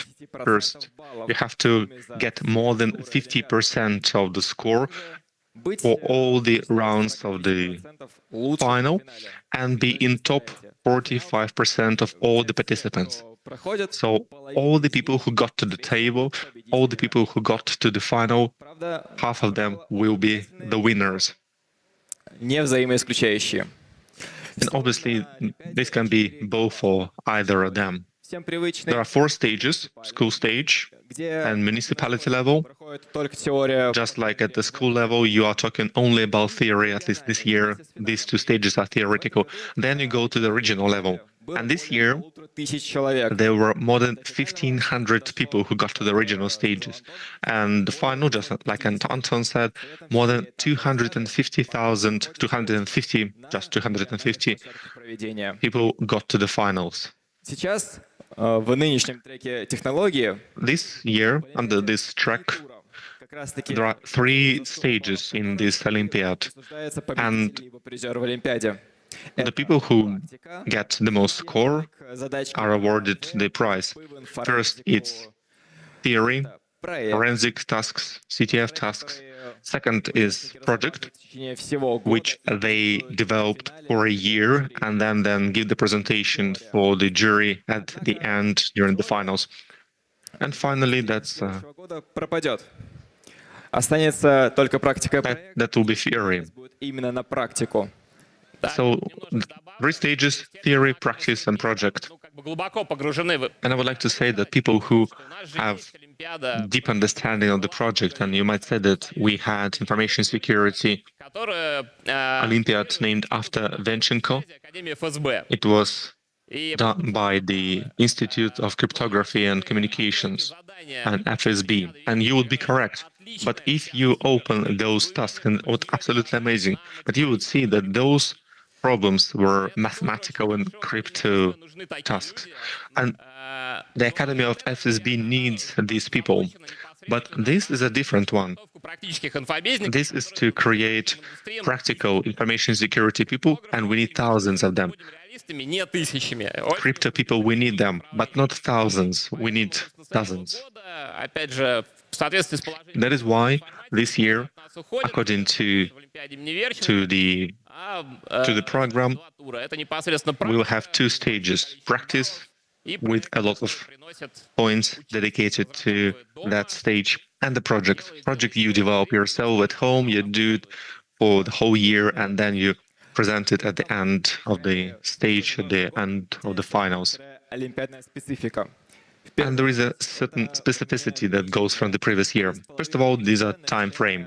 3.5 hours to solve theory and practice. And obviously, you have to participate in person. That will be offline. But the main one, the absence of the internet on the platform, on the venue, just like during the normal governmental exams. So there are some technical difficulties. when teachers, like physical education teachers, are asked to substitute for other teachers, maybe for IT classes, and they have to do something they are not used to. This is what we had previously in the past, but now we finally have the people who should be responsible for the work would be IT teachers and IT professors. We have webinars, we have workshops, and now you can finally see that people finally can understand how it works and how it should be organized, how to win after 3 years. But still, there are sometimes cases where regions who do not have their own IT department, IT people, cannot host a regional stage, and they have to receive 0 for that level, for that stage. So speaking about tasks we had this year, it was stylized to Atomic Heart. It's a popular video game. There was no internet, so our school children receive hack tricks, documentation, and other documents on how to solve those problems. And smart boys and girls actually solve these problems. But there are even difficult ones. So, for example, this year, there was an interesting web problem, polymer calculator, developed by Vlad Shevchenko. It uses Python, and all you had to do is to get the flag file. But there were so many limitations. You couldn't use the majority of the internal Python functions. All the local variables were removed, and normalization was also removed. You could only use this small list of objects, and you had to use internal functions of Python to collect the flag, and it was a very complex problem, and only 2 people were able to solve it, but obviously they got what they deserved. They became the winners. Here you can see it on the screen. That's a pretty difficult solution for this problem, and now school boys and girls can write the code in less than 3.5 hours, and that's only one of 12 problems they have to solve. Next is the echo operation. This was a problem for Piven binary exploitation. They had a file called Python elf. This file had statically linked functions, and the problem was to understand how bufferization process of the size variable occurs. This variable, which is int by type, had a very large amount, more than 2 billion. And when this value was transferred, somewhere here on this line, there was unclear change of the type to int. So it was minus 2 billion, should have become plus 2 billion. But due to the particularities of int variables, and anti-int means that when you work with greater value, it should go beyond the limits of buffer. And this is what happens. Participants had to see this unclear change, and they had to use this binary exploit and get access to the flag. So this is the typical portrait of the participant, of the winner, someone who solved 2/3 of the problems. They have good fundamentals, they have networks, they have reverse engineering, pill, web. They can fill out the reports, they can work with CNC. Basically, that's a young information security expert. And in order to find these people from different schools across our country, we give them these problems, and not all of these problems are connected with code, and we do understand that according to the format, they do not have enough time to solve it. It's not CTF, it's not capture the flag, it's not 24 hours, it's just less than 4 hours at the offline stage, at the offline venue, and they have to solve as many problems as possible. We, as developers, have to make those problems solvable. We make them as easy and transparent as understand. We get them track tricks. We make the scope of work as small as possible so that they do not have to go through the documentation, which would take hours. But we still want to have some peculiarities. Like in this problem, quantum chaos, there is a very interesting legend written by the person who created this. The number of data was fragmented. Memory has the script which is required for putting together and decrypting the flag, and it's called python.dump. The problem was to find the function that was encrypted in dump, decrypt it using certain key, then use this function in sum to restore it and obviously decrypt the flag. And it was very interesting how to solve this problem. So if you know more or less on how the file looks like and should look like the Python dump, you might think that there's some function, Python function was coded, but function in Python is called def. Then you see this in strings, the content of the file. They saw that it was encoded by B64, and you had to search encoded def and find def, the function. And obviously it had an intentional typo, and the majority of people who got to this stage, unfortunately, missed it.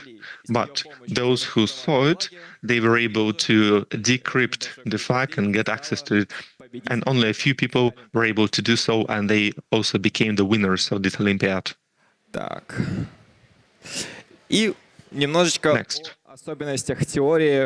A few points regarding the theory this year on the technology track.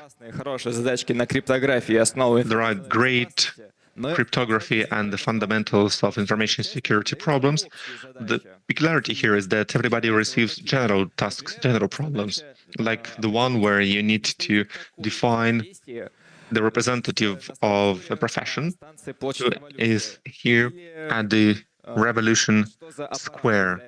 Or maybe what is this device? What would be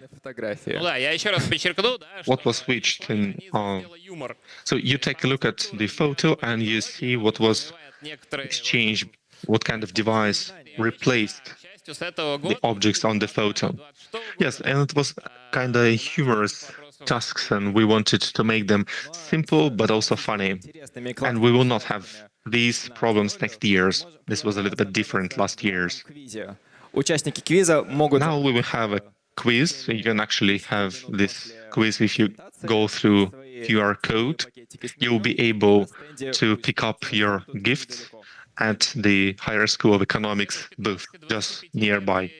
From 1525, the first 9 people who come to our booth will get their souvenirs. And finally, a few words about our dream team. This year, we had a new team for problem developers, obviously all the students from the Higher School of Economics, and the representatives from the industry.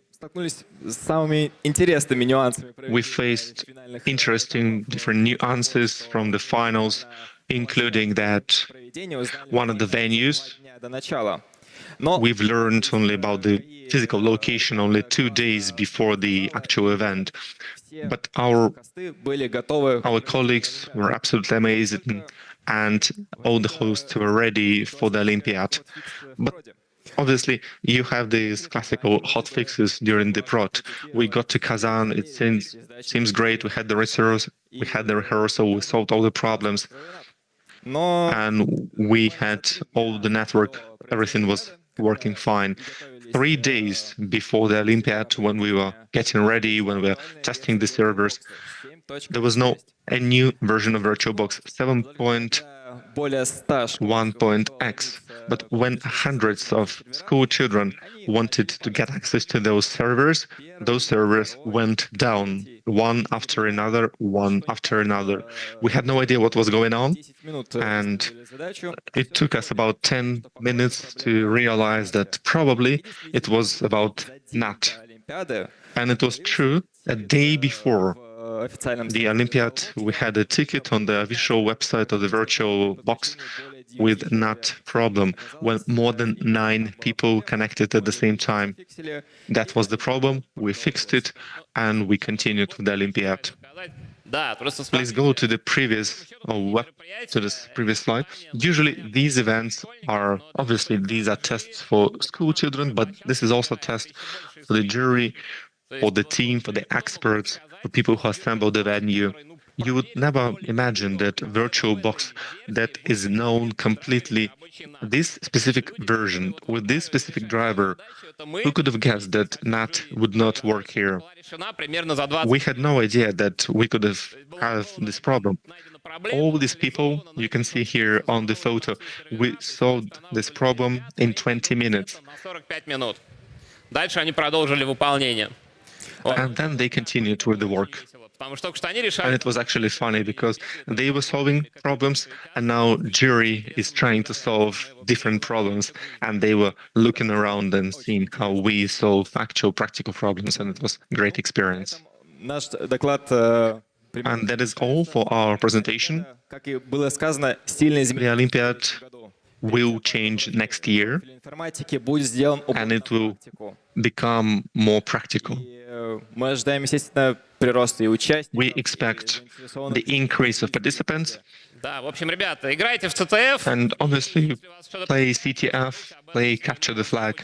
And if you are successful, tell it about your school teachers, and they will know how to help you and how to use this. And finally, if you QR codes that lead you to more information about Olympiad and feedback. Yes, 10 seconds on the ethics, and then we'll go back to the quiz QR code. In general, we are ready to answer your questions. After this presentation, we'll be next to that pavilion with the blue line PhD, and we'll be there for about 10 minutes. And then we'll be giving out prizes to 9 winners of the quiz, the first 9 people who would answer all the questions. Вот квиз. Прошу, пробуйте свои силы. So this is the QR code for the quiz. Антона, спасибо вам большое. An absolutely amazing duo from 2 Antons. Do not be afraid to exploit binary vulnerability and go beyond the limits. Do not be afraid. And that's so great listening to this, watching this. I think there are so many people who understand this better, just like you understand this topic better than I do. Your colleagues from Science Technical Olympiad, and I think you are colleagues first and foremost. And they were able to give out rewards for school children on different subjects, and now finally they can work with the Olympians on cybersecurity too. And I think this is happiness. It's not work in the Kremlin, but you see the people around, you see the children around, you see that this is future, you see the brains, and you see that the future will be safe. We will see Anton just in a few minutes during the award ceremony. $50,000, as you can remember, that's cyber range. You've been told what cyber range is. The red team attacks blue team. The blue team protects the virtual government F, virtual city, and they are about to finish. Soon we'll move to the ceremony where we award the winners. But we continue with the education topic, and we would like to invite you to the pavilion of Higher School of Economics. You will be able to play video games, software. Please come visit us, play video games, talk to engineers, and you can see how good and great these guys are. Russia is about engineering. And you can also go and you can take this interview on who you are in the IT world. The next presentation, we have so many people from St. Petersburg. We have PhD and ITMO University professor, that university that probably created fostered the most number of programming world champions. The leading specialist for secure applications at Positive Technologies, Rada Yuryeva. Hi everyone, my name is Rada Yuryeva. I work both at ISMO and Positive Technologies. I work with application security, and I use AI to provide this kind of security. So how did I get to data science? I had headache where I would put the day when I had headaches, what I ate, what I drank, what was the weather, did I cry, what was my sleep quality. So I analyzed big data on my conditions, and I was able to realize what were the features for my headache. And now I was able to reduce the headache for me. So AI made me happy, and I thought, can AI make other people happy? Can it make it, and how can it make it? What exactly is happiness? How do other people, philosophers, understand happiness? And obviously, engineers. There are three main points here. There's hedonism, when you experience happiness in the moment, right here, right now. Maybe you want to go for a walk, maybe you want to pet a cat, maybe you want to drink a cup of coffee. Then we have eudaimonia, when we postpone our happiness. So for example, I will go on a train at the gym for years, and then during the summer I will have great physique and I'll have good photos. And finally, it can be a different way for happiness, especially the 21st century understanding is when you are in the flow.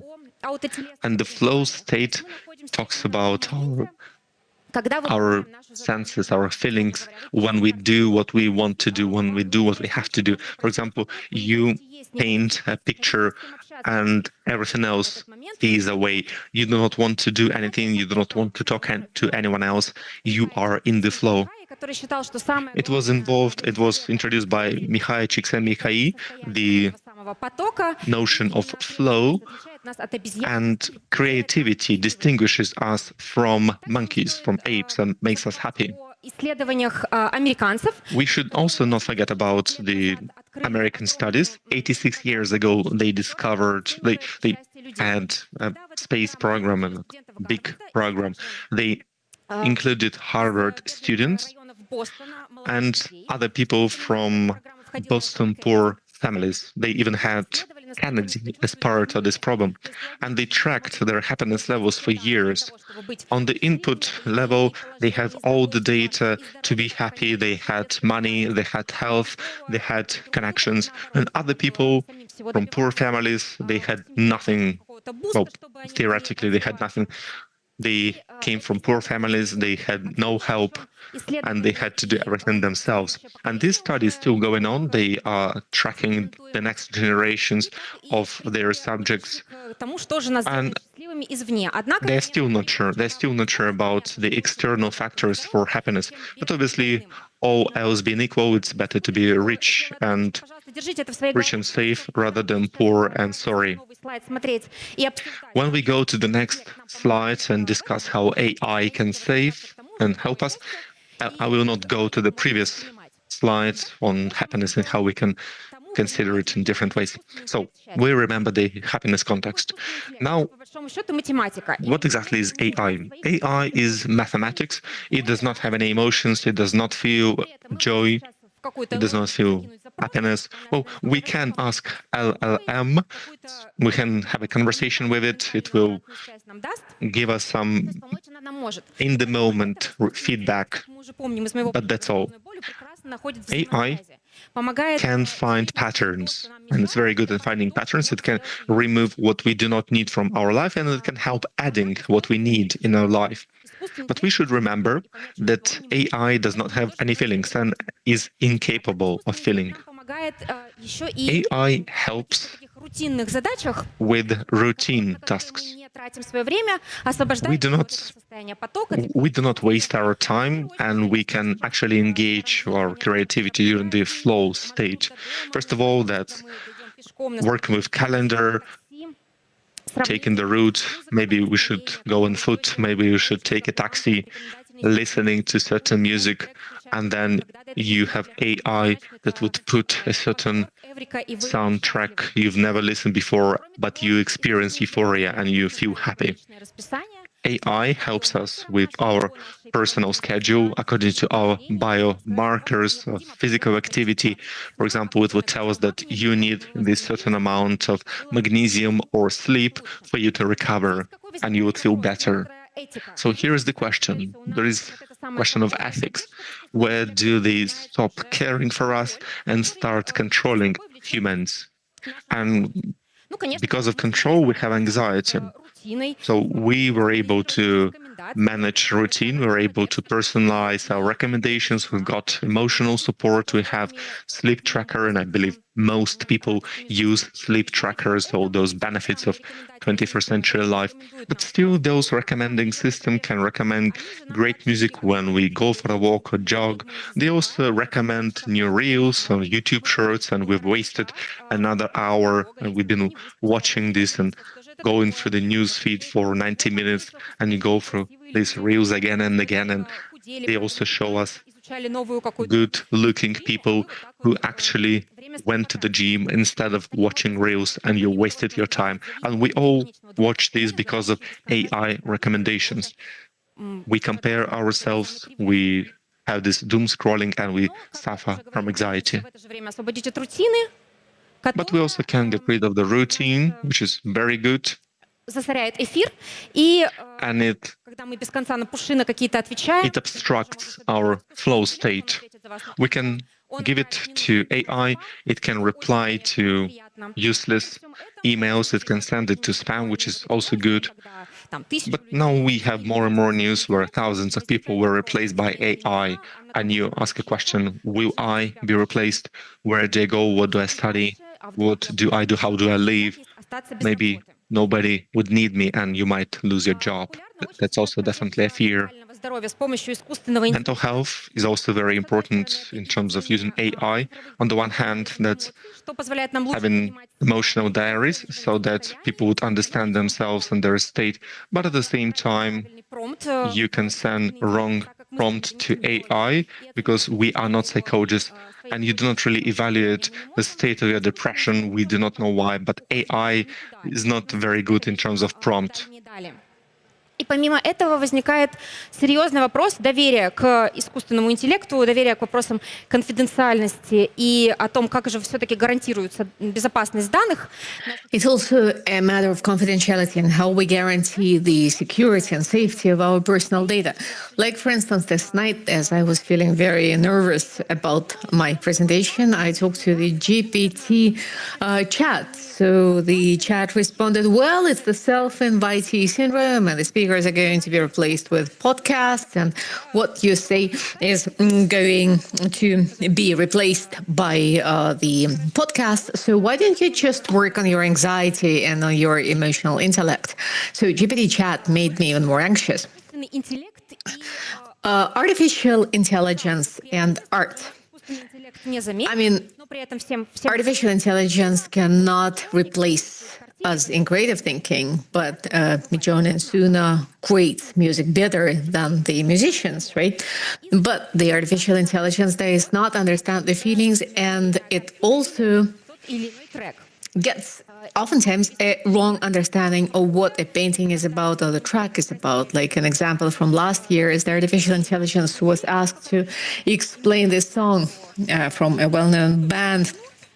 Men were eating the meat, right? The song is about a man cooking his wife, but the artificial intelligence thinks it's men doing some very hard physical work and needing a lot of protein.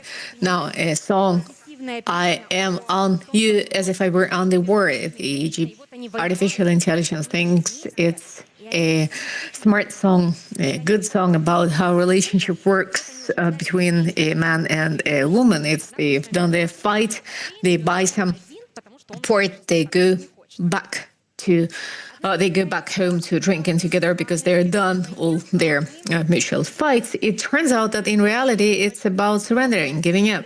Now, when I discussed this song with the other listeners, I realized that most of the listeners cannot hear the word tort. They take it to be a case, a document case I take with me. So we can use artificial intelligence for self-simulation. Now, how dangerous is that? There are some studies on how artificial intelligence can be used as lies detector. And how is that going to impact the society? I mean, we all tell lies to one another. You know, it's the social glue. A friend calls you to attend his birthday party. You don't want to go. And he says, I am not feeling well. I won't go. And your friend understands it's a lie. It's bad for the friendship. It's bad for somebody who has a birthday that his friend doesn't want to go see him there. So artificial intelligence as the lies detector is not excellent to use on our mobile cell phones. But for our employers, it can be a system that makes it possible to understand that someone is close to burnout, that the employee is overloaded with tasks and assignments, has no interest in his job. This could be used, and this actually could be quite beneficial. Now, artificial intelligence can also now understand the gestures and the mimics of your face. So when you don't want to show how stressed you are to your supervisor, you can apply a whole set of different mimics, not to disclose your real feelings, but he can see through it. The artificial intelligence can as well.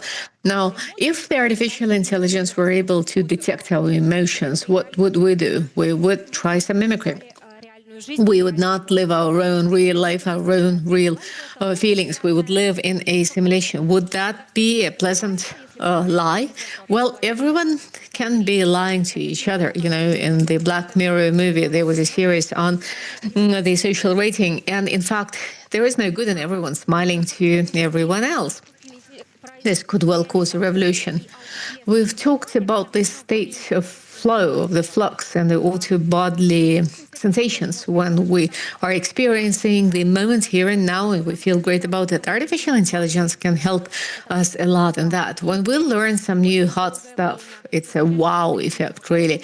When we study some theme for a long time, we get really stuck and it is not working out. This Eureka is what make our day, what can make our day. Artificial intelligence over the past several years has enabled us to detect and understand the communication of the whales and the elephants. We learned that the whales communicate meaningfully in particular contexts. They actually analyze the cracks that the human brain would never be able to analyze successfully.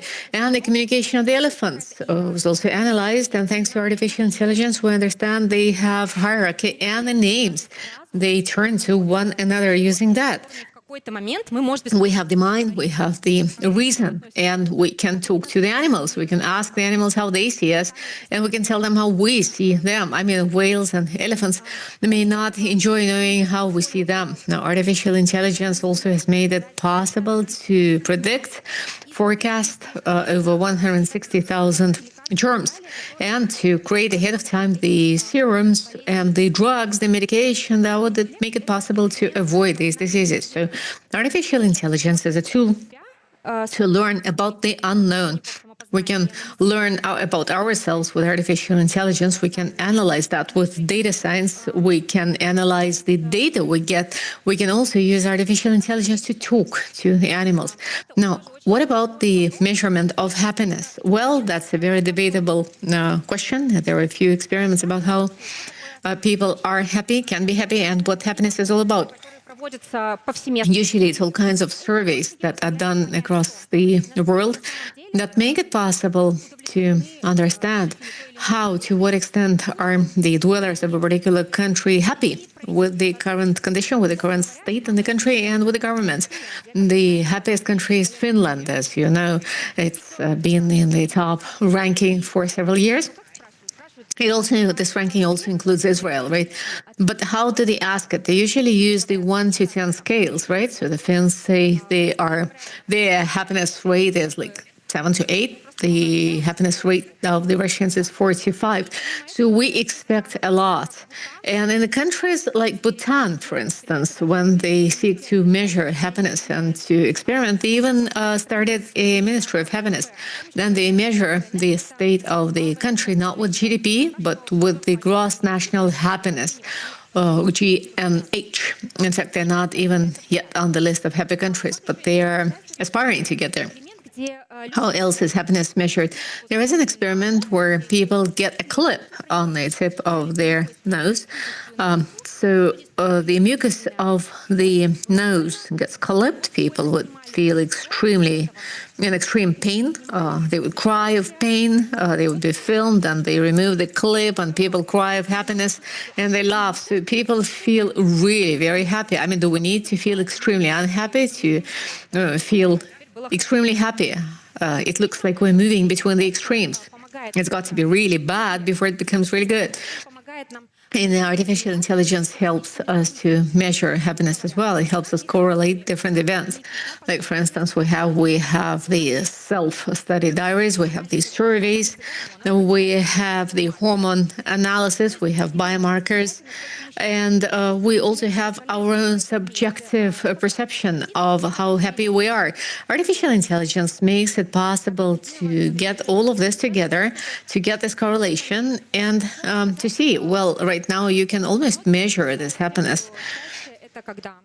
Many get it wrong. Many believe that happiness is when you have a lot of money. However, oftentimes when your annual income is over $180,000, you don't feel an increase if you have it. I mean, your individual needs are all covered and met, and therefore that is no longer an issue. Now, you may have some stress. You know, you've got to send your child to the university, for instance, or otherwise. I mean, and you cannot pay for it. That's an issue, it's stress. Now, while only your financial needs are covered, this becomes unimportant and unmeasurable. Longevity. Living long is becoming a new hit. In Russia, we have over 33 individuals who are centenarians. They lived through the Second World War, and many say happiness is eating well and sleeping well. But, you know, the centenarians are strong, robust, they're healthy, they feel happy, and the peak of happiness is actually in humans at the age of 75. So we'll get there. The important thing is that we get there to the age of 75. Well, to conclude what we've been talking about, the artificial intelligence is not a magician, it's a tool. It's a tool that enables you to understand yourself in a better fashion, what makes you happy. You know, you may feel happier with a cup of coffee, with your fit body, the condition of flow, when we really love things going on and love things we're doing. Do we really like it, or we're just following the trend? We're all studying the artificial intelligence because it's trendy. I mean, we may not even need artificial intelligence at all. Now, artificial intelligence is not at all a magician in any way, in the least. Now, how does artificial intelligence make us happy right now? What tools and services are available? Well, there are lots of studies on how artificial intelligence can make it possible for us to modify the genes, if there is a gene of happiness, if there is such a thing at all, because they believe that happiness is what we are genetically programmed for. And homozygous twins seem to be closer to the state of happiness than heterozygous twins, and genetically, therefore, happiness is what we're programmed for. In this slide, I have 4 books which I suggest you read. Whether the artificial intelligence will be able to make us happier. Well, one of the most interesting things to think about and to talk about with GPT, chat, or any artificial intelligence is Yuval Harari and his book Homo Deus. In fact, Yuval Harari has a very particular perception. God created a human being, and humanity will disappear when a human approaches the divinity. It can be through eternal life. It may be through some divine skills, when we can turn water into wine. and when we can avoid getting older. So that's when we get closer to divinity. Well, this is a very debatable book because it's all about how you can modify the genes, and also if we instill an aggression gene in our kid, is it a good thing or a bad thing? It's also, I think, a book you can think a lot about. Now, in the 70s, there was another study, and there was a study on the rats. So in this study, I'm talking about they instilled a chip in the human brain that stimulated happiness, that it gave the electrical impulse in the brain. But the point was to get the person to unlearn some bad, unhealthy habit. So the stimulation of happiness got to the following result. The person once got into the flow. This electrode would get him into the impulse, and he would feel very happy. This study was banned, but right now there are more new studies showing how artificial intelligence can accomplish this. The next book is Gaudat, Solve for Happy. It's about the fact that we have expectations and we have the reality, and when they do not match, we're unhappy. So it's just about bringing your expectations lower, and once we do that, we'll be all happy. Alone Together is another book. It's about the devices that were created to simplify our routine. At the same time, we stop communicating, and we have lots of pushes and notifications from all kinds of social networks and weather, and we do not talk, even a friendly gathering in a party. Another book is debatable and interesting. You read. It's called, unfortunately, I cannot even translate the name. The title, The New Breed. I cannot translate it without losing the sense of it. But the point is, people will love their robots. We'll be talking to our vacuum cleaner robots. We'll trust him with all our secrets. We'll get upset if people come home and push our vacuum cleaners because it's human to us. We're going to attribute human features to this vacuum cleaner, and we will be taking care of it. I mean, what are the rights the vacuum cleaner robots are going to have? That's pretty much of an ethics issue. So happiness is not about you working for a very long time and then enjoying a glass of mojito in the beach, drinking it. I mean, this kind of happiness is very short-lived. One glass of mojito is beautiful. With the other one, you want to go elsewhere, and that's boring. It is a long way forth. So to make it easier for yourself with artificial intelligence, you can outsource some routine assignments to it, and that makes sense. Besides, artificial intelligence could help us, but it cannot live this happiness for us. It does not have the sensation organs.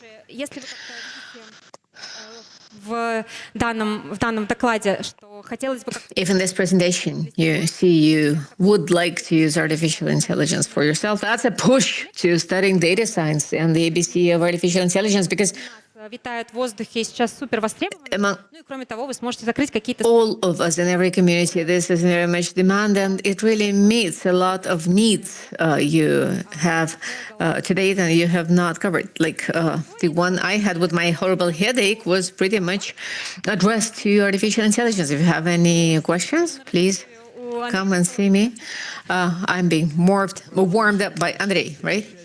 That's also about happiness. That's my usual joke. And in fact, many come to see us and they hear, oh, the real Cyberman is here.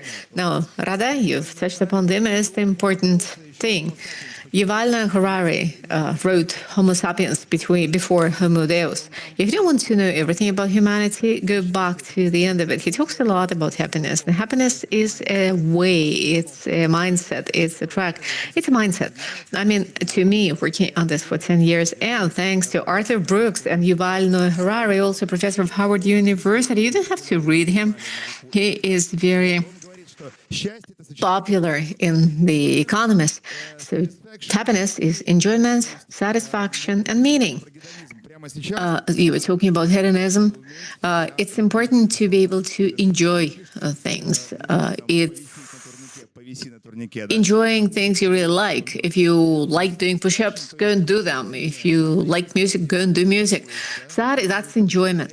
Satisfaction is find the cause of your life and enjoy it and do it. You know the meaning. You've got to have a meaning in what you do. I mean, why are you doing this? Ради детей. Kids help a lot in that. That's right. In fact, in the American Declaration of Independence, it says there's a right to freedom, to life, and to aspiration for happiness. Yes, happiness is a mindset. It's a track, it's a path you take. Thank you. And a few words here. Ректором которого Рада является... Rada is the chancellor of ITMO. Для профессионального фотоактивити разукрасить. That's activities for selecting your professional path, and lots of activities offered. So come and see us, because here, right now, we have the developer of technologies, internet search and intelligence, subkernel of intelligence services, YouTuber, director general of InfoRus, Andrei Masalovich.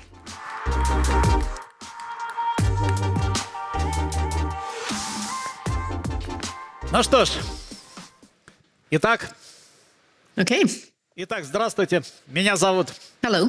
Андрей Игоревич, или просто Кибер. I am Andrei Masalovich. I'm the cyber grandpa. PHDs. У меня уже третий доклад, тем не менее, исхожу. This is my Может быть, еще the third presentation, but по первой жизни действительно. This is my fourth life. In my first life, I indeed was a mayor of KGB. That's the intelligence services, decoding and capturing and analytical processing of information. Then I had a vision in the 90s that the artificial intelligence will conquer the world. I did science. Everybody was saying I was crazy, and everybody was saying, well, a program, a software cannot replace a human being. You just need to say that a pilot-free taxi will replace humans. That's funny. So I quit. I did some business. It turned out that in business, we hardly ever understand what indeed is going on with our data and how helpless they are. So it worked in this way. Then in my 7th decade of my life, I started my cyber grandpa project. I've done 300 commercials, and then Vladimir in just 1 hour cured the world of coronavirus. So I had to go back to the challenges I used to address in intelligence services, but now I work in information security in the new digital world. I'm speaking here at the Kulibin platform. Kulibin was a great man who came up with some outstanding, smart things. He came up with the things, each of which was worth being placed in a museum. Now, every item containing the batteries shows something to us, indicates things to us, spies on us, and it certainly knows more than we do. Every step we make leave a digital trace. They get accumulated to the huge big data pools. The owners of the big data are friends with each other. The dosha is accumulated on every person. It becomes more and more detailed. We have our digital profiles, our intentions, wishes, preferences, and we half step away from seeing a golden inscription about us made in a particular place.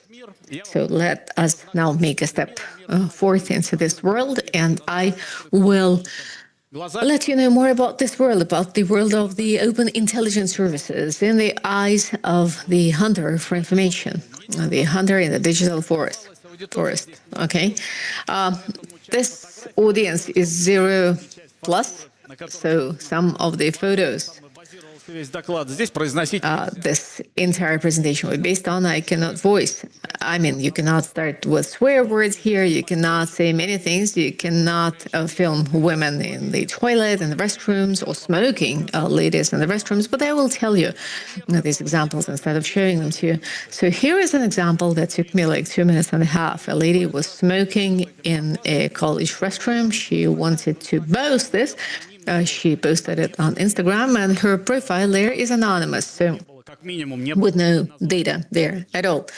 At least there was no name of this college. Some guy decided to disclose her and to report her. I mean, I'm not a smoker. I do not approve of what the girl did. I do not approve of what the lady did. But nevertheless, I was interested in how this was done. So I took some time, and it actually took me 2 minutes, 30 seconds to understand that. We use the tool that's called OSINT, Open Source Intelligence. The name of it actually has a clear birth date. It came out in 1941. One of the United States Special Intelligence Services started a Department of Monitoring of open air channels. People, the military, would come to the office, watch the first TV programs, now would read the newspapers, and made the conclusions that reached out along beyond the open and publicly available information. They would capture the corporate information, the personal data, and even the government intelligence data.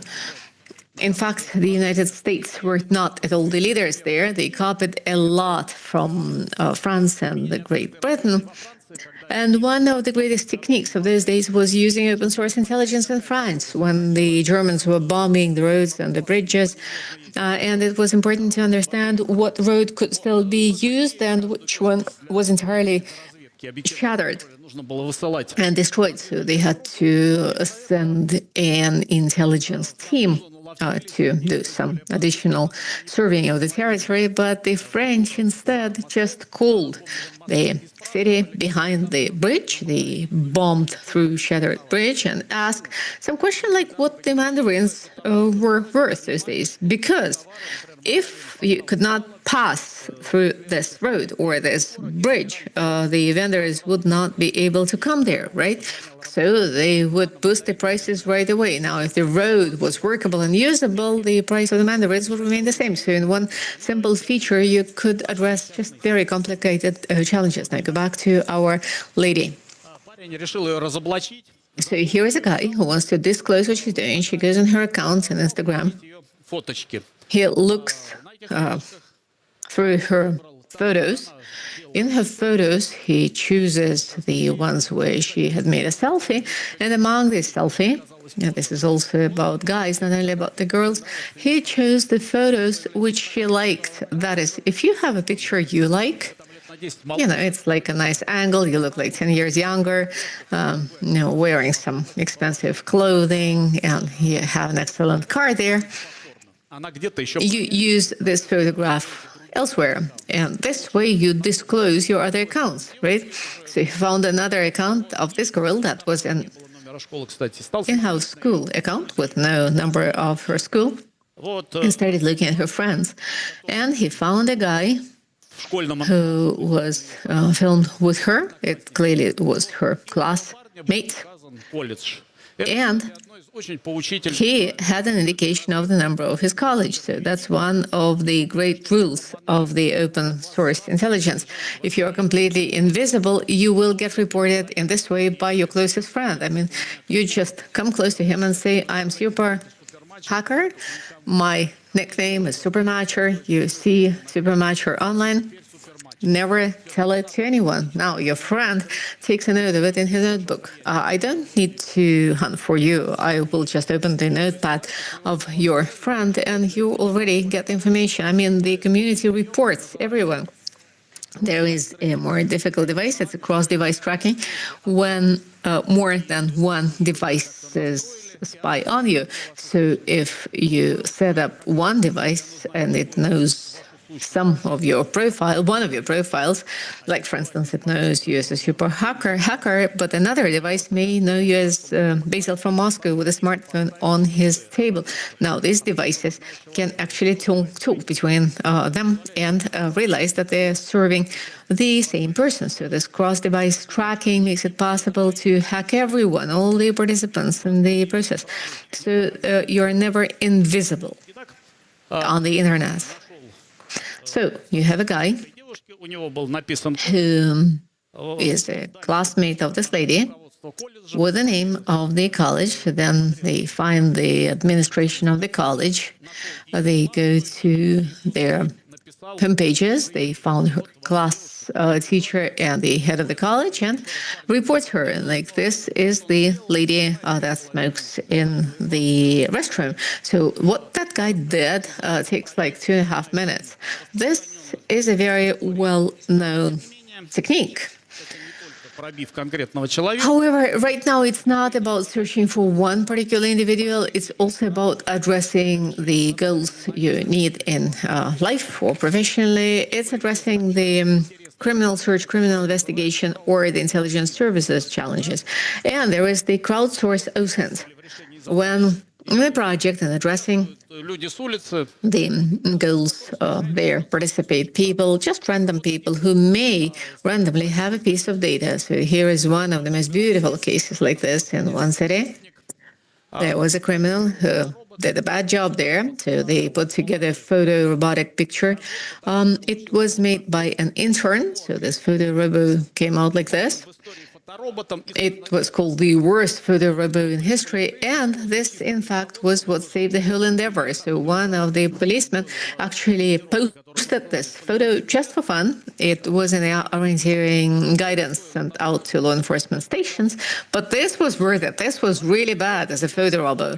And when it appeared in public open access, somebody said, I know this guy. So this photo, a sketch, this very bad sketch was used. And indeed, this guy is very similar to his sketch, the police sketch, right? Now, there was yet another case, far more serious. In Google Maps, Google was making the Google Panorama shooting, and it captured a shop. And the policeman next to this shop actually recognized the guy who'd been wanted for over 10 years.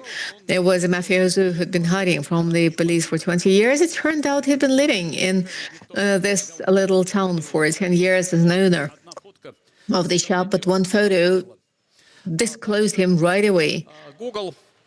Now, Google also helped disclose another crime when the Google Panorama maps and photos were sorted.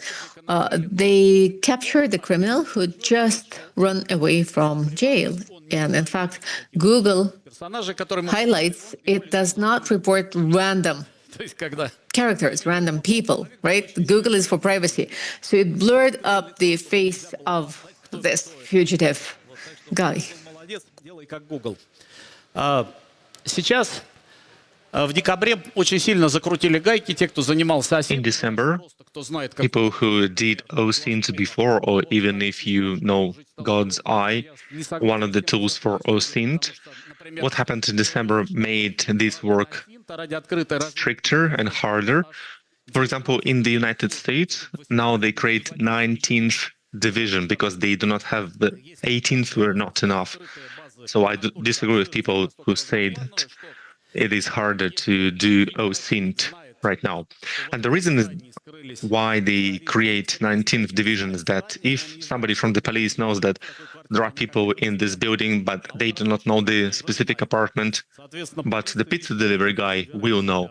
So for the police, it's useless to take the pizza delivery guy's databases, but they know who to ask when they need to ask this and get these missing pieces of information. For some reason, we cannot look for this information, this lower-level OSINT. But I would like to show you two examples where information hunting is very important, very expensive work, and it's not limited to OSINT. So, first example, something which the Americans are really boasting for. In the 1950s, they used a single photo in the Ogonyok journal, in the Ogonyok magazine. They were able to find out the number of nuclear warheads in the Soviet Union. That was a very important top-secret level information. In NATO, they have this top secret level of information. They could not do this technically because only 50 people knew about how many warheads were present in the USSR. There was no internet, nobody left any documents. About 50 people followed each of those 50 people who knew about the warheads, people from the Однако американцы справились. Каким образом? from special agency, from FSB, from KGB. So what did the Americans do? They pay special attention to one of the photos from Ogonyok magazine. That's from July 1958. It was dedicated to the industry in the Ural Mountains. The American intelligence reported that the uranium enrichment facilities were somewhere near the Urals mountain. And here's the picture. Some people sit close to a very big scheme of energy system schema, and they have some writings on the wall, and they were blurred. So probably this is important. They've called in experts. They said this probably energy system of the whole Ural Mountains, and we know that the Urals go vertically from north to south, and here it goes from left to right. Now they have a number of rectangles, and they have multiple rectangles inside of them, and they have different complexities. Some are bigger, some are smaller. The experts told them that those that have the same rectangles inside them, those are power plants. They have 5 or 6 rectangles inside of them. But those that have different rectangles inside of them, those are consumers of electrical energy. These could be cities, towns, villages, and so on. They've collected newspapers from the Soviet time, and at that time there were news that due to the end of the next 5-year plan, we immediately commission the next power plant. So they've collected all this information. They learned the location and time when new power plants were implemented and commissioned, and they've put together this scheme. They learned about a single power plant with 12 small energy blocks, energy units. Usually they have big ones, but they were able to find this very exotic small power plant. They have the first point of entry, and it meant that it was the Urals horizontally instead of vertically. Then they were able to find different power plants. They were looking for cities, for towns, for factories to find the consumers. They've calculated total power production, power consumption, and they found 3 unnamed objects that consumed quite a lot of energy. They've calculated more or less how much energy they consumed. After that, they knew which power plants or those nodes from the system were optimal to serve for these points, so where to look for them. And then they sent those intelligence aircraft, UT aircraft, flew over 15 kilometers. We had no way to took them down. I think the first one was taken down in the 1960s by powers. But before that, they were able to just spy around Russia. We were fortunate, and they found only 2 of the facilities, 2 of the plants, because of the cloudy weather. Из 3 заводов нашел 2, их зафотографировал, их показали. The aircraft was able to take photos of 2 factories, 2 plants, and they said that if we had these plants with similar uranium enrichment technology, then with this consumption, with this structure, you would produce this much uranium, and you would have these many nuclear warheads.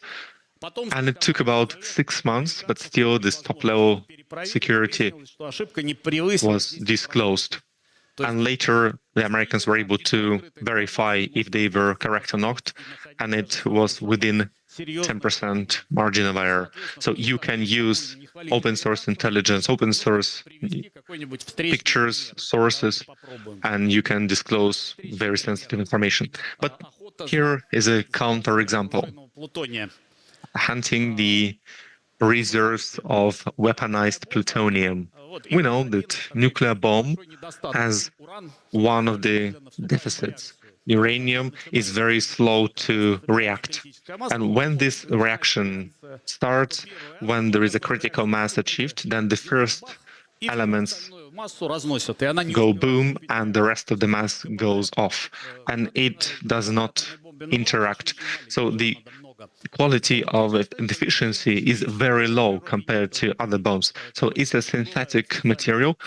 It's not available in nature. You have to get it on special plants, and it's called weaponized plutonium, and it explodes immediately. You can have a small bomb, but it will be a very big explosion.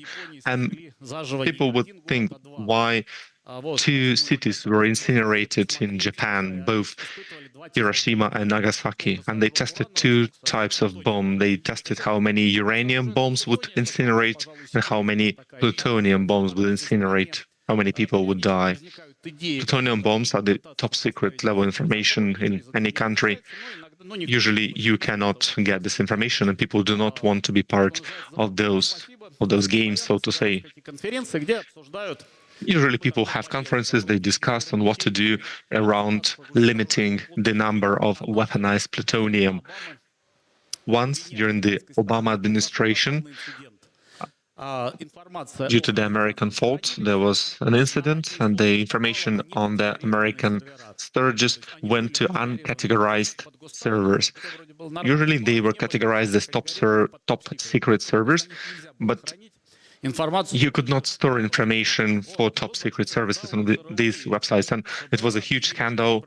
FBI said that they had internal investigation, there were no leaks, nobody got there, it was clean, but still it was huge scandal, and Obama said sorry personally. I was approached by journalists, and I was asked if there was a leak or not. And I said, well, I know what happens in Russia, I know how it happens in France, and I'm sure that there are many people in the world, in different countries, who go to work, sit down, and think what they can do just to make sure that they know the number and location of weaponized plutonium in different countries. So those people wouldn't care about this leaks. They would say, well, this is what I've imagined already. And the journalist asked me, how can you do this? This is top secret information. And I would say, well, I know how it happens in Russia. I know how it happens in Russia. I know how it happens in France. So maybe we can find what happened in the United States. Okay, so you have 24 hours, because this is a hot topic. Within a day, just with our bare hands, we had to get to the top secret level information in the United States. So let's try. What was my reasoning? First, each of these objects, or the weaponized plutonium, is a national security level object. They have a lot of documents, and if you do according to the documentation, there is no way you can penetrate this defense, because the defense is impenetrable. They have counteraction management. So I will attract attention, and they will have counter investigation, and I will have to explain my actions and who exactly am I. So you should not do this. Next, there was the Department of Atomic Energy. The data, they probably have this data, that's also nation security complex with the highest level of protection. Next, scientists, atomic scientists, and that's actually, you can find a lot of information there, but people do not share top secret level information with them. So what do you do? And I remember then I was a military man myself. We worked in an organization that was basically a national security complex. It was a federal level security object.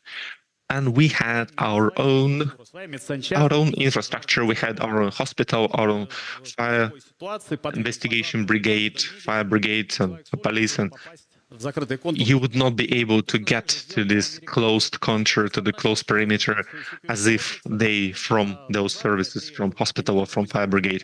And I realized that they had a different fire brigade that would be a part of the state, not of this facility. And it means that those facilities become parts for ad hoc or maybe planned checks. So the Department of the State could actually go there and double check the conditions of this facility. And I started looking around. And when you do things again and again, you become lucky. And this is what I found. That was one of the pages from one of the reports by fire department in Tennessee.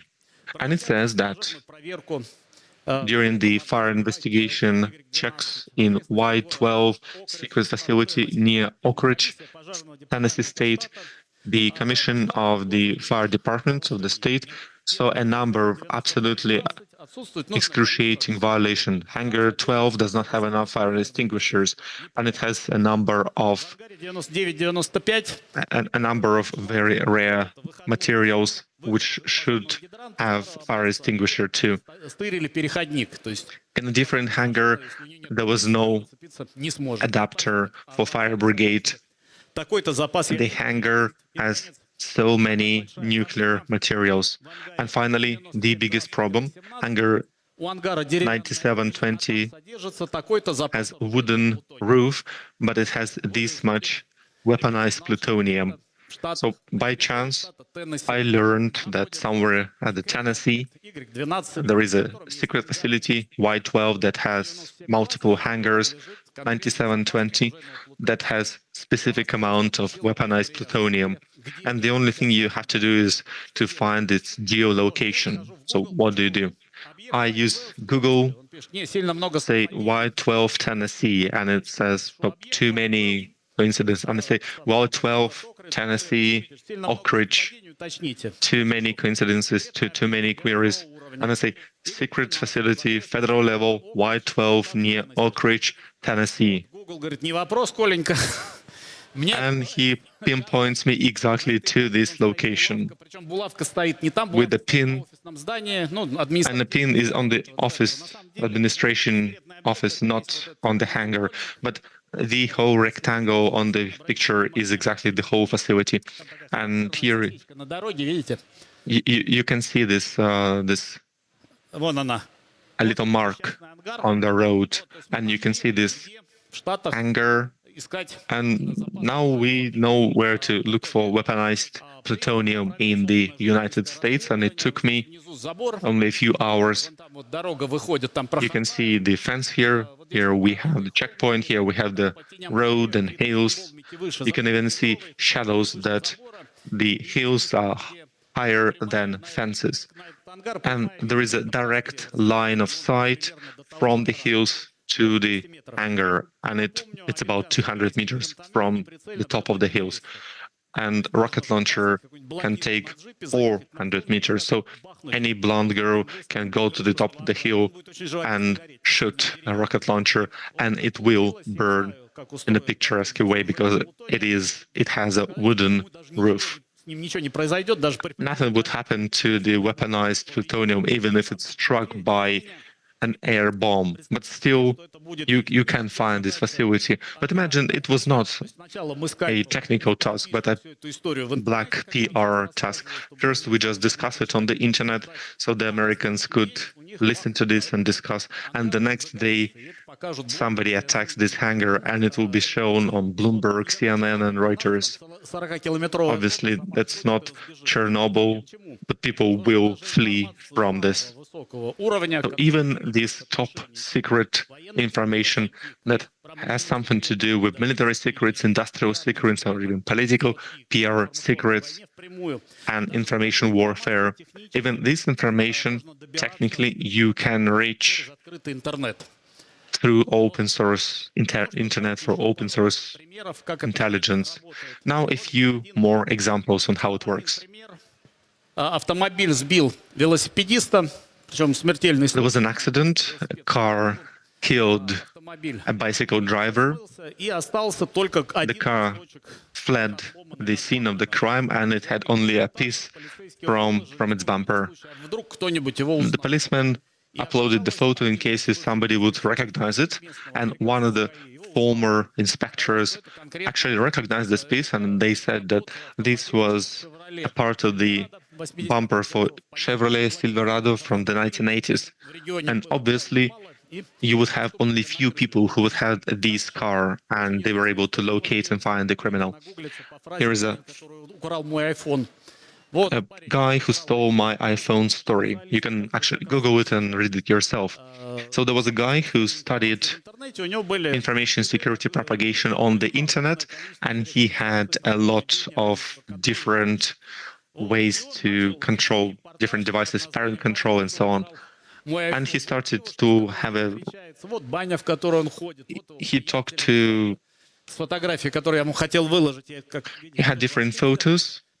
He had a story called "The Guy Who Stole My iPhone," and he was able to upload different photos from this phone that was taken by someone else.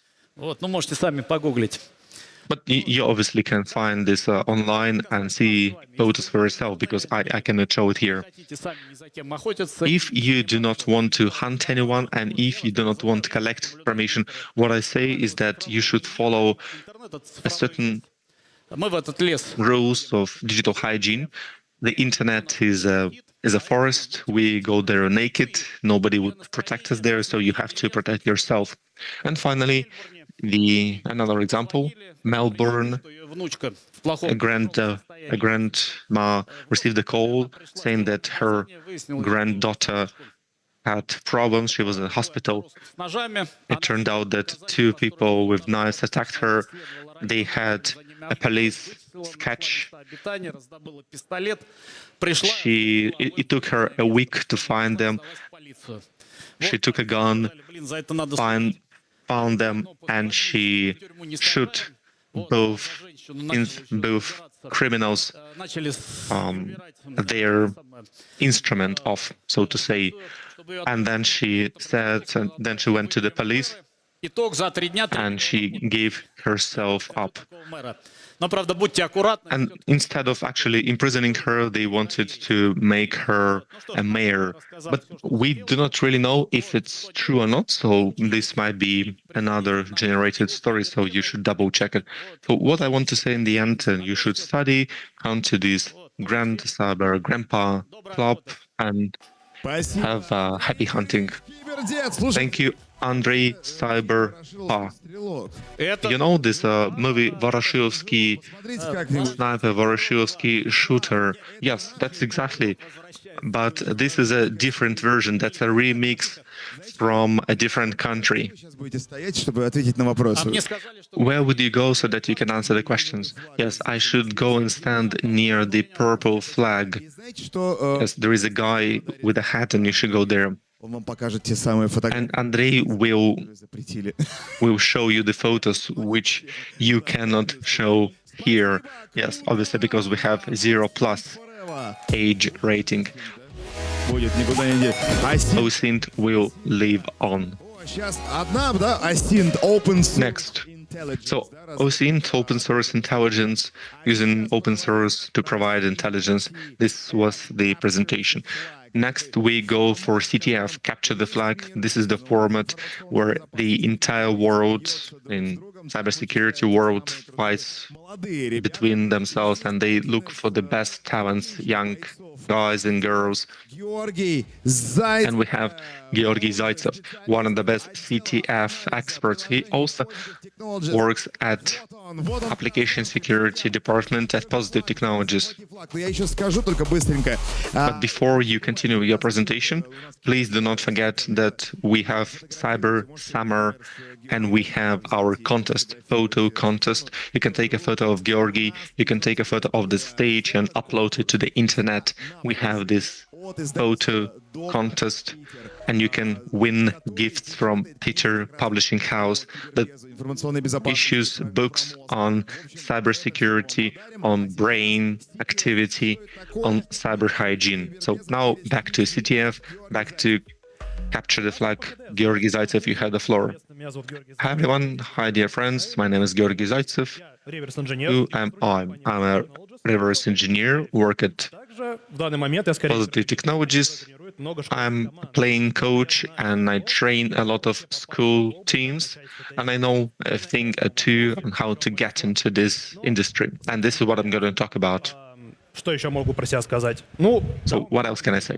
БВИ получали. I've quite a lot of students who became winners of different competitions. Some people even left Russia who went to study on information security. I even have this kind of students. So first, why do we play CTF, especially if you're young expert who want to, young specialists who want to go to the information security world? You have to understand that in 2025, well, probably you've heard that in IT there is a big lack of experts. About 1, maybe 2 million people, maybe at least 400,000 people. But when we're talking about real experts, not theoretical, but practical experts who protect from black hackers, from real hackers, it is really hard to find serious, real experts, especially for reverse engineer. And this is really hard. And that's why I want to talk about CTF and why people play Capture the Flag.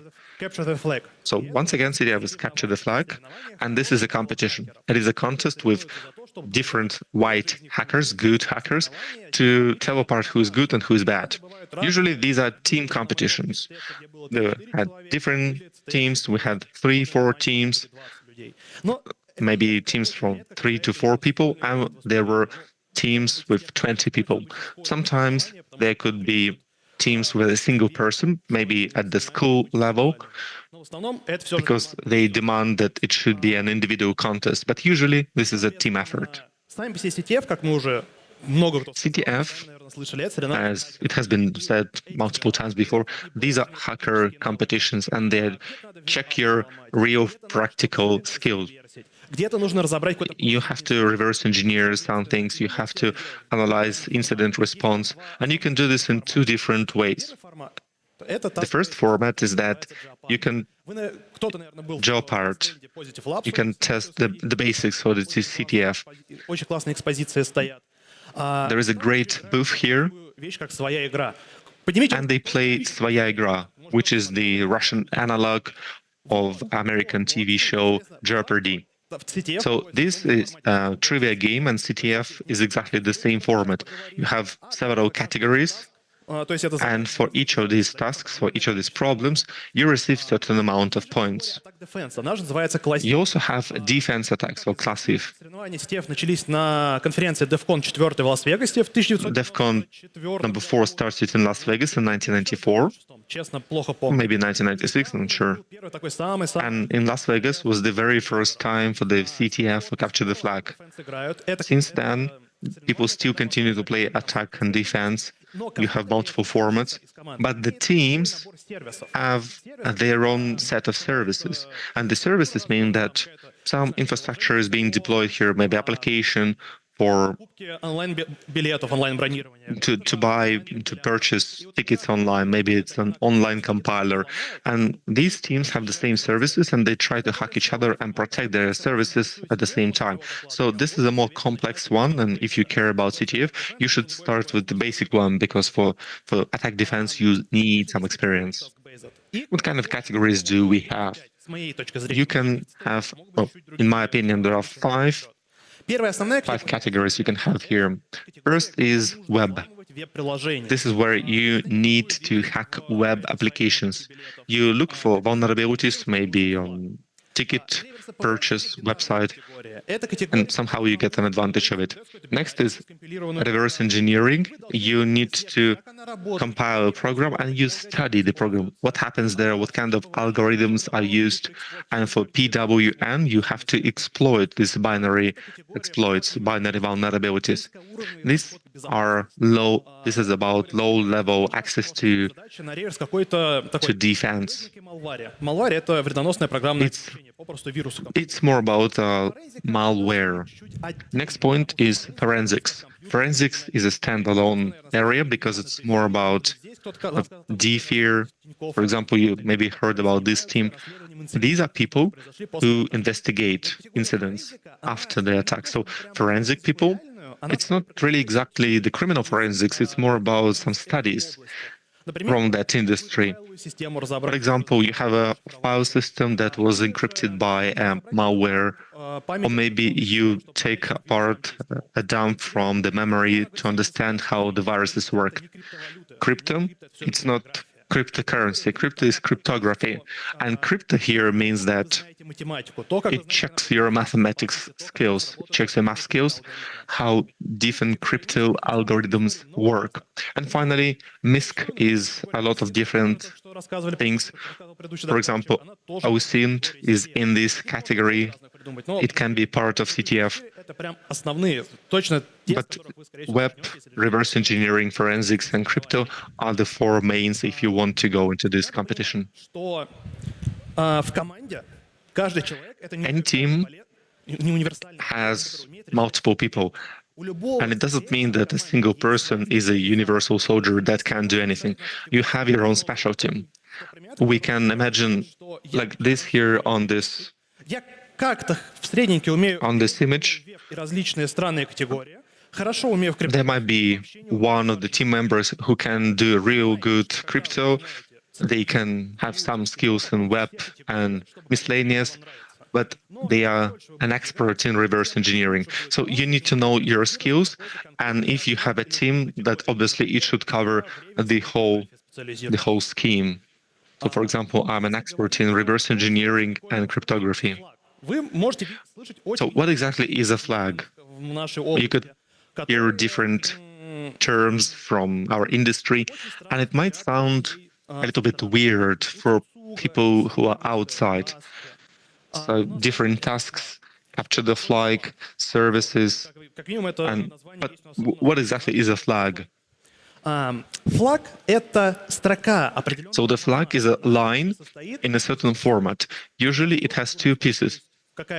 Before the figure-in bracket, you have some line, and then you have it inside it.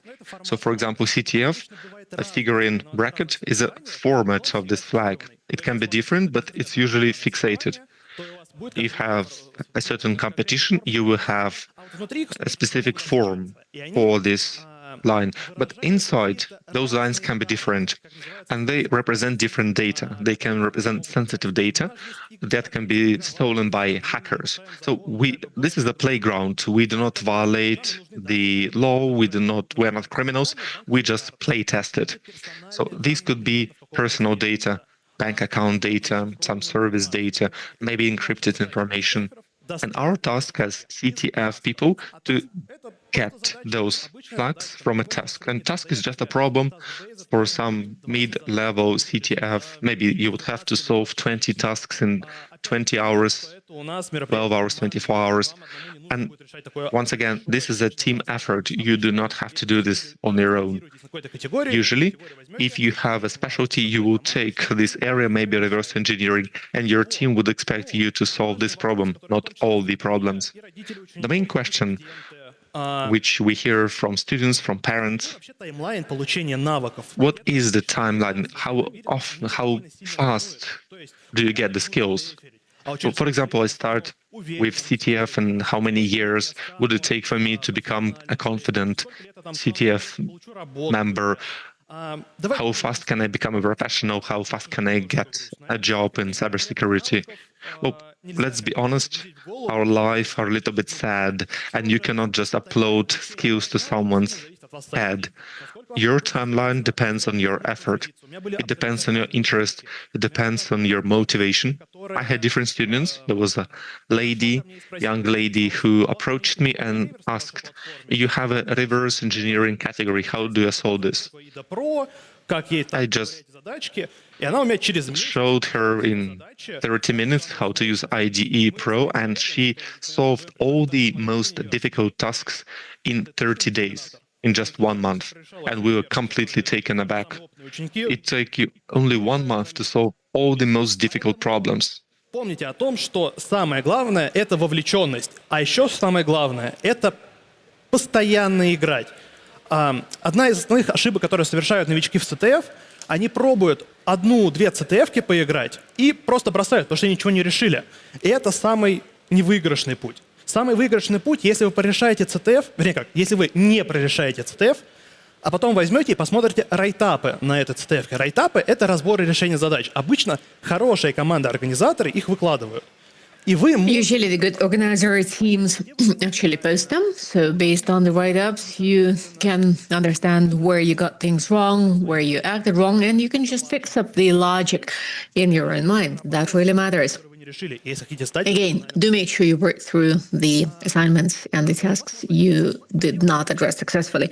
If you want to become a successful professional CDFer, where do I start? Well, usually they suggest that you just participate in the contests and CDF professional competitions. My approach is different. I split CTFs in two big categories. One is the eternal CDFs, the CDFs, or rather the platforms where you have the problems you can address. You don't have the timer on, you don't have a team ranking, you're unrestricted. You have unlimited access to the same problem for a month as long as you enjoy it. And it's the best entry point for the newcomers. In Russia, the two great websites are as follows. One is Ugra's CDF course. Ugra CDF offers you 8 days that train you for the key problems CDF novices can experience. In the In Contact community, that's the biggest, the most popular one, you have a St. Petersburg SPB CDF community where they publish with the YouTube videos, with all kinds of guidance, all the tasks you may get, from the simplest to the most complex ones. You can oftentimes encounter them only and solely in professional CDFs where people really fight for money. On the other hand, you have other kinds of platforms. That's CDFtime.org. That's the platform where you go that you've done an amazing number of CDFs in Everless and in Ugra CDF platforms. So you can bridge this one. This is an old platform. They have a lot of teams, the international ones included, and they have a shared rating. As a CDF organizers, I can approach it. I can apply to have a CDF and to mention that I want people to play it. So because CDF Timing is an advertising platform for people to do their own CDFs. So as a participant of the team, you can do it. You can go and play. Now you take some place in the ranking. The organizers upload the scoreboard of the teams for CDF Time, and CDF Time attributes the score depending on the CDF rating and your position in the scoreboard. So you get some ranking. So depending on what your ranking is, you can make it to the global ones or the international ones. There are some HR departments that are specialized in CDFers. So one of the selection criteria is to check out what team the applicant played and what his CDF time rating is. So you take a picture of this QR code and come and see us. We'll be delighted to have you there. CDF is a student story. It's a school kind of story. Now, if you're a big guy who wants to make big money and who can do it, CDF is one of the skills they pay for in vacancies. In the practical vacancies, you oftentimes see a line on that CDF skills are welcome or mandatory. In fact, I've seen a number of vacancies like this. They came with a requirement for CDF or standoff skills, or some kind of certification was required, like CTPF or something. I mean, it is not a very common thing. Rarely you can get paid for CDF. In fact, there is the CDF Cube, and if you do a non-academic tournaments, you can get some money for coming the topmost in the ranking, or otherwise you can get some merch. We love merch, right? It's great to fight for the merch too. Now, if you do the entire circle from the small CDFer to the professional CDFers winning the cubes and the standoffs, I mean, some very specific ones, because oftentimes CDFers make excellent standoffers as well. You will become an excellent expert. You will be a multidisciplinary, multitasking professional. In fact, the top Russian CDF team, not right now, some time ago, mainly consisted of programmers working in Google and other foreign companies. You can become an excellent с инжинирингом. security researcher. I do reverse engineering. I am one, and most of my skills I gained in CDF. I mean, F5 exit. The F5 exit skill I learned in CDF. If you play a lot and frequently, you will get a lot of DevSec operational skills, because in the defense CDF attacks, you learn how to raise and oust some services. Стабильно и хорошо решать категорию форензики. If you do extremely well in forensics, you may be called to digital forensic and incident response teams. That's digital forensics. It's investigation of the incidents. They can actually invite you to work there. It's a well-established, reputable profession. They pay a lot for. CDFs are not about competitions. CDF is a community. It's a huge community of people who are there to help you, who want to help you out with all kinds of tasks and assignments. I mean, unless they're from the ongoing CDF running right now. And you can study in different institutions. In most cases, well, maybe not in most cases, but in the top schools of Moscow, St. Petersburg, and Kazan, they have their own CDF teams where you can apply. You can at least learn something from them, or you can even ask and play with them. CDF is something that happens on a daily basis. I mean, right now, I can go back to my slide. Далеко я уехал. Но время у меня... That's way too far. Не знаю, видно? Да вроде хорошо видно. Это я взял, когда делал презу на той неделе, буквально с CTF Time. This I borrowed from CDF Time when I was preparing my presentation. It's not all the CDFs that had to be there in the week of 17th to 24th of May. In fact, there are many more of them. Которые я видел, которые проводятся буквально за день. Frequently, the biggest number of CDF done over one weekend was like 15 CDFs, and you could participate in each and every of them. I was not in KKS team yet, but if you needed a rating, you certainly had to participate in them. Now you go through the selection tournaments, the selection stages that are done online, and then offline you're invited to join the CDF atmosphere. I mean, COVID, of course, has changed the situation. We now see each other offline less frequently, but when we do so, we love playing together. We love playing with our friends, against our friends. We really love checking out who is the best and fighting. Usually it's a lot of fun. It's fun, especially to discuss all of this after the contest. And there are organizations who teach CDF. There is a programming school that trains professional CDFers. There is the SPB CDF organization, it's a professional one. And I mean, they started as a volunteer organization, and they train excellent CDFers, and they prepare CDFs for you. So if you've heard about Tinkoff CDF, have you heard of Tinkoff CDF? That's the one, prepared by the guys from St. Petersburg. That was a pretty cool CDF. What would I wish you? Well, carry on playing. CDF is life, CDF is friendship, CDF is a community. And you will become one of us if you play all the time, continuously. It's more difficult when you get a job. I mean, you know, it's like pretty much I address the same goals in my job and when I play, but I get paid in my job and I don't in my play. That's weird. Well, that is the case, and it happens. Thank you. I'll be there on the right, waiting for your questions. Expert on Application Analysis, Department of Positive Technologies, Georgy Zaitsev. CDF, capture the flag. We have our own flag, right? That's question and answers.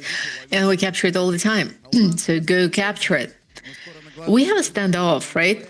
We are soon going to work the words, and there is a whole self-standing fight there of attacks and defenses and the incident investigation, right? The standoff option is really extremely useful. What would you say? Well, standoff can hardly be called a CDF because it's a completely different mode. Is that our original format? Standoff, is it some original format? Yeah, it is quite original as a format, as a mode. It was produced from attack defense. It acquired its own format. I would call it a single standoff format. Yes, it is a good thing, but it's more for professionals. It's for adult guys taking care of serious incidents. It's hacking an airport, a metallurgy company, a banking system. Exactly. You have this cyber testing field. You get all the military terminology, and you have a little miniature next door here in the hall. And in fact, in that miniature, you have the really S2DP systems that you can hack, that you can break down, and they are exactly like the ones you have in the real factories. So that's a digital infrastructure. That's digital model. Like in real life, in every company, you have a digital duplicate, and this is like a duplicate of a city with the nasty guys hacking stuff inside. I mean, they've been trying to hack the logistics since yesterday. No good yet. Well, the award ceremony for Stand Up is going to be really serious. It's going to be 50,000 worth of awards. So we get to participate. That's your positive technologist, the senior organizer of Pitch Days. $50,000 will be distributed in about an hour and a half right here on this stage. So thank you very much for your reference. I mean, as somebody who understands nothing about all this stuff, I completely understand this is a very cool professional format. Excellent. Thank you, Georgi. Thank you. So we do some CDF playing. We work for positive technologies. We save the world. Isn't that great? The more, the merrier. I can see you guys in red. Do come out. Нашего прекрасного Андрея Сапаная. Here comes Andrei Sapanai, the great Andrei Sapanai. Andrei Sapanai from Cyprus. We also have the red, no, not the red, the extremely exciting set of presentations from N+ offline of the senior science pop fiction course of lectures. Here you have the leader of Skull Tech Laboratory, Andreas Panais, with a lecture on how the digital duplicates make it possible to hack the digital city management processes. Thank you. Let us now welcome our separate. Hello, everyone. I am Andreas Panay. I am professor at Skull Tech, and today I'm going to share with you how we hack the reality. That is, how we can predict the future today. I completely understand I speak with an accent, so I will do my very best to be clear. I am from Cyprus. I will tell you a little about myself.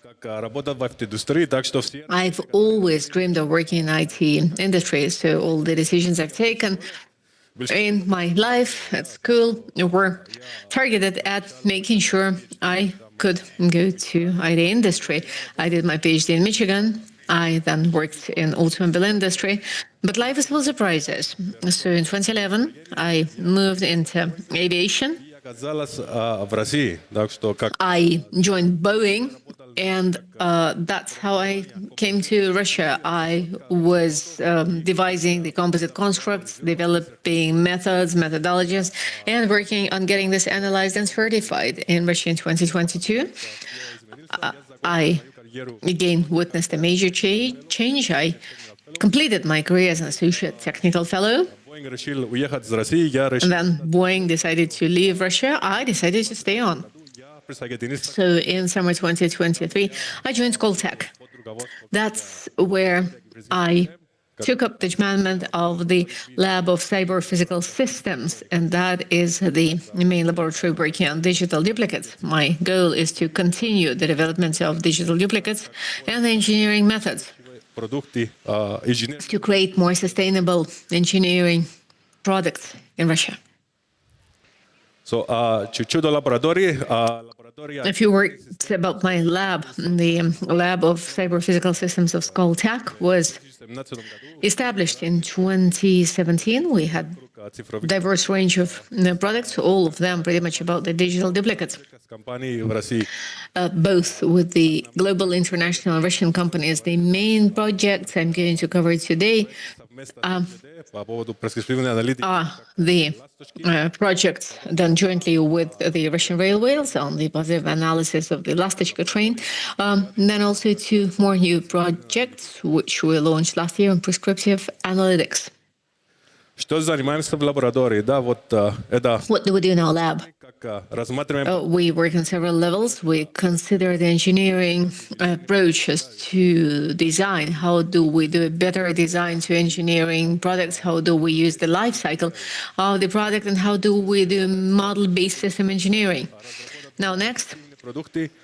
how do we develop the efficacious products? And we check and consider how we can work out the specific engineering methodologies so that we analyze the products in a more efficient way. Next, we do the digital products, and that's where you have the digital duplicates. Based on all of this, we teach 3 courses in our lab. Наших студентов, чтобы выходить And in fact, we get our students ready to go out into the industry so that they can create the new sustainable products and develop the industry. Сейчас я буду поделиться пары как яркие So, a few words about как это мы все the visible issues in aviation and how we address them. In 2024, Boeing decided it would launch the first composite aircraft, 787.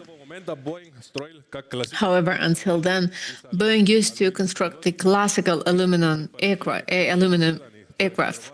So the suggestion that was made in terms of designing this new composite aircraft was not exactly correct in terms of the ability to predict what could happen. Every first aircraft надо пройти испытания, чтобы показать produced has to be tested, все нагрузки. piloted to make sure В маленькой картине в декабре 2008 году a workload.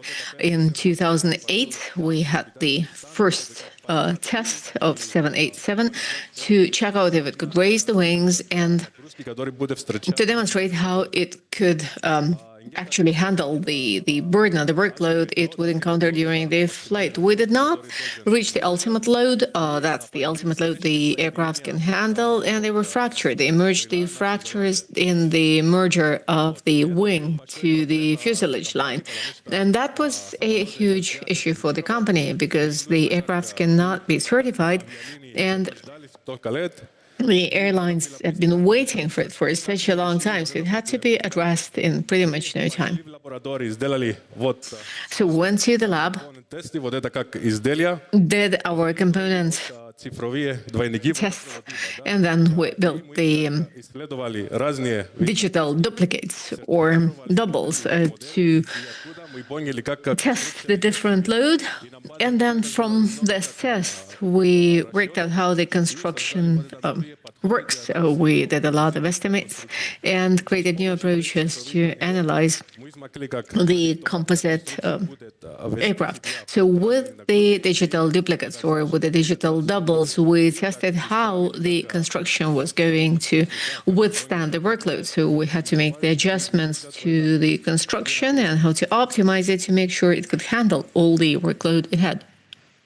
Потом It had to confront. уже когда 787 пошел в эксплуатацию, 787 was marketed. появились новые проблемы. A year and a half later, we faced with a new range of problems. Дым.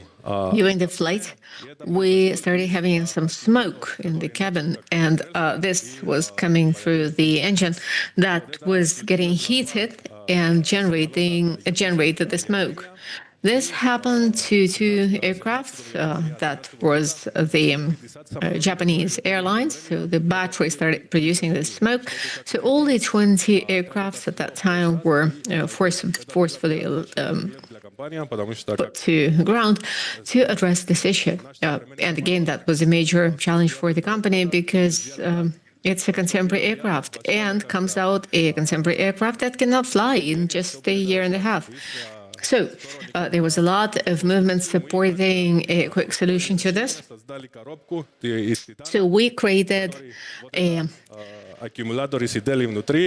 titanium box where these batteries were inside, so we could manage it from the outside, not from inside the cabin. But at the same time, we had to be confident that it would not be repeated. So we produced the digital duplicates of the battery.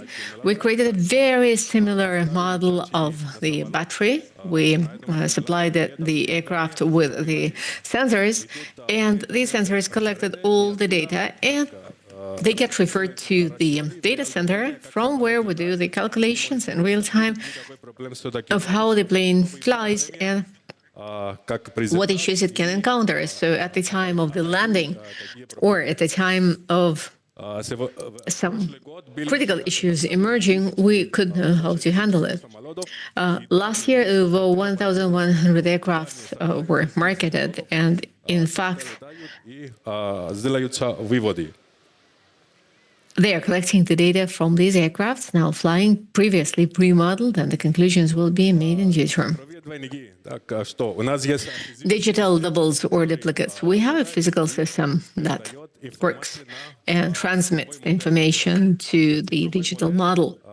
This digital model simulates the behavior of the physical systems in the digital world. So the physical double gives you information on what it is, what kind of train it is, what kind of train and what kind of series number you have there, and where it is, where it works, where it's on the track, what it feels, what is the temperature around, what the speed is about. And we have here a lot of different data that are referred to the digital double. So in the digital double, you have all the data on the physical systems, and you use it to do your physical calculations to see how you can actually explore how this physical double works. Digital double works. From there, we get information of how it works, how it withstands the workload, what are the failures and the faults, and how we can actually address them or bypass them at the time of the operation. So what is a digital duplicate? It's pretty much like a virtual clone of this real system, and in real time, it researches or explores the same thing that the physical system experiences during the operations. It gets the data and it simulates the physical model. It gets the data from the physical model from artificial intelligence, analyzes it, and boosts the conclusions. You can use these conclusions to improve the system, to run the diagnostics, to make your forecasts, and to amend the corrections. I mean, we've all had X-rays done to us, right? So that the doctor could see the internal organs. So the digital double is like an X-ray tool for an engineer, so that at any time you can check out what's going on inside the system you're modeling. And also you can use it as a testing field where you can test all kinds of characteristics, where you can change the settings of the system, and we can see what will be happening in real time. So this digital duplicate can be split into two tiers. One is the data you collect from the sensors. Next, you get the models with the physical mathematical models or artificial intelligence. In the ideal world, it's great to use artificial intelligence, but right now it is quite a complex go, because to use artificial intelligence, you need a huge volume of data. So the digital duplicates actually do not have access to very many data yet. So we'll need to work out the approaches that will make it possible. We have some physical and mathematical models to which we need to find the approaches. I mean, the greatest time is invested in the creation of these models. It takes longer than to actually make the calculations, the estimates, and to take evidence-based decisions. However, with these models, you can create the artificial data that will sustain and support the artificial intelligence models.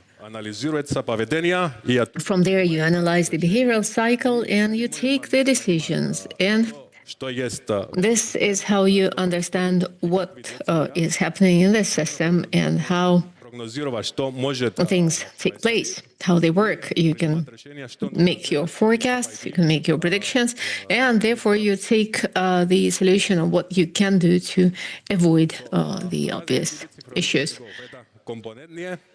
Different types of digital duplicates. The component-based ones, where you can consider just one particular node. It can be a matter of the engine, the battery, or the components. There are also systemic digital components, duplicates that that capture the entire system. It can be a duplicate of a train or of a generator or of an airplane. However, for systems as complex as an aircraft, we cannot yet have one digital double to cover it all. Right now, we create different digital duals of different nodes, and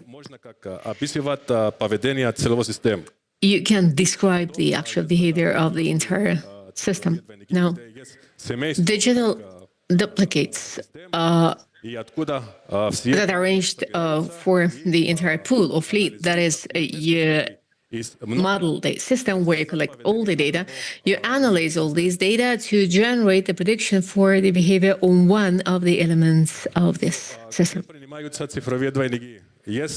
So where do they use the digital duplicates? Well, in the first place, that's optimizing, process optimization. That is, there are the manufacturing processes in the factories where you can collect the data from the digital duplicate. You can make several studies and understand what will happen if I change some particular settings. Sorry, I'm coming up with English words. So if you change the settings, what can happen? And if I change the settings, I will see whether the process is improving or deteriorating and optimize from there. Next, it's the optimization of the construction, the configuration of the device. One of the projects was optimizing the thermal chemical generator, power generator. So we created a model of the construction, a model of how the thermic and the chemical side of it could work together. So we configured them as a whole to see how this drives efficiency. And predictive analysis. And we're going to talk more about that today. What is predictive and prescriptive analytics? We have a system. We have the physical systems. You create a digital duplicate to it. And like we said, you collect the data. The data gets referred to the database. And there you do machine learning that analyze this data. And from there, you make the conclusions. And these conclusions are referred to the operators of the system. And from there, the operator can judge and decide whether or not the range of the operations is acceptable. So on that note, he gets a signal and refers it to the engineer, the mechanic who serves the system. So, как стратегии обслуживания эволюционировали, да? Сначала был вот это пассивный, есть пассивный подход, когда у нас есть система, работает, ждем, когда что-то сломает и по факту ремонтируем. Но это не самый эффективный подход, потому что сломает, надо ждать, чтобы найти запчасти и ремонтировать. Так что есть простой.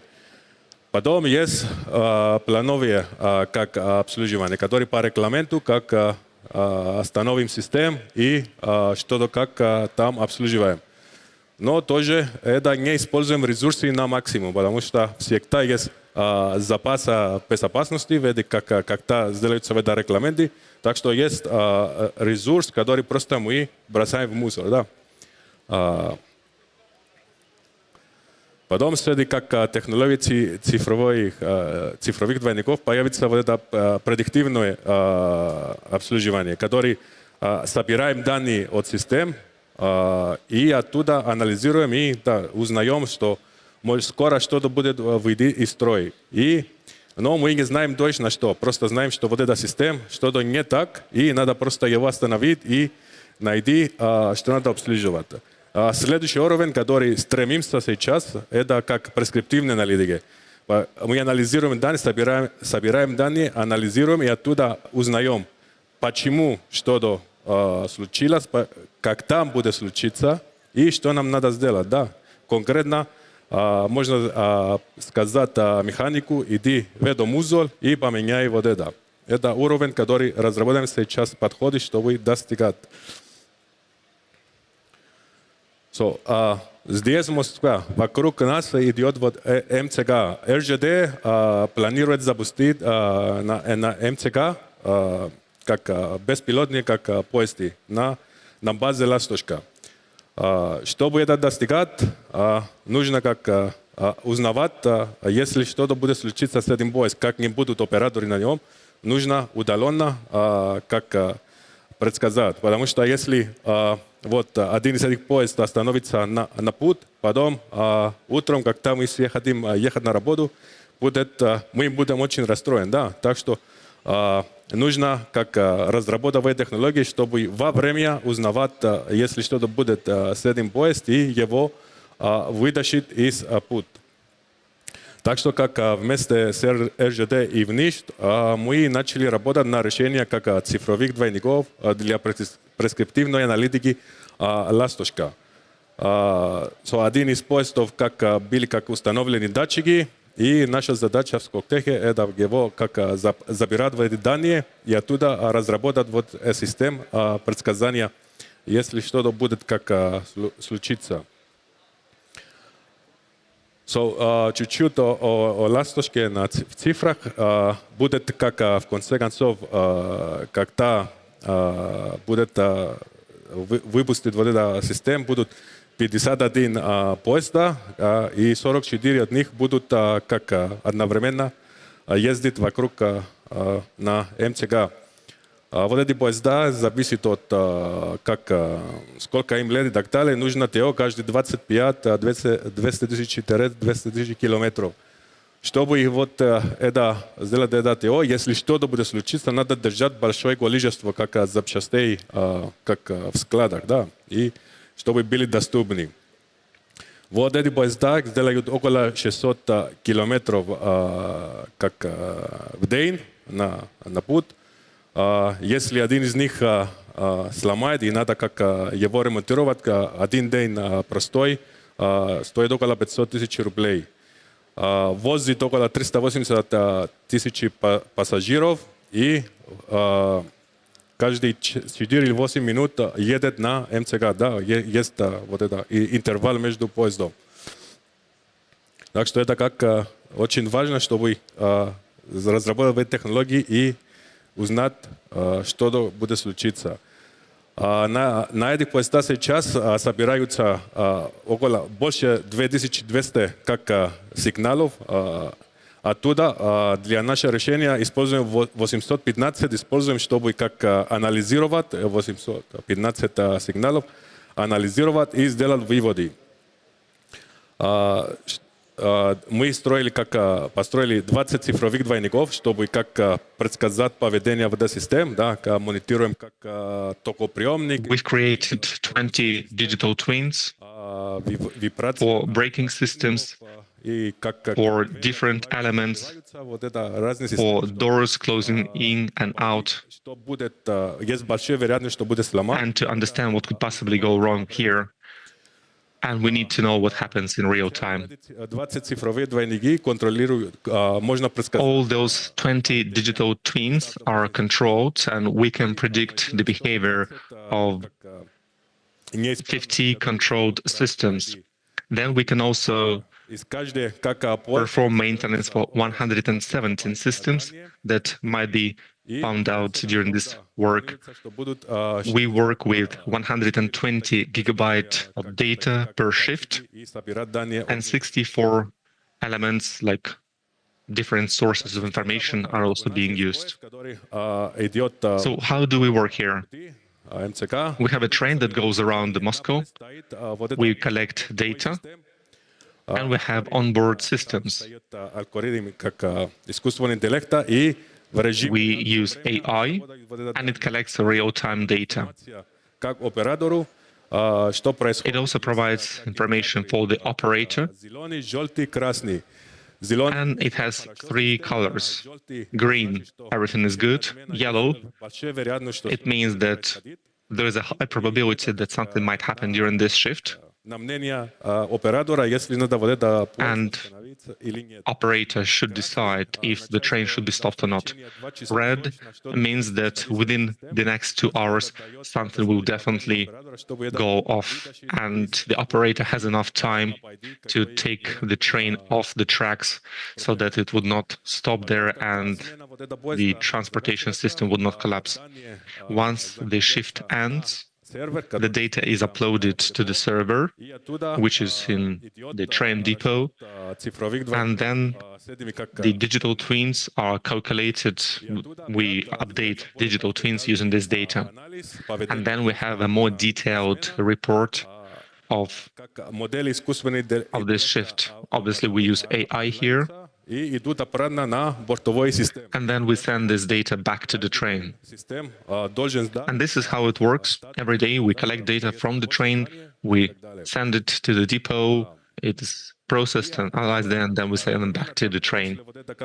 At the same time, after the analysis of these digital twins has been performed, in the morning when operators start working and they see this train, and they see the color grading. It can be green, it can be yellow, it can be red. And then they can go and see a more detailed analysis in order to understand if they choose to use this train this day or not. Maybe they want to have an extra day of maintenance for this train. So we use different sensors to collect data for all those 44 trains that will be going around Moscow Circular Railroad, and we analyze the collective data, and then we make decisions based on this data. So here's a simple example. The brake system. Digital twin is used to test this software, and we can simulate these conditions. They would use compressor, they would use pneumatic lines and different braking elements. And then based on this simulation data, and then we monitor, we collect the data, and we see what could possibly, what's the difference between the physical representation and simulation. And then based on this discrepancy, based on this difference, we make the decision. Here's what it looks like when we simulated a breakdown.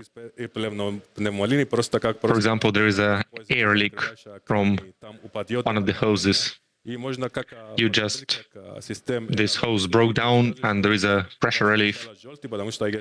And you can see here that first it goes with yellow light, then it goes red because it's critical. There is some kind of error and the train should be stopped. So this is one of the projects which we launched in our laboratory. These systems, like digital twins, they have certain lack of data. So, for example, if you do not have enough data, we cannot create a good AI and a good digital twin to use this for predictive analytics cases. And when we lack data, we decided to create a platform to imitate, to simulate this train, car, with 4 wheels and 2 tracks. And then it uses electrical engine. It pushes the train forward, and there are 4 nodes to collect information. So we use this And we can use this 24/7 in our lab, and we can collect data from those sensors.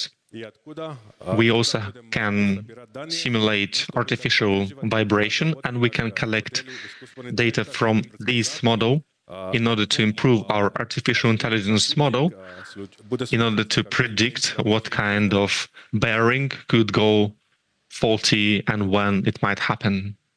Еще один проект – это как Here's another project. разработка систем Smart Rails. That's Smart Rails system. Есть 85 тысяч километров. In Russia, there are 85,000 kilometers of railroads. Как исследующий час, если есть какой неисправность, Part of them are malfunctioning, ехать и оттуда снимать. and the only way to find out about them is to use ultrasound, which you put on a special cart, and you go on the track and you shoot the ultrasound down and you see if it works or not. But unfortunately, you cannot go through all the 85,000 kilometers very fast, and it takes a lot of time. And that is why there are different ways to do so. And we also have different types of trains. There are faster trains and there are heavier trains. As a result, we might have an accident because the train might go off the tracks. In order to avoid this problem,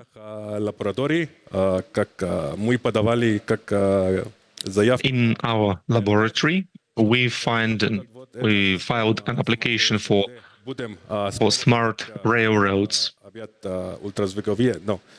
So we use ultrasound.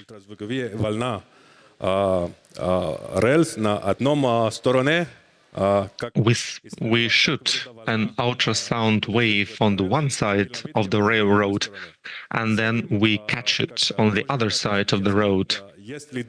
And when we do this, we can learn if there is a defect in the distance that was traveled by the ultrasound wave.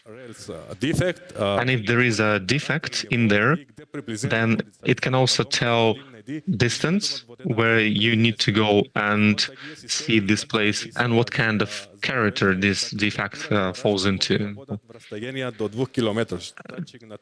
This can work for up to 2 kilometers. So the distance you can analyze, the distance you can measure for the railroad would be for up to 2 kilometers. You can send a sound wave from point A to point B, which would be up to 2 kilometers, and see if the railroad is intact or maybe it's faulty. So we collect this data 24/7, and we see if there are any potential problems with these parts of the railroad. So this would be a digital twin for railroads. Here's another example. When we worked with our fundamental research in our laboratory, we have a hygrometer. We take something off the railroads and we can see how the wave travels across the railroads. For us, it's important to understand how the wave behaves with different types of excitement. Then we understand what kind of defects they have. Then we study them and see what we need to do so we can fix the problem.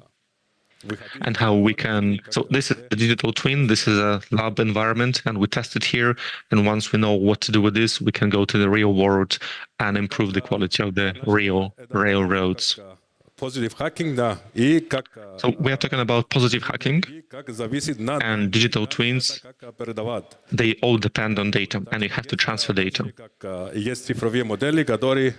There are digital models that. And many things could happen to digital models. These models can be hacked, and data can be swapped in these digital data that come from digital systems, from physical systems to the digital one. In this case, that digital twin would be incorrect, and any testing or any analytics that come from this digital twin would be problematic. Next, you can hack the digital twin itself, and you can change the settings. Доступ это Obviously, this is all in the servers. как-нибудь это сломать и получить. You can hack into it and you can get access to this. So these are two problems. Вот это логики решения, как цифрового, And finally, you can например, вместо break the logic. есть какой проблем с тормозной системой. So, for example, if there is a problem with a part of the road, then you need to do this. So, for example, if the light turns yellow or red, then you have to take the train off the track. But hackers might get into the system and change this logic, and it will not go off the track even if it's red, because it will not receive the notification. And that is why you need information security experts here. This is an engineering approach, but it is also important for different teams and different groups to work together, improving twins. So, цифровые двойники, как мой Digital twins, посмотреть, как I believe, времени, да. is a type of a time machine. Наши данные, We can have data, we can have data from yesterday, we can analyze this and see what happened there. Once we understand the reasons why this happened yesterday, then we know what would happen in the future, and we can plan how to use the system. да, собираем вот эти данные, их в режиме So today we collect the data времени, in real time, сделаем рекомендации, we process them, and then we provide recommendations for the operator да, в этом конкретном модели, чтобы on what they should do in order to avoid the problem. будущее, да, можем опять на базе вот это данных, которые мы собираем, And as I said, in the future, tomorrow, the day after tomorrow, we will be able to predict what could possibly go wrong, and we'll be able to avoid any potential problems, and we will know how our system will behave, количество запчастей и так далее, да, в складах, чтобы what kind of spare parts we need, when we need to run the maintenance, when we need to change them, and we will not waste money. можно его использовать, путешествовать назад и вперед. So you can use this time machine to go back in time and to go forward in time. So, основной выводы для цифровых двойников. To sum it up, first, this is a key for technological transformation. использовать, чтобы как You can use digital twins to create a database, and вот это новых we will use this database to control modern systems that are being created right now. удаленно вот это все управлять и узнавать. You will also have remote control to trains, and you will have telemetry, so you know what happens on board. These are also universal models that can be used for different products. Now, suppose you have a product, and you will be able to make a digital version of it. Цифровой двойник тоже станет более зрелый и как-то идет во время. You will have different release versions, and you'll be able to see what would happen to this digital twin during its work. So, for example, one of the digital twins that was used during the development of the system can be used to learn about the system and what will happen to the system later on. So, for example, when I was working in the aerospace engineering industry, we created a digital twin that was cooling the cockpit of an aircraft. And we used this digital twin in order to optimize the system. And when the aircraft starts, when the aircraft is commissioned and starts working, then we use this digital twin to optimize the cooling systems for the aircraft when it works. And the reason is that we can spend less fuel. And as a result, we spend less money. For Russian railroads, it is important to also use trains without operators. These are urban systems, and it is important to tell in advance what could go wrong with those driverless trains. And finally, this is a tool for sustainable development. We can use these components to the maximum, and we will not waste any extra resources. So, for example, you want to change brakes, and you'll be able to use digital twins to know when to change brake elements. Поделиться с вами один видео. Вот это как Because I would like to share a video. метрономи. These are 5 Представляем, metronomes. метроном это один цифровой And each of those metronomes is a single digital twin. инфраструктуру. When you put all of them on a single infrastructure, Работали все вместе. so that all the digital twins work in sync together, Смотрим, как это все. they collect data, they exchange data, Вот это все как and then they become harmonized. и все. So it goes in sync, Хаос, когда у нас есть разные. and it turns from chaos, where we have different digital twins, there is no connection between them, and we go from chaos to harmony. So our goal is to create the place of harmony. We use the correct approach. We have the right experts, talents, engineers, users, tools, and all of that will bring us into the future, and it will be a future of harmony, not a future of chaos. For us to design this the correct way, for us to provide the maintenance the correct way, and do it on the first time. Наверное, да, это мой как. I believe that's all. This is all I wanted to say. Probably you've watched this famous movie, Назад в будущее. Так вот. Back to the Future. На базе этого фильма. And here's one of the memes from this movie, Надо where 25 году. Doc tells Marty that he has to go to 2025 to equip DeLorean with digital twin technology so that they could travel in time, both go to the past and go to the future. So this is one of the funny memes. Thank you for your attention. And I will be near the flag. If you have any questions, we can discuss it later. Пойдемте еще раз немножко мы киприоты. Мы киприоты солнца не боимся. People from Cyprus are not afraid of the sun, but it's very, very bright. We have people from Cyprus in shades, so I will also put on my shades so that people might think that we both are from the Cyprus.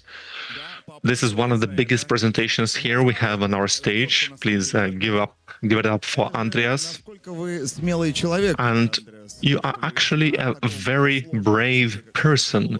You use a very difficult language, and I mean Russian language. It's one of the most complicated languages to learn, and I know it as a philologist. I'm a linguist myself, and it's all about practice. You just practice, and then you can give it in presentation in Russian. Maybe you can do it in English, but he was not afraid. We could actually listen to the interpretation. But you actually is a brave man. Good job. I would like to say a few words. I'm not a tech person. I'm a linguist, but I imagined this yesterday, and it was in one of the presentations on how to verify and how to validate, how to fight deepfakes. And here's an idea, and it actually exists. But I would like to talk to you about digital twins, about people's digital twins. I would like to know about what might happen to me if I do not behave correctly. Maybe I become a little bit toxic. Maybe I drink something toxic. We should drink water, but not necessarily it's always water. I'm not promoting anything, but this is the reality. So maybe there are digital twins for ourselves. You'll be able to have this cyber biological system, maybe cyber physical system. Yes, we'll have cyber biological systems where you can have digital twins of real people. When do we have this? I'm not sure. In Skolkovo, there are a few startups that are working in this area, but I still think it's a little bit more complicated for people. Do you want to go around with sensors all the time? Well, I am ready. Okay, maybe when there are a few thousand people who are ready to go around with sensors all the time and send their data for years, maybe then. And there is active research, active work, both here in Russia and in other countries that work on this digital twin for people. I think it's more complicated than with engineering systems because you know how engineering systems behave, but humans are different. Humans are harder to understand. So maybe in years, maybe decades, maybe hundreds of years, we do not really know. Hope we will have our digital twins and we will learn on what we should and shouldn't do, because usually we risk with our own health. So once again, give it up to Andreas Panay, head of the Laboratory of Cyber Physical Systems at Skoltech. And now you learned about digital twins and how much money it saves you, billions of dollars. But you also have to invest a lot in order to save. Yes, it will save you even more. Thank you, Andreas. А теперь наш следующий спикер от главного, как я и заявлял, научно-популярного медиа N+1. Кандидат N+1. Врач-эндокринолог. PhD for medicine, endocrinologist, head of the laboratory for biomarkers. No, this is a different person. That's a different person. They're both doctors. I know why. I'm talking about people. I'm talking about medicine. But no. First, before. Still in this industry, in this area, but a different person. Molecular biologist, research associate from Moscow State University, Sergei Haritonov. But I'm sorry, Sergei, please welcome to the stage. You have the floor. Do you need the shades? No, I'm good. Sergei Haritonov from Moscow State University. Спасибо, привет, друзья. Hi everyone, thank you friends. I'm glad to be here. Thank you for staying here late with this heat. Maybe what I just heard right now will be in my future, but we continue to talk about AI, one of the bigger topics, and we'll talk about how AI is integrated into medicine, what kind of opportunities we have in the nearest future. Because we will be dreaming, we will be thinking about potential things that might happen in the future, what we want to have in our pocket. But at the same time, we might say that, okay, we have some of them already right now. Some of them are used in pharma, some of them are used to cure and treat previously untreatable diseases. So AI in medicine.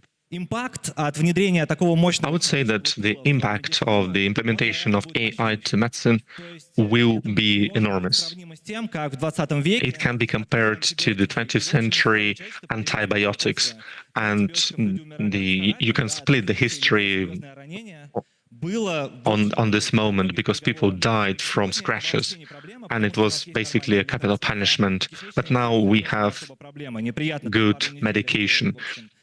You might have some troubles, but you will not die from it. People died before invention, before these antibiotics. So AI might be the same degree of shift in terms of medication we get access to, and in terms of longevity, how long people can live and the quality of life. But can it be different?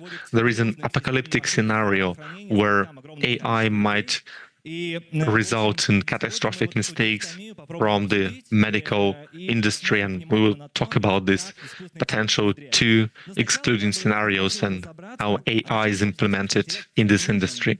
But first I would like to learn, why do we need AI in medicine? And even if it's very complicated, even if it's very difficult, people will still use AI. The first reason why we have algorithms in the medicine is because there is a significant increase of data that are stored in biology, biomedicine, different adjacent areas. There's a genome data, protein data, and all those OON data on how humans are constructed, how animals are constructed, what kind of genes, mutations we have. Those are terabytes and petabytes and xenobytes of data, and it's stored every single day. Previously, imagine you are a scientist in the 19th century. These people, if they are pedantic, if they are really good experts, could have all the literature on their industry. They could actually know everything that was known up to that date. But today, just if you learn, there's PodMed web resource, and there are 30 million publications and about 18% dedicated to oncology. From 30 millions, that's a lot. That is a lot. But obviously, you do not, even if it's a very good oncologist, even if you work this adenocarcinoma, you cannot analyze all this information, so we need support. That means we need some support to at least identify the gap. That is the gap that really highlights the clear opportunity for a new discovery. So the researcher that reads articles for the new research is actually reinventing the wheel because he does not know if it is an innovative study or not. I mean, it's hard to understand this by yourself single-handedly, and you do need some support. So you need the systems to analyze the natural language that will make it possible for us to digest thousands of articles that come out every year without spending all your working time into this. Now, a whole different goal is to understand what are you studying. If you're a molecular biologist like myself, you research into the genes, you analyze the DNA, you read the genomes. So in order to analyze the data from your own experiments, that is, to understand what you have actually done there, you need artificial intelligence.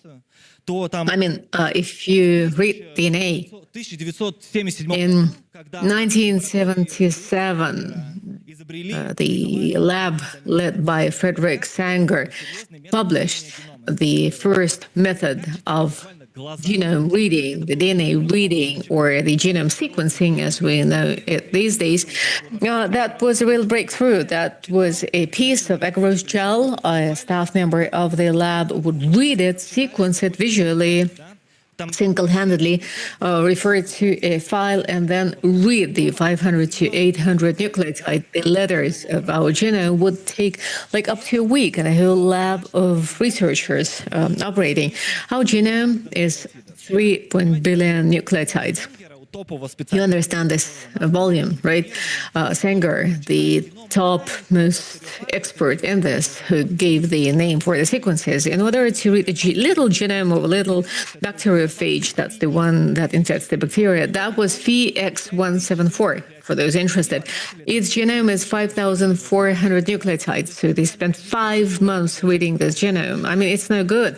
I mean, when you do your own reading, it's extremely inefficient and it takes a long time to clearly need some support. Now, today, we have highly efficient sequencing, and that's what I work with. They produce 10 times more letters of nucleotides the reading capacity. No lab will ever be able to compete that, and to beat that, we certainly need artificial intelligence. We need machine-based methodology because we need to read the data and we need to interpret the data. We need to make sure we find the complex trends that will then come out as new technologies and as a new understanding of how we work as humans. So the implementation of the machine learning as deep learning and artificial intelligence into the genome reading and into biomedicine is inevitable. I mean, for purely scientific research readings. So that is not the only reason.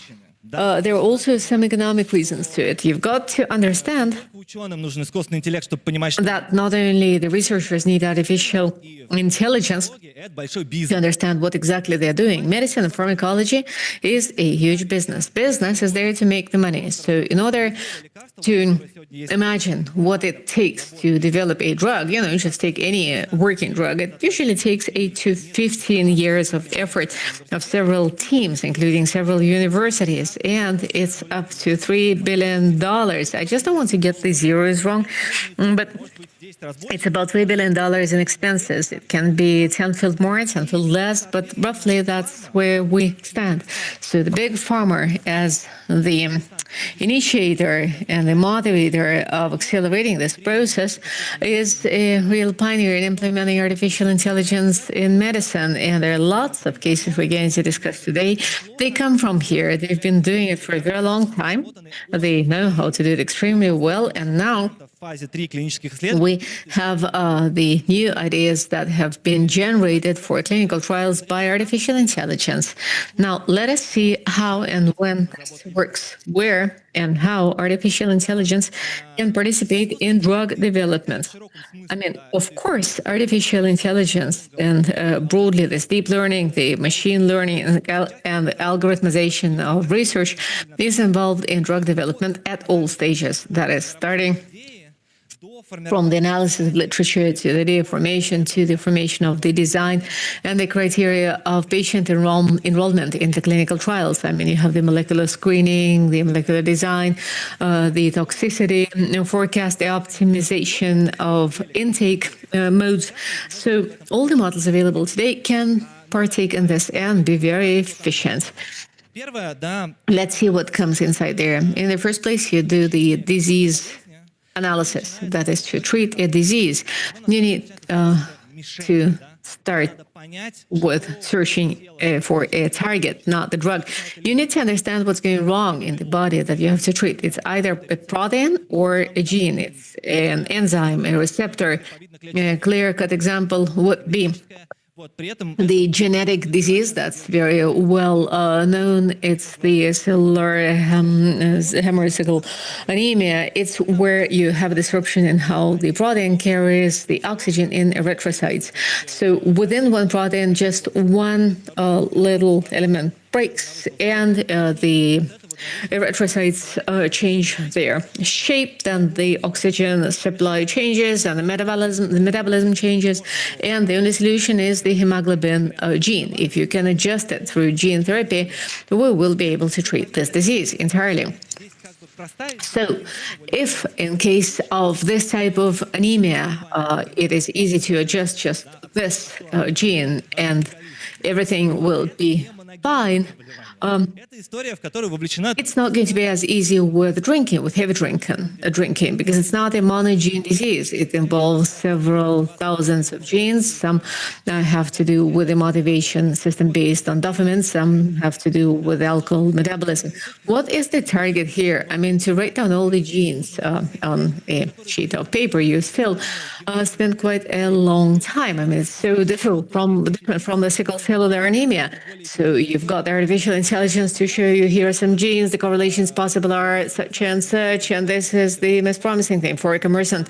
I recently commented in the news, a group of Russian scientists identified this gene and demonstrated how this gene is responsible for the development of drinking syndrome.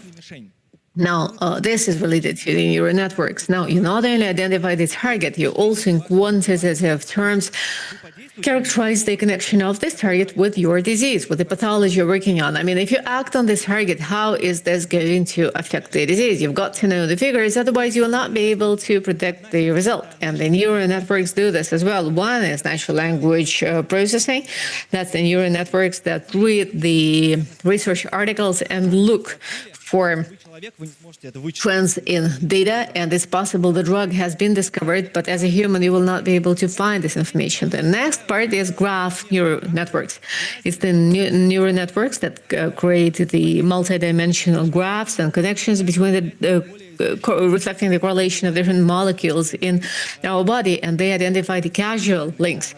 The cause and impact links. That is, if I impact gene X, what kind of correlation am I going to derive from that? These neural networks are being developed.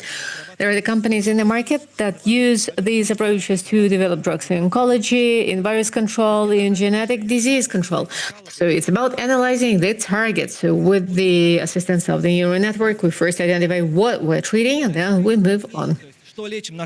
Next, we identify what we are treating. How do we treat this? What molecule do we take to get it to act on it? So in the first place, we get the broad screening trials. When you have a scientist, a researcher taking like 100 mice, 500 battery plates with different types of cells, affects them with all the molecules that should work on them, sees what happens, and then selects the right candidate molecule. It's very expensive, it's time-taking, and it's complex, and it's not necessarily predictably positive, especially when it's about the new diseases we hardly know anything about. Artificial intelligence today analyzes the databases of the well-known protein structures and the databases of the plant-based extracts and the existing biological molecules can predict affinity.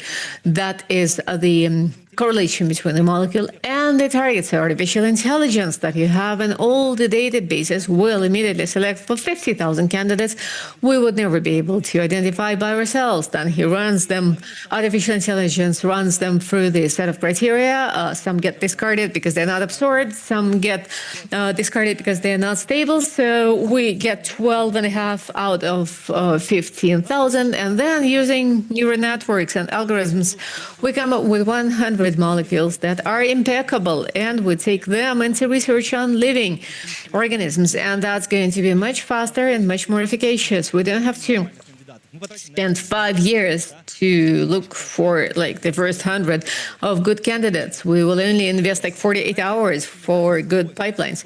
The next part is optimizing the properties. We know that this molecule works against the disease we're interested in, but it is not perfect. The generative models and neural networks could offer the modification of a network so that it can acquire the good properties like acetyl salicylic acid did not come out in this composition right away. In traditional medicine, they used the bark of salix or salice in Latin.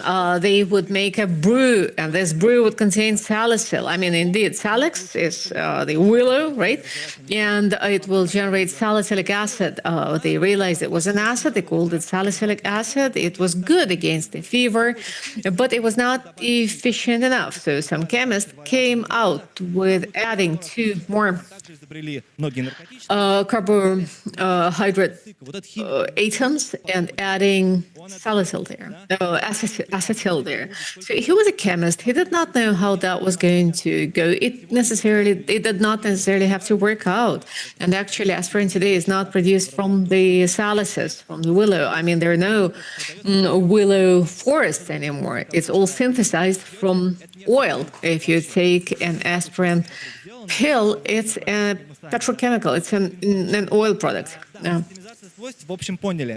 So optimizing the properties. And thirdly, it's the de novo molecular design. That is when we do not know what it is all about. We don't have a molecule, we don't have an idea. So we go artificial intelligence, you go and synthesize it. So today, the generative chemical models devised in the pharma can propose a completely de novo structure based on their own dark laws that are not known to us, that will have the right properties we need, and it will optimize the chemical synthesis methods so it's easier for us to adapt it industrially. It's an amazing story, saving dozens of years of development to everyone working in the pharma, and outside of it, it's very powerful, like really big thing.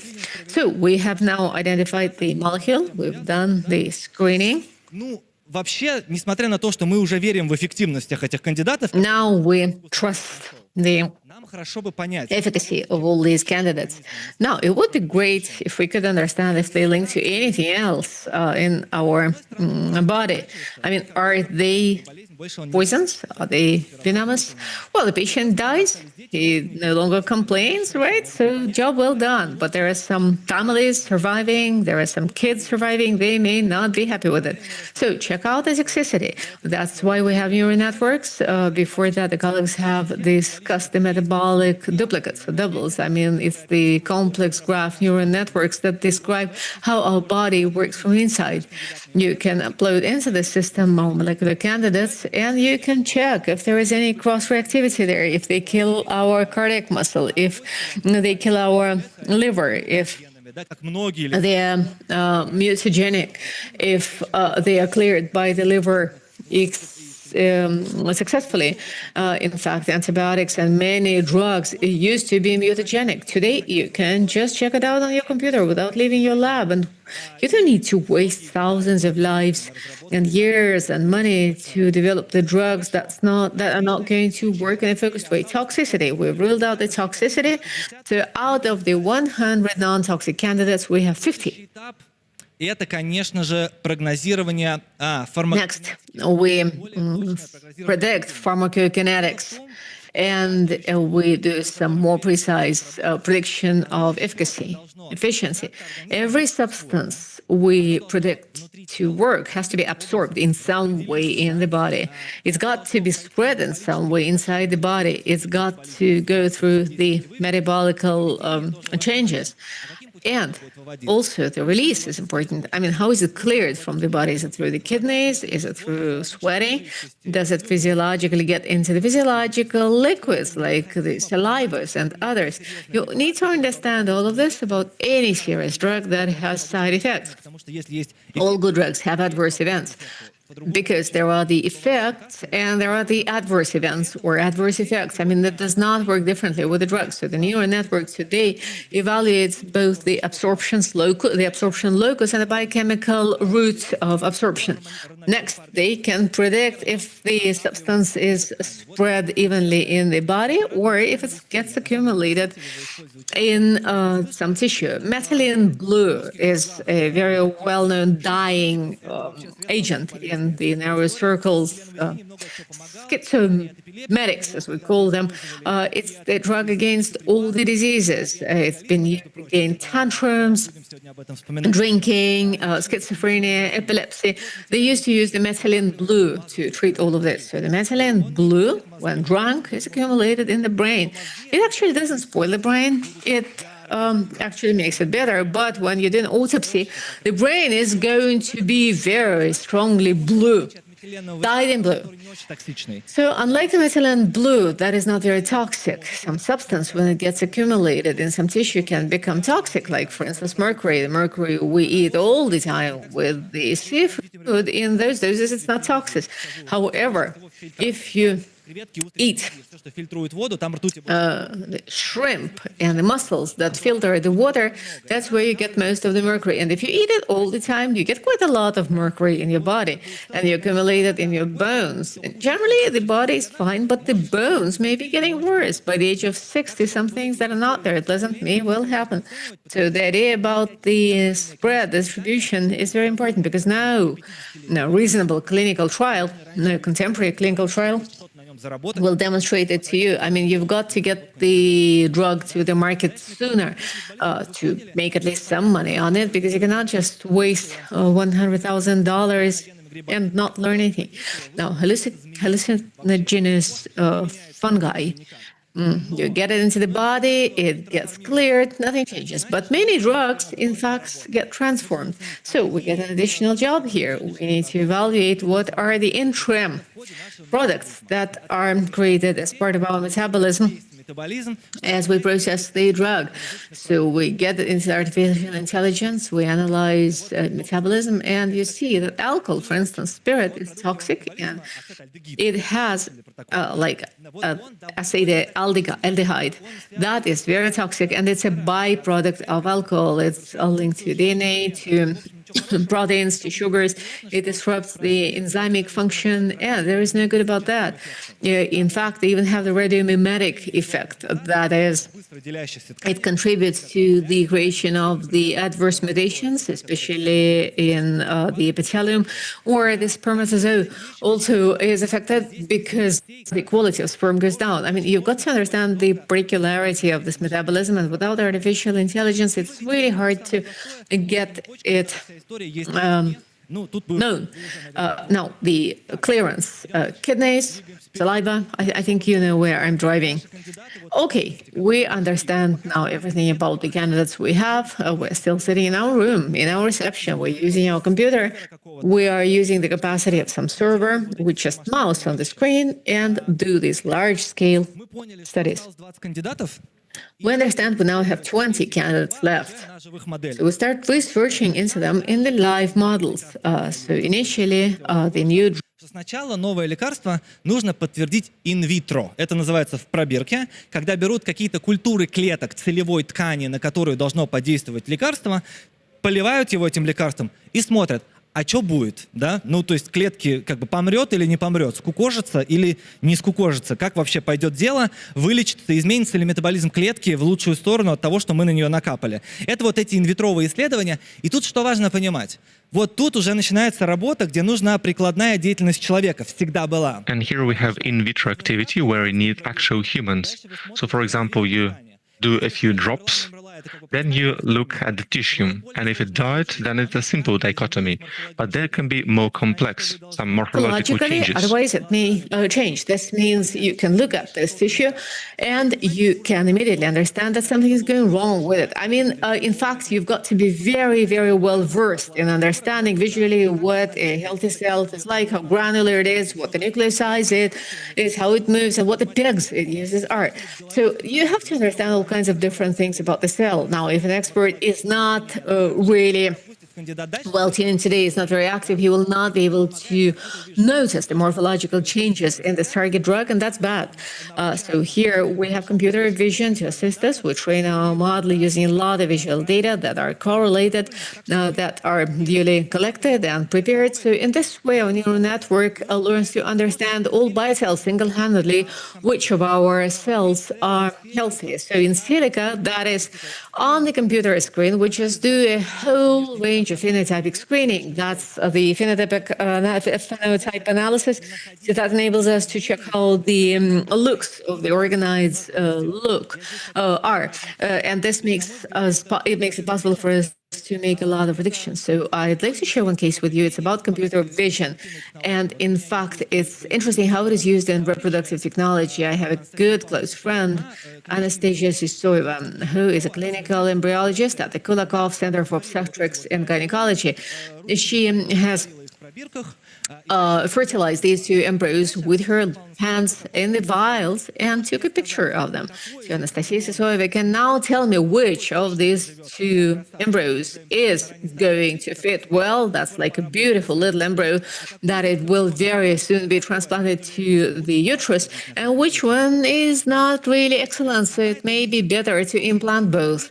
She sees this, although morphologically, in terms of what the books say, both embryos are perfect. They're good, they have all the properties required for implantation, but her experienced eye, her live neural network sees that one is more granular, it looks more powerful, the other one looks less powerful. You can look at them and find those 10 differences. Let me tell you, the ones who voted for, okay, just take a second.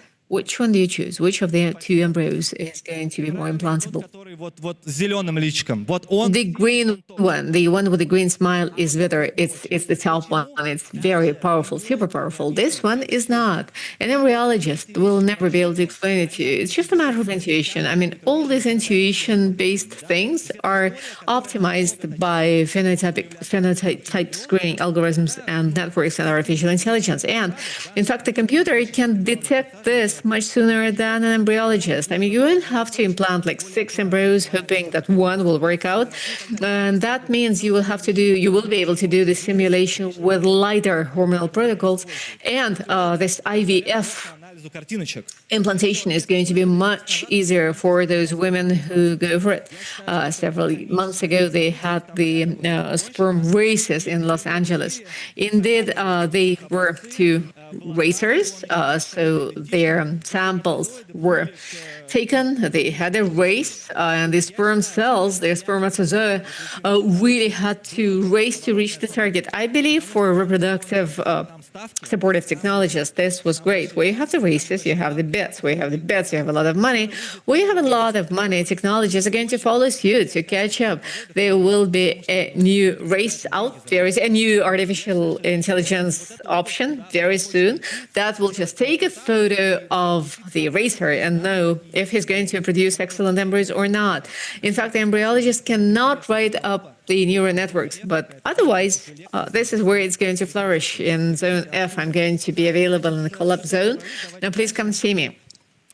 So, И, наконец, добрались мы до самого такого... Next, we now come to the point where we get the greatest responsibility. We have 100 excellent candidates that are all computer models. So we sieve it through to 10 to 12 candidates that are not toxic, and it works fine. Now we've tested them on these cells are not laying out, everything is fine. So we go into trials in humans. And again, it's difficult to do single-handedly because we need an adequate design of a clinical trial that would produce a very good informative outcome. It will not be too expensive, and hopefully no one dies because it's real people, that's difficult in terms of ethics. So this takes a certain selection of patients involved. So you've got to select the patients who do not really suffer of the intake of this drug. So you analyze the patient biomarkers, the stratification to do the right dosage, and even the forecast of the patient's response to therapy. All of this is feasible with metabolome models. But in labs, this works. And I'm sure very soon some big things will be done in this area in order to manage some very difficult, complex orphan diseases, or, for instance, for cancer. So the pharmaceutical companies have a huge wealth of work to do. Drug development is complex, and you now understand how it all works with Zolgensma, or with the spinal muscular atrophy drug that is well known for its high cost. It's the endogenous therapy that corrects one gene that works in the wrong way in the bone marrow and causes the muscular atrophy. It's something that can treat a rare genetic disease that used to be a death sentence. Now you can just infuse it once. You had to have drugs to take permanently. The cost would be about $500,000 a year to sustain a patient like this. I mean, it was really extremely expensive. Now, the guys created the therapy. They created the gene-based drug based on paradenovirus, and you just need one infusion to treat the patient. It's a 60-minute infusion. It's worth $2 million. It was in development for 23 years, and then they calculated that the 10-year support to the maintenance is worth $10 million. So if they do an infusion at the cost of $2 million, they save $8 million, and they can set the prices as high as that. It's the second most costly drug. I cannot remember the first one. It's to work against Duchenne muscular dystrophy. That's another very rare orphan genetic disease. It's worth the gene therapy is available. It's 3.5 million per one injection, and you see each of these stages can be either automated or simplified or reduced into just several days instead of working on it for years and decades, thanks to machine learning and artificial intelligence. Well, this is a real revolution, and it's a breakthrough for people with orphan diseases. Why? Because if you have an orphan disease, it's of little interest to pharmaceutical companies as a business. So if you've got to invest 23 years into exploring a drug against the disease, bringing together like 150 individuals in the world, like this whole Gensma I was talking about, the spinal muscular atrophy drug, it doesn't really make sense in terms of a business model. So traditionally, they do not invest into this as a business. Now, with the introduction of artificial intelligence, the situation may well change because you will be able to do it faster. You have 7,000 orphan diseases in the world. Most of them are unknown. Few cases, little investment into the research, but this can change also. There are other diseases that are extremely common. It's cancer, all kinds of cancer. You understand that cancer is like thousands of diseases coming under different names. I mean, oncologists do not know of cancer. They have the squamous cell carcinoma, they have the small cell carcinoma. I mean, I'm not an oncologist. I just know all these names from Dr. House of the pheochromocytome. But there are thousands of diseases of very different biological origins and different in terms of metabolism and approaches to treatment. there will never be one drug against cancer. Now, developing one for every type, well, that might be a promise. We seem to be handling it gradually, but the multifaceted diseases are a whole different story because it's a diverse range of diseases you cannot just tackle overnight. But using the graph-based neuroworks, we can certainly find more universal solutions. And bringing this all together, how can we hack the orphan diseases, all the system of the difficult development to find a key to an orphan untreatable disease? In the first place, that's accelerated diagnostics, case gene, 300 different syndromes they take. Taking, for instance, the Down syndrome, they diagnose 300 syndromes from a photograph. In order to set a proper diagnosis, it takes ages, it takes years because it's unclear symptoms. So the neural network just takes a photo to set a clear diagnosis. That's better treatments, that's better socialization, that's accelerated outcomes. And then the search for the targets. Here you have the in silico medicine case, an excellent company with a Russian founder. It's an American company, though.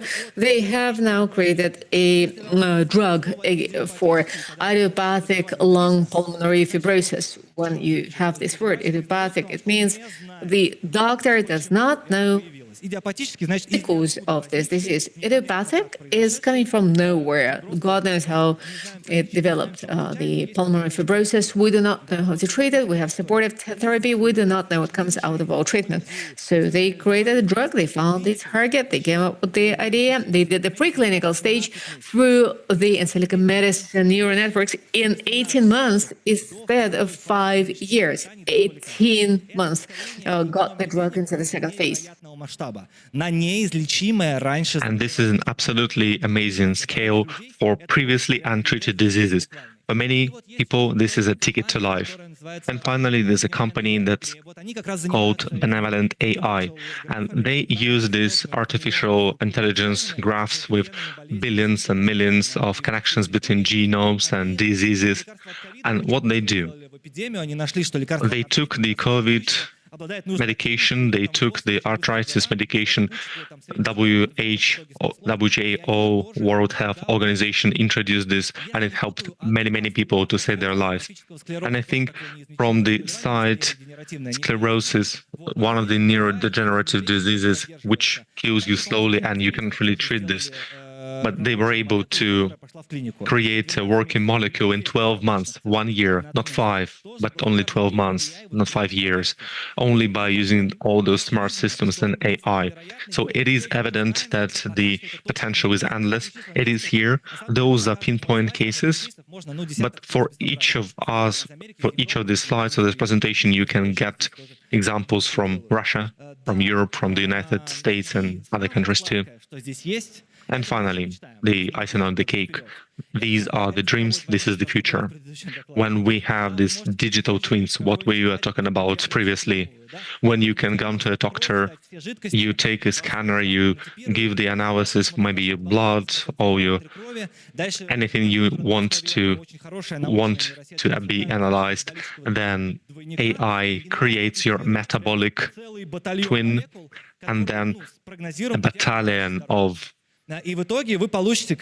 viruses and microbes will be tested on your twin, and then you will get a cocktail personalized for you, the molecules that will actually help you, your body. It will increase your longevity, it will help you age, help you with health, improve your mood.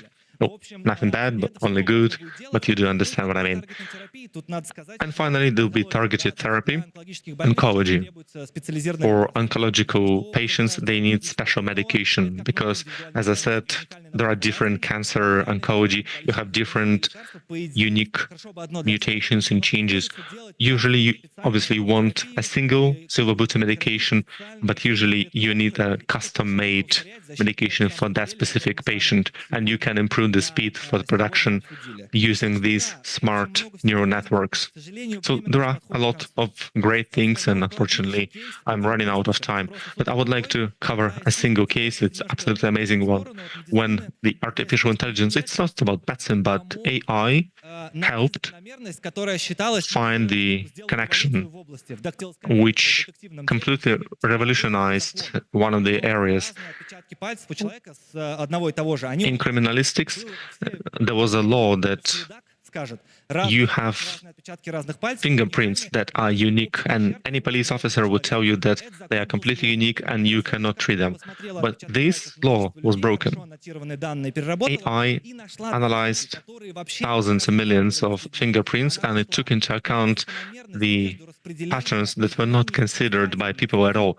There are differences between different lines of those fingerprints to different lines, zigzag lines, and if you have a tangential line to those zigzag lines, then there is a certain pattern for angles, and you can see the same pattern for different fingers for the same person. And just imagine how many dead cases can be revived and they can actually be solved.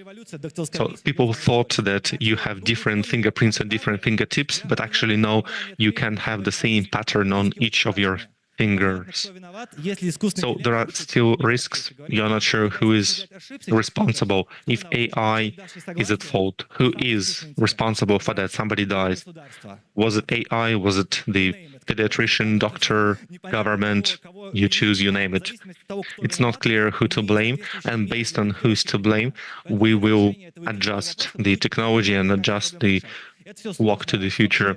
So it is really, really hard. There are so many philosophical questions here, but we should remember this. There are so many developers here, people who work with ML, deep learning.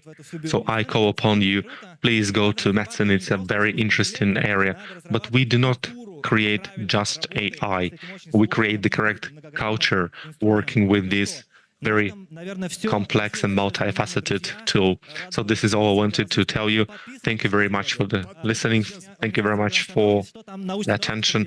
I have my Telegram channel. I'm talking about medicine technology. We have a few minutes. I wanted to ask you a few questions. You did not cover this in the presentation. Digital twin, that was my question. Well, okay, so once I get the patent, I will make you the co-author. And you said you would need millions of terabytes of data that you would do every day. So maybe not in 30 days, maybe not in 30 years, maybe in 5 years. Okay, but we will need computational power. Second point, we both here for the third time, given the presentation, listening to presentations, the brain will learn those predictive patterns. And I know about this. I actually took a look at you and I called you candidate of science, but you're not the candidate of science. I should be. I should be a candidate of science by the end of 2025. And just after he becomes the candidate of science, he will get his PhD at the same time. What you told us here in 40 minutes, this is so inspiring. My surname is Golubov, which is dove of peace. But actually, you are the symbol of peace. You are the symbol of harmony and bright future. Obviously, we have these professors from Harvard. We have Yuval Noah Harari. But you are the person. You are the beacon of light. You cover this gap. You give us the hope, together with AI, that we can fix our biological bugs. And thank you for Kulakov. And thank you for Karelia. Thank you very much. I'm from Karelia. I spent 20 years there. I do not recommend, but I do remember.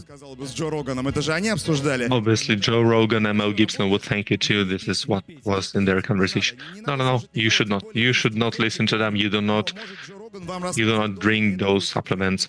And you should remember, those could be deep fakes. Maybe Joe Rogan would tell you about these supplements for hours, but it was a deep fake, who knows. So please subscribe to his Telegram channel, and I should be around here. You can ask me questions. Those bio people are absolutely amazing. They hacked their own system so they can go on and talk for 16 hours more. Next, we go for the candidate of the biological science. And first we started with the financial literacy, and now we are moving to very hopeful and inspiring area of medicine and how we will fight medical bugs, how we will fight our biology. We will have the candidate of medical science, doctor, endocrinologist, geriatrician, head of the laboratory at biomarkers of aging, curator for the research project called RUS-Age on how to fight aging. Добрый вечер, друзья. Очень удивительно мне здесь быть. Еще Hello everyone, my dear friends. I'm so amazed to be here, and despite this bright sun, still continues to be here, and it's clearly that people on the left are feeling it hotter. But it will get even hotter because we'll be talking about one of the hot topics, not just live longer, because we can live longer, especially compared to the Middle Ages. It has now increased by at least 30 years. But now we are talking about happy lives. You do not want to live until you are 120 years, but suffer from all the diseases associated with long age. So the point of my presentation is positive. It's not to scare you with aging, but to tell you that aging is becoming an adult, becoming mature, becoming wiser. So the question is, how do we do this correctly, and how do we benefit the most from this process? We will cover these topics. I will try to stay within the time frame, because obviously we can continue about our own topics without end. But we could use aging biomarker agents, and you want to, maybe we can change the name. It's not aging, it's longevity biomarkers, because we want to take a positive perspective on this so that we can make our future happy and bright. So this is just for convention, a glossary of terminology which I'll be using today. You can take a photo and you can look up just to understand what I'm talking about. And do not be afraid, there is no deep science here. I'm so tired of deep science myself. This is Saturday. So let us have just a common discussion, simple discussion on how do we live longer and how do we have happy lives with our longevity project. What exactly is aging? Usually people use this as a negative word because aging means weakness, fragility, inability to do something you used to do before, or you do something poorly. But if we look a little bit deeper into the history, and when I was trying to look for universal definition of aging, I realized that it's impossible to do so. But it's also interesting to look at how people changed their attitude towards aging from the ancient Greek times, ancient Greece times, to the modern times, where people were welcoming old age to very bad connotation, to quite normal and neutral, that this is just a process. These are the changes that happen to a body. But what kind of changes do we have? Well, it depends on you. You sit on the sun, you sit in the sun, and some people will have a burn and other people will have a tan. It depends on you. You have the same sun, but you have different results. It depends on you. Aging is not scary, and this is true. Usually we say that aging is bad, but there are different ways to age. This could be physiological aging. You can have active, successful, and biological, healthy aging. It should start with the fundamentals. You should start with healthy aging. So this is just a normal, natural process where your body still maintains an ability to do whatever you wanted to do before. If you are used to do some exercises, you can still do them later. It's not about saying that you became an athlete, a professional athlete, when you're 85 years old. That's not typical for him. But if they wanted to have an active rest and do not depend on people around them, then this is what they want to do, because dependence on other people is one of the worst things that could happen to us. I was sick, I was down with sickness yesterday, and I had to use the assistance of my sister, and I felt even worse because I couldn't do it myself, and I had to employ the help of my sister. Now we go to the active aging. This is the societal process. We are talking about the concept in different countries, including Russia, and this means that involvement of people, so that aging people, so that they remain the part of the society, and this is what we should reach in the end. So what exactly is aging? And when does it become wrong? So once again, without going super deep here, just for us to understand what happens inside cells, we have fundamental mechanisms of aging. These are neutral.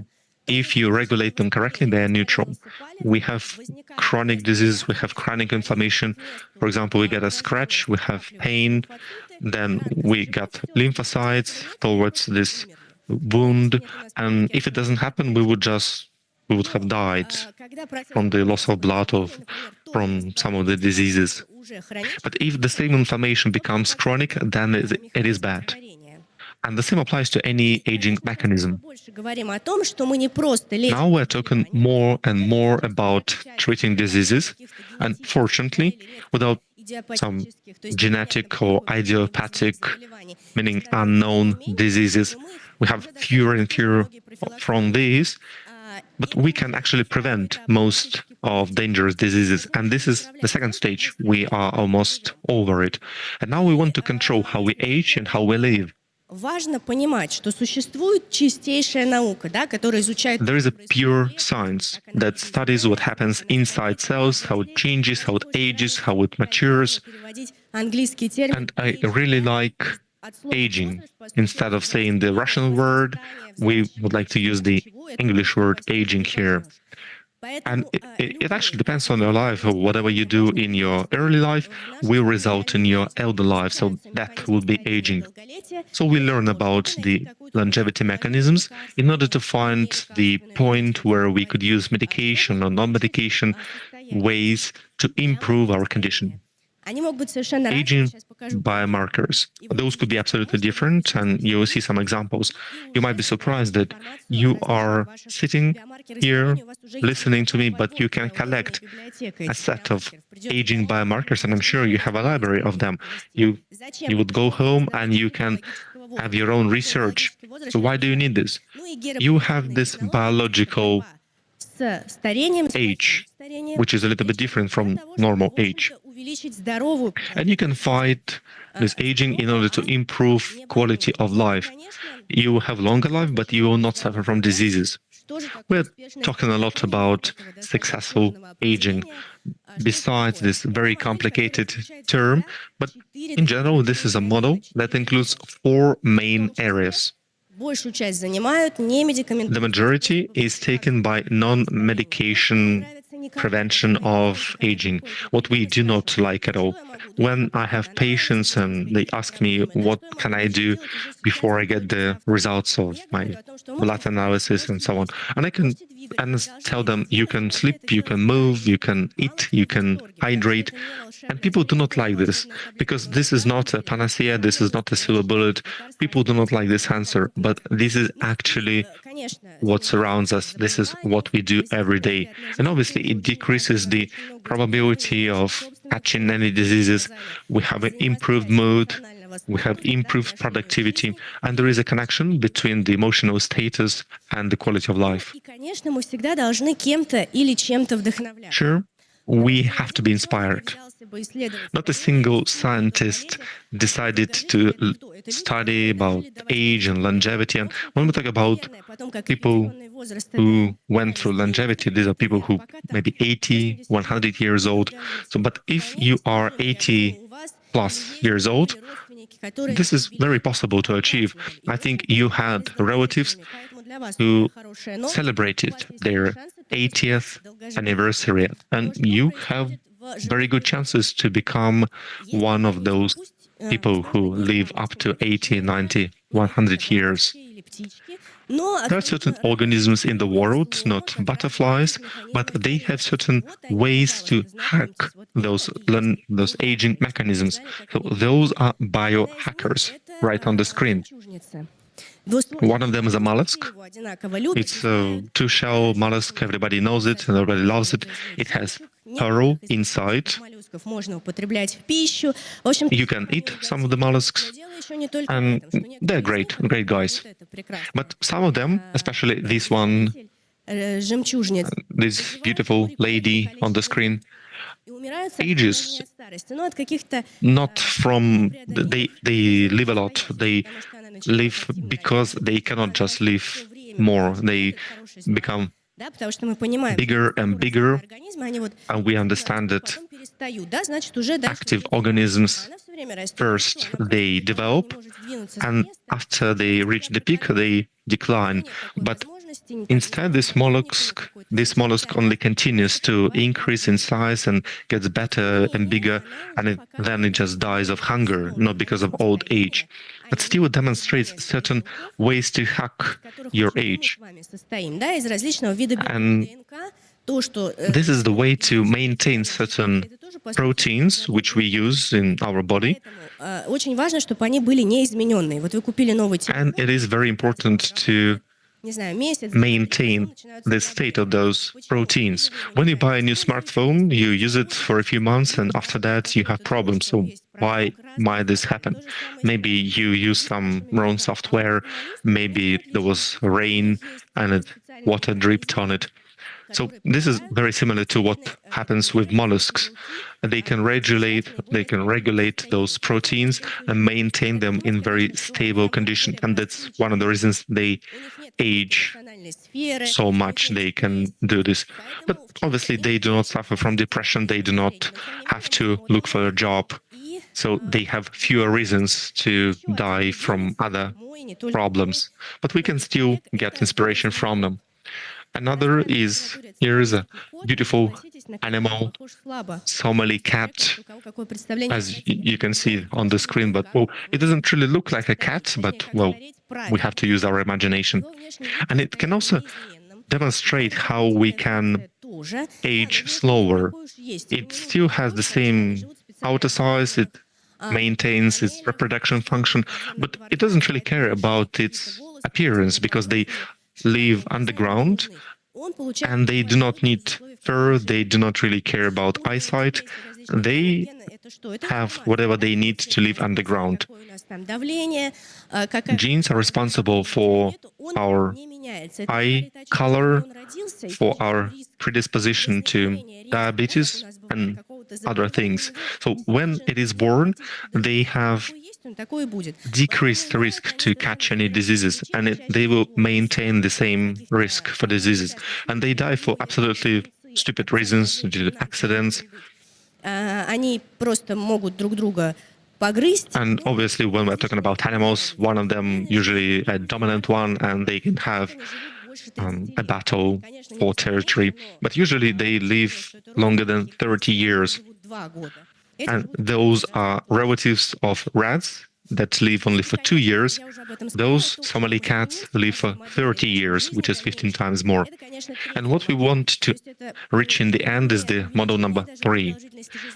We do not increase the number of ages we go through, but we improve the quality of our active life and we extend our active life. And this is what we want to achieve.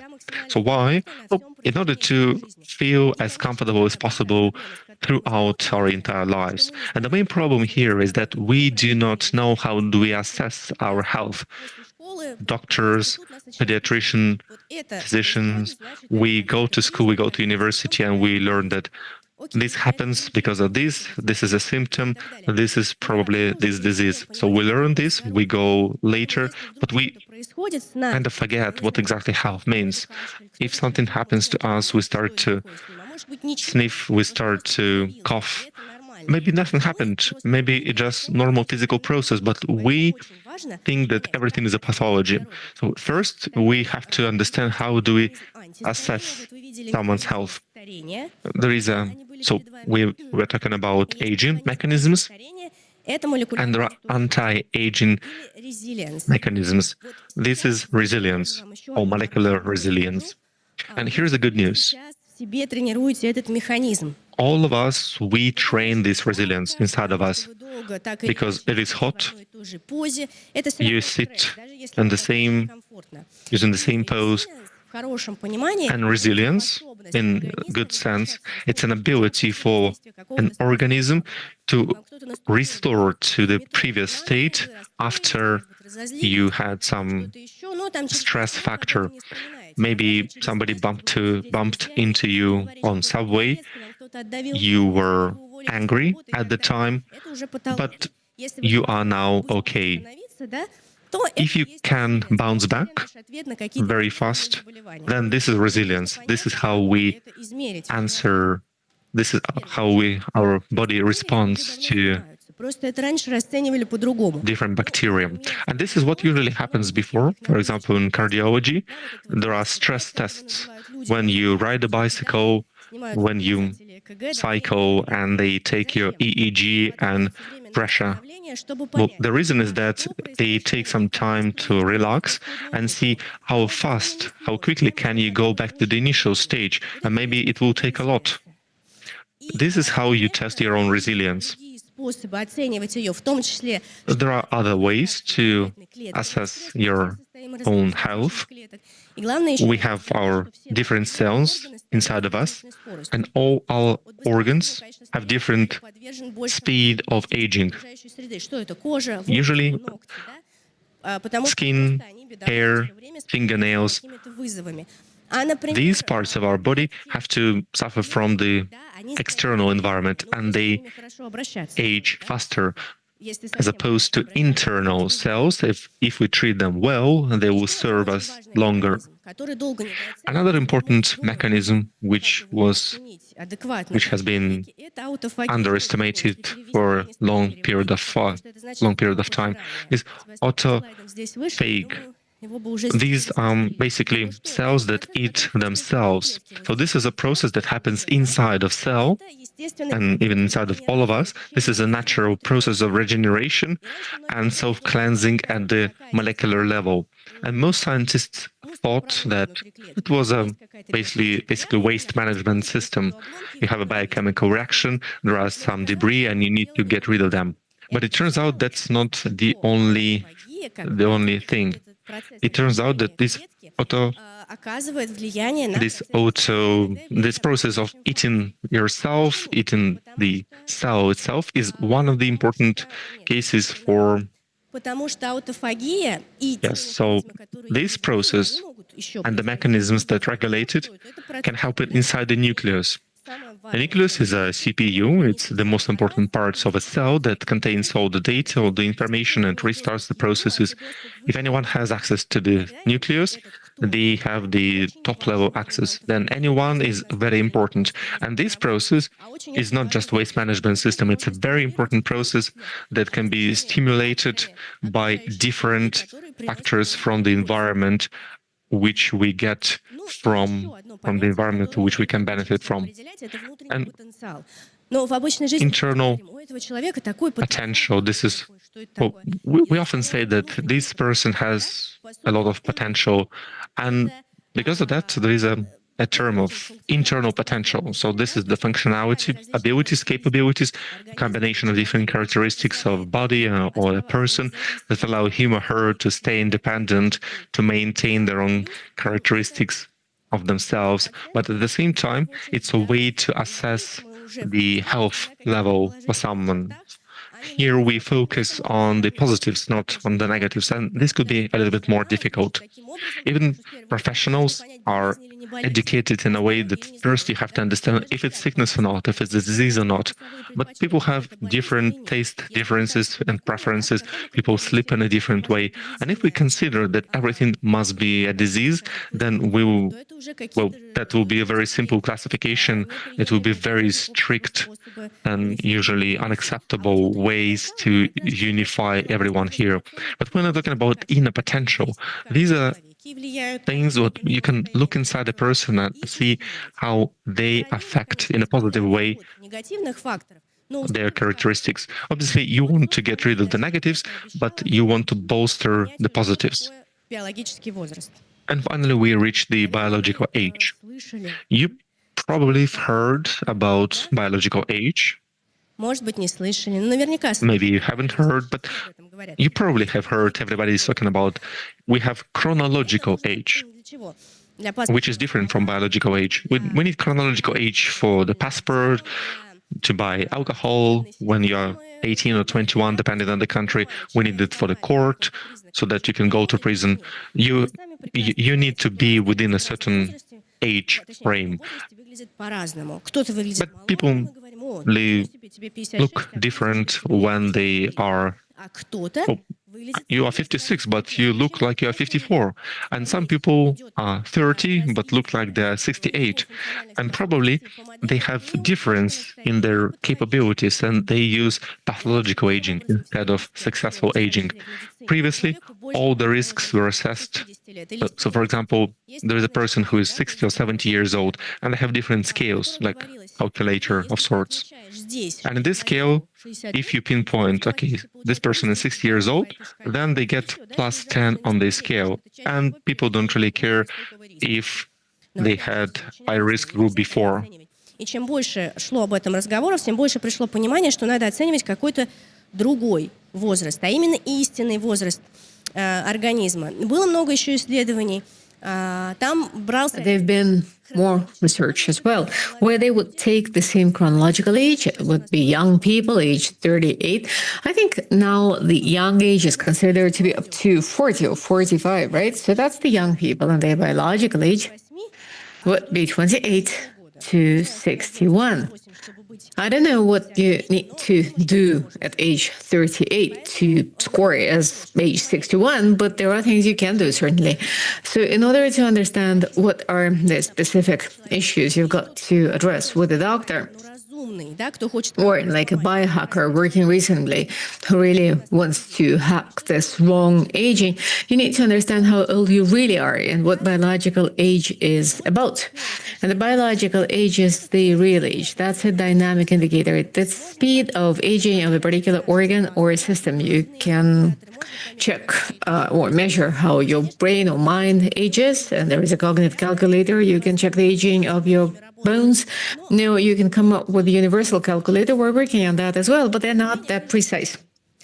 However, they're quite viable. In order to create this kind of calculator, you have to have its components, because essentially it's a formula that consists of a set of several elements, including different indicators of the rate of aging, the biomarkers of aging, that reflect the different processes that characterize the aging and its impact. I mean, it's not about aging being a bad thing. The most important thing is that they've got to respond to some kind of interventions. What kind of biomarkers of aging can you have at all? It's not an amazingly new thing. It's not something that came up like 5 minutes ago. Soon it will have been 100 years since people started thinking about how to measure the aging properly. And thanks to breakthrough in medicine, in science and research, in the human genome, the coding, we managed to get the answers to multiple questions. And this generated, in fact, lots of questions without the answers. What biomarkers are there? When I talk to my colleagues who are not working on aging and longevity. When I talk to my patients and friends, they all start coming up with some space-like ideas. It's like blood assays or the spinal liquid or the bone marrow liquid or to isolate a particular gene. But there are some very simple aging biomarkers. And in the first place, I guess you are seated now, you have your cell phones, you have the smart watches. So you can start collecting the digital biomarkers of your aging. What's that? It's all kinds of measurements that in quantitative or qualitative manner get reflected in our gadgets. That is how many steps you've done today, what's your weight today compared to your weight yesterday, how much water you've had, the sleeping phase, and so on. The gadgets are a great thing. Most of them are quite safe, but it's not a magic bullet. I mean, you cannot just rely on the smart watch and the measurements and the number of steps you do. You have some physiological biomarkers, and you can test this at home using yourselves and your family and using these as your role models, like the speed at which we walk. Walking speed. Usually when they pastiche an elderly person, they show this person with a walking stick. And this is the most visible characteristic. No one is going to test him for his cognitive ability. First, we really see how the person moves, how freely he moves, regardless of the support. Now, the handshake, the strength of the handshake, the aging political leaders seek to give a most powerful handshake when they are filmed. I mean, there is the dynamometer. That's a special gadget you use in medicine to measure the power and strength of handshake. And there is a certain power you apply at a particular age. If your handshake is not strong enough, it certainly demonstrates that you are aging. That's why the politicians seek to give a strong, powerful handshake every time they are filmed. Molecular biomarkers. Usually people think about the molecular ones. That is about, I think my screen is going to be up quite soon, but I remember what I was going to say. It's the biomarkers we get when analyzing some particular liquids or tissue of the body. In fact, I'm seeing some people are training their resilience and responding to stress to adjust the screen. Excellent. So why do we collect all these data? We do that in order to put together some working formula that would be quite simple so that any ordinary person can use it, or so that it's complex enough to be used in science labs. Another important thing is that biomarkers have to change. They've got to respond in some way to the environmental factors or to lifestyle change factor. I mean, if somebody used to have a weak handshake, but he's now eating a lot of protein, doing a lot of exercise to train his resilience, it all reemerges. No, I'm clearly letting out way too many secrets. I had to be a little less detailed, right? And my screen goes on and off. So we need to see this indicator dynamically. We need to check if it's become strong, if the person has become stronger or weaker. What about his handshake? If we have some statics, like for instance, the color of your eyes. I mean, you don't have eyes becoming blue from the original brown color. That is not a good biomarker, right? Because this is a biomarker, it's not going to change. So biomarkers of the timbre of the voice, the resilience, the strength, the power, the number of particular cells in peripheric blood, all of these are viable biomarkers. It's way too sunny here, right? So there is also a set of georeproductive mechanisms that indeed help to evaluate how the aging biomarkers change, like georeproduction. This is the real hacking of the aging system and the drug against old age. Well, there will never be any universal pill to protect us from the aging. We're all very different. My colleague has just spoken with his presentation, so we all need something special. We are getting away from the unification. I mean, in the past, it was wonderful. People could walk in pretty much the same way. To my sister, who is 10 years younger than me, to her, it's just completely crazy. It's wild. I mean, my friends and I used to be the same. very similar. You had one model of cell phone, one kind of jeans, and the rest of it. Now we're moving on to a customized approach, which makes it possible for us to select the target solutions to wrong aging. It can be walking, it can be a Jiro pill. I hope after my lecture you will get up and walk. And this is a Jiro protector, a protector against your old age, right? So if you're 38, it does not mean you really are 38. Multi-omics profiles, well, no. This is just a set of very precise indicators in your blood, mainly in the proteins, the lipids, that make it possible to evaluate what's going on with your body. So what comes out of it? My colleagues who had this opportunity did some study to see that there are two key points of development of the body. It's the age of 40 and the age of 60. And these are the two key points where we have to impact our condition, our health. So where does this come from? 40 is the age that you do not celebrate. We don't know where this comes from. It's just a superstition. And paradoxically, in some other folk tales and legends, we find things that come from the biohacking world, from the world of georeproductive technologies, right? So it's 40, and it's the age of 40 and the age of 60. That's when you need to check out your health. You just calculate your biological age, and you have this aging clock. At my university, we have already created, I'm not going to show this clock to you because we have already created 10 formula of different calculators for biological age, from a simple survey to a more complex one. I will show you the names. Why? That helps to evaluate what your body is like, what it feels like, what applications we can impact, and to measure the efficacy of our involvement. I mean, if there is any response, hopefully a positive one or not. I'm so impressed with the concept of biological age that I used it twice in my presentation. What kind of biological clock do you have? It can be as you want it to be. It can be genetic, epigenetic, transcriptomic, cognitive, phenotypical, microbiotic, lipidonomic one. Once the important thing is that it has the components that can change with time and in response to some intervention. So,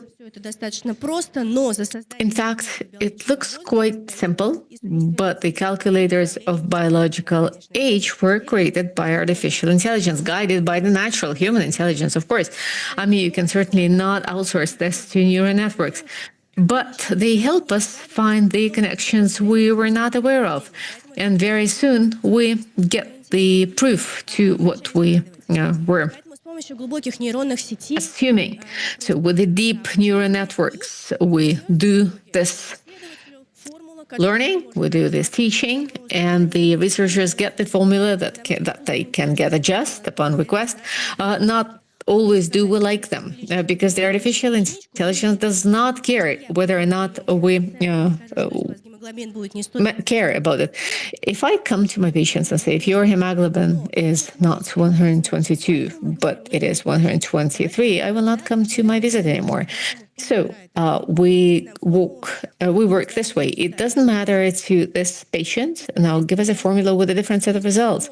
And it does. So there are already lots of studies that have demonstrated that the biological age does matter. It plays an important role in the prediction of all kinds of unfavorable events. Not necessarily it's a death, it may be the emergence of some life-threatening disease or a chronic threatening disease. And it's about how the measurement of biological age can impact this. These studies have been done in men and women. This is the one I really like, and it's a simple one. We had about 3,000 women analyzed for their dietary preferences. So they've received some recommendations in terms of what they eat. I don't like the word diet, because when I say diet, I immediately think of myself. It's restricting yourself on things. Well, no, this is sad. So to my obese patients, I say it's the way you eat. It's how you eat. Then I tell them exactly the same thing, but they feel more positive about it. Now, compliance with healthy diet used to be associated with lower values of biological age. They came into this study with the gap of like they were 25 and their biological age was 40, but then they came out of it and their biological age was 35. You know, it's not like you cannot expect the magic when in the paintings by Lucas Cranach, the elder, you get the elderly women walking into a fountain and the young ones coming out of it. No, we have this age study initiated by the University Pirogov, where I work, and we do the calculators for the Russian population, because what works for Russians will not work elsewhere. The calculator is very much nation or ethnicity specific. I mean, the Russian population, we pretty much have in mind it's a very diverse ethnic mix. So we make adjustments to the regions. But however, there is a lot that brings us together. So the important thing is to identify the aging biomarkers that work for us here and now, for our population, and to create the special biological age calculators. We're doing quite well. This is the number of calculators we have already developed. We can split them from the simple ones to the complex ones. You have the calculator to evaluate the organic acids in the urine. Not all the labs are able to do this. Biochemical calculators are easier, but you've got to come and have your blood tested. Anamnesis, all right, the history, the patient history, you fill out the survey in some coded way. The doctor enters his responses into the system and you get to know the biological age. Now, why is this the patient's biological age? Then you come back and do the study, but as initial diagnostics, this is certainly helpful. And to conclude, there are mechanisms of anti-aging, but there are also the mechanisms of the aging, which we have to impact. I mean, that's the chronic sterile inflammation that becomes persistent, permanent. How do we impact that in real life? Well, these are the life hacks to control the mechanism of your aging. That's vaccination. Paradoxical it is, but that stimulates your immune system. That makes it possible to properly build this inflammation chain. Lifestyle. No one wants to listen to stories about the simple reproductive technologies. It's healthy food, healthy diet. There is no universal magic bullet. It's analytics. It's the drugs that we're looking for, the biologically active substances that will impact the cells that are already susceptible to unhealthy aging. But that's what we're working on. So I really want you to know that there is not a single drug available these days that would prove the efficacy in aging prevention. So do not buy stuff in ambiguous websites. Do not listen to coaches. I mean, you've got to understand what's available here and now. And these are the lifestyle components. I mean, as long as until we have this foundation, like in the Maslow pyramid, we will not move on. It's not the Mediterranean diet, it's the regional one. We don't eat olive oil in this country. It's got to be available. Olive oil is good. It's also vegetable oil, so we can have that. We do not eat that many mussels and seafood generally as they do in the Far East, but then you've got to change your diet with regard to the region where you are living. It's physical activity, and it's limiting the endocrine disruptors in plastic surgery. It's exposure to the sun, physical activity. And in fact, there is a study. I didn't want to believe that for a long time, but there is a study that corroborates that. The changes of the lifestyle towards the more physical activity, encourage longevity and improve the biological age. Sleep is very important. Those who are interested in the studies will know and see that if you don't sleep enough, it's bad. It's bad at any age. Now, how you sleep is something you've got to learn. Melatonin is a natural component that is generated by your body. You have lots of additional additives. I mean, it's not a magic bullet. It's not a somniferous medication. But when you change time zones, for instance, it certainly helps. Ultimately, искать какую-то грань разумного. Биохакинг... You've always got to look for the reasonable. Biohacking, I'm not a biohacker. I mean, we have hack things as well, but in different terms. I mean, I have given the most popular definitions of biohacking. They're very different from the neutral ones. I mean, it's a remedy in practice to the technology of bringing together the biological system with the non-organic materials. Time will show what is right. You've got to be reasonable. The important thing is that the gadgets are good. We've talked about that. And it's not a human being. It's not a researcher. It's not a doctor. A gadget just collects your information. The biological additives, well, not always, because like dietary supplements can be safe, but they do not necessarily come as safe. So here are a few useful things to take away with you. And we're moving on towards understanding that aging is not necessarily a bad thing. Unhealthy aging is bad. And that's where you need prevention and medication. Here is a little muscle, and this is an image of this wonderful biological organism who knows how to regulate his proteostasis to be similar to him. Lyubov. Your name means love, and you really bring love and hope. Thank you so much. Also, sports, the sports standards in this country, this is called the GDO standard, the fitness standard. So if you do a push-up and you manage to handle it for 2 minutes, that means you are essentially healthy. So we had the speakers from the media N+1. So now you understand that there is unhealthy aging and it's not a good thing, but otherwise aging is maturing and there is nothing to be afraid of. Now, Kulibin is the name of our Science Pop venue. The scale is amazing here. We have Cyber City among other venues here. It's very popular. And I would like to connect with our super special correspondent, Jan, who actually is a very robust and viable guy. Jan, can you hear us?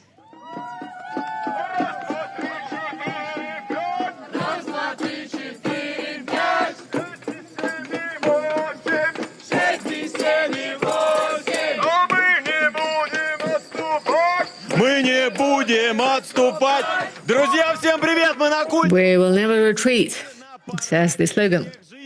We are in a parade of all the dwellers of our cyber city. As always in our event, we have a huge mythology of what's going to take place for these 3 days in the cyber city. Now we're going to learn about that from Asya, the tour guide in cyber city. You look great. So, what is the storytelling plot of the current story in Cyber City? Last year, we had a beautiful little kitten, our mayor, Mio. That was the artificial intelligence mayor with the mustache, with the whiskers. So he started deleting the Cyber City. Something went wrong. There were people who were burning our city into ashes and the rest of it. So we are a city to fight with technophobic populations. The technologies are wonderful and we've got to use them for peaceful purposes. I am a reverser, right? That's what I am. I want to reverse this trend on this thinking. So where do I go first to take part?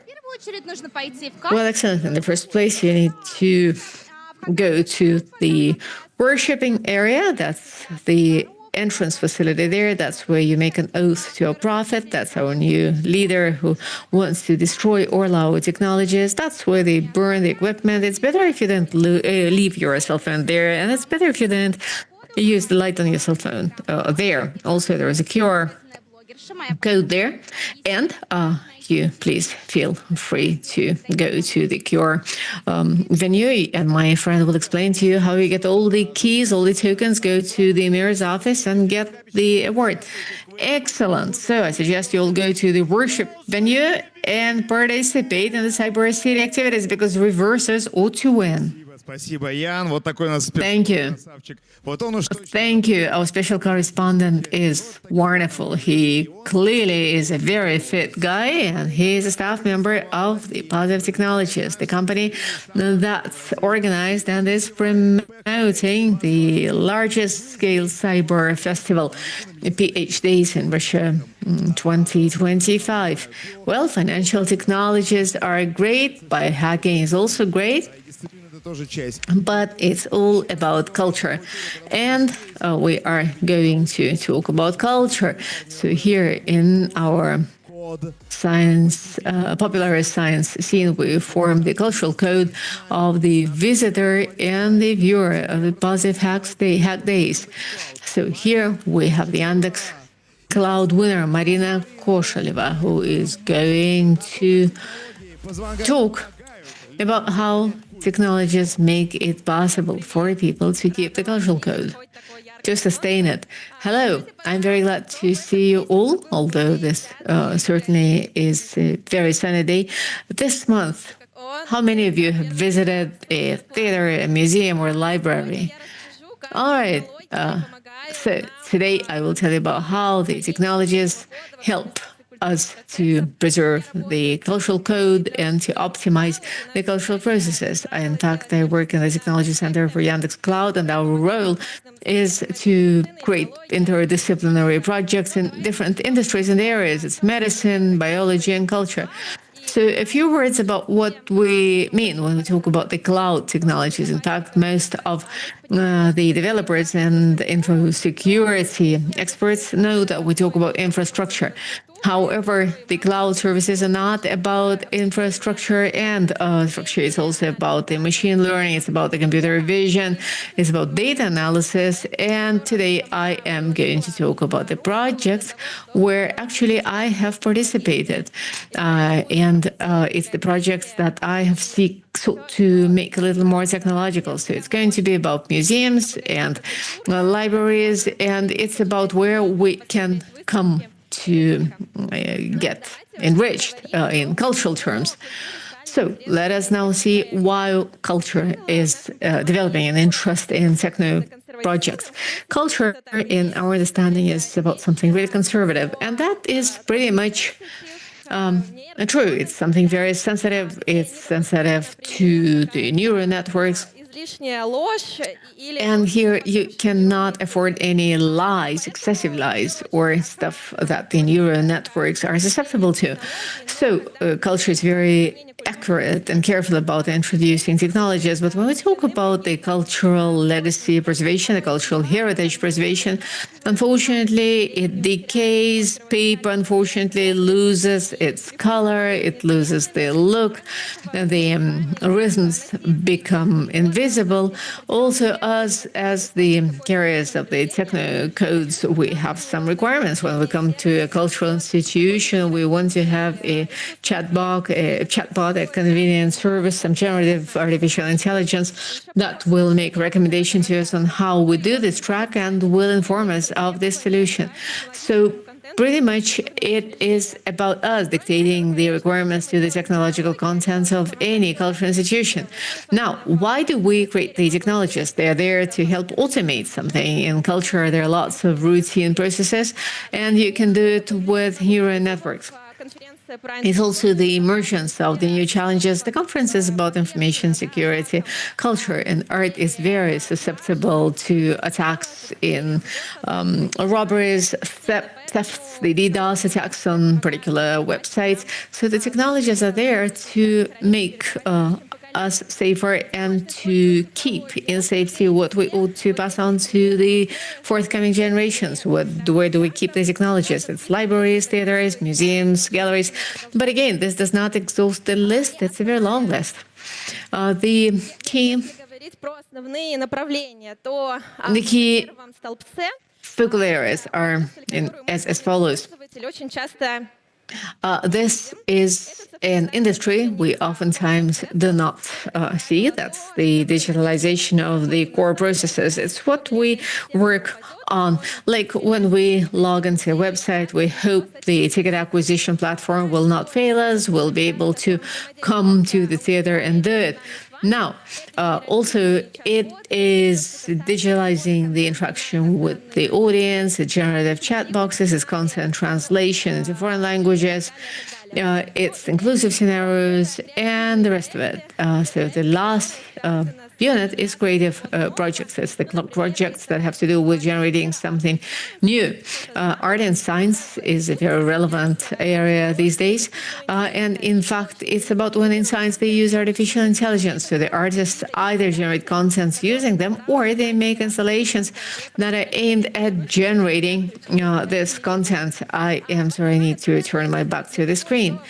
Now, the key value here in us implementing projects on culture is that we want people to go there. We want to pass on our cultural heritage to our children and grandchildren, and to make sure it remains valid. Well, culture is not that big a focus of this activity and gathering. It renders the sense to what we do, and this is the sense through which we accomplish our goals. Now, the goals we implement through the cloud. Let's start with the complex scenarios. When we talk of museums, we talk of management, optimization, efficacy, and our way forth starts when we arrive at the museum. We don't like it when we see a queue, we leave, we send some negative feedback to Yandex Maps. The museum analyzes this, it dislikes it as well. So the museums, they oftentimes use the projects that involve optimization. And one of such projects we are doing for one of the leading Russian museums. The point is that mathematics is used to do the calculation, to optimize the flows, to generate the track of the visitors to make sure they do not collide. So one of the goals here is to create generative routes. You just discard all the routes that are not visible. The agents and the flows start moving with this system. You create a network where you can witness what's going on there. So on the right side, you see one of the projects implemented in the international market. It's the Louvre project. So all the agents are reflected with the dots. You can see them. They come across one another upon admissions, and the admissions and the way out are in the same directions. The infographics are minimized here, and we see how long which of the agents spends in a particular venue, what he does. And finally, we can see what they saw in Louvre. Maybe they saw Mona Lisa, maybe they spent there 30 minutes, maybe a few hours, maybe half a day, and their behavior will be different compared to people who just go there for a few minutes. The main point here is to analyze the complexity of visiting different facilities, optimizing the movement of people. These are used not only in the arts industry, but we do not have enough projects here, so this is why we do this. The next point in terms of culture is accessibility. We all know that artifacts of art should be available to anyone. We should be able to go to the library, to a museum, and see it with our own eyes. That is why many museums now go through digitalization scanning process. Now they have 3D scanning, there's a laser scanning technology where you can scan the whole building, whole facility, and then you can move them to a different country, to a different exhibition. The basic one is the scanning so that you can upload them to different platforms where common people can go and interact with different content and just look at it online. Inclusivity is very important. The content we watch should be adapted and localized and maybe globalized in different languages, but also for different age groups. Here we have a lot of things we could use, technologies, translation, adaptation in terms of the context. One of the examples for such a project for accessibility is one of the Moscow libraries. They implemented this project where you can scan quite a lot of books and upload them to the virtual platform. But unfortunately, it's not enough just to scan a book. So you upload it, and what happens next? We have to go there and we have to look for it. But besides scanning the book, you have to use OCR technology or VM technologies, and they allow you to provide optical recognition for different elements in the PDF files, and that significantly decreases the manual input. You can also detect different titles and text parts, but they also can correct errors. Maybe someone is reading a book, maybe they make a mistake, maybe they make a wrong entry in the catalog. Machine can help us with detection with 99% precision. And depending on the font, I think those vary a little bit. So we make them into a digit, we scan those books, and then we have to look for it. We could use LLM to optimize the query process, and it's actually a very complex problem. When we look, we could use author, metadata, characters, lines, paragraphs from the book. And for this search to be smart, we have to feed it new data. We have improved these large language models. And because of this, the relevancy of the result also improves. Next, we need to look for semantic analysis, semantic search, build knowledge graphs when we visualize connections between characters, authors, and put them on different graphs. Those graphs could be in different sizes. Usually people, the experts from arts industry, care about this, maybe historians, so that it's easier to take in this information. And obviously you need to parse the information so that you can prepare it. Another example of good example for digital funds search is Yandex Search project. Any library can become a part of this project, any state archives, and we can go to this project. We can put a surname of our relative.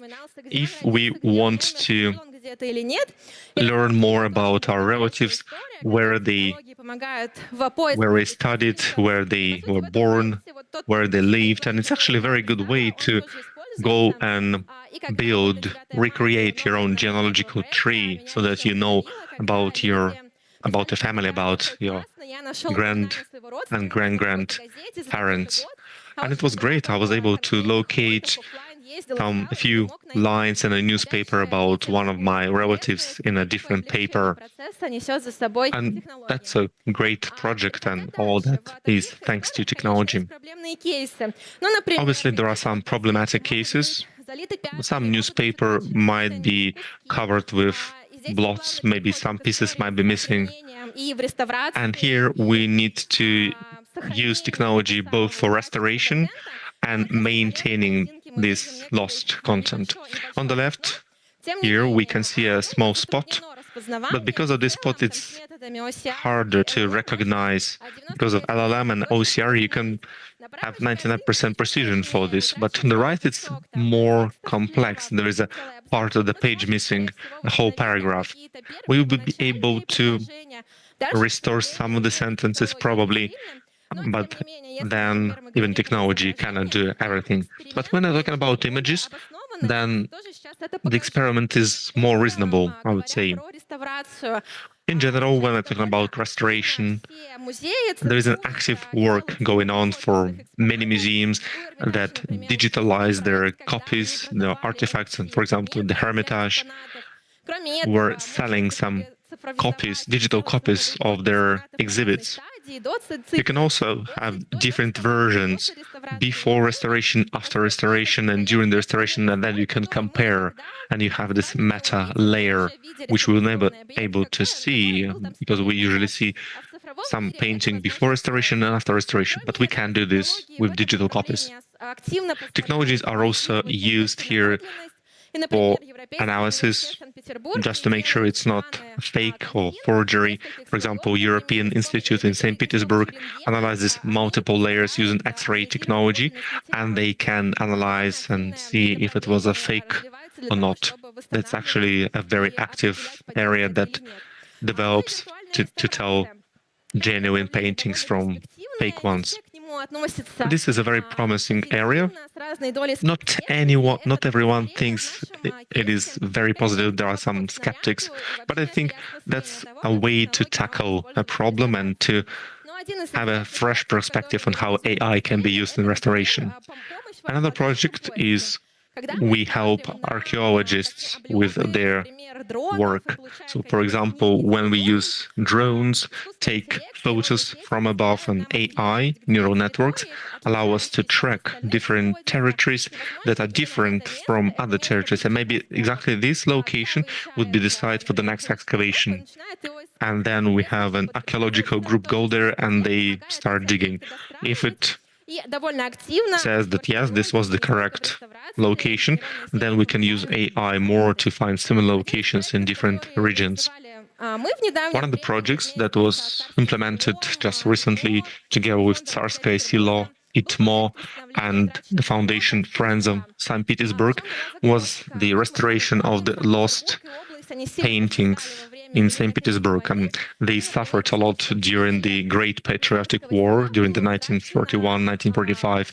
And Tsarskaya Selo basically lost all the panel that ornamented the room.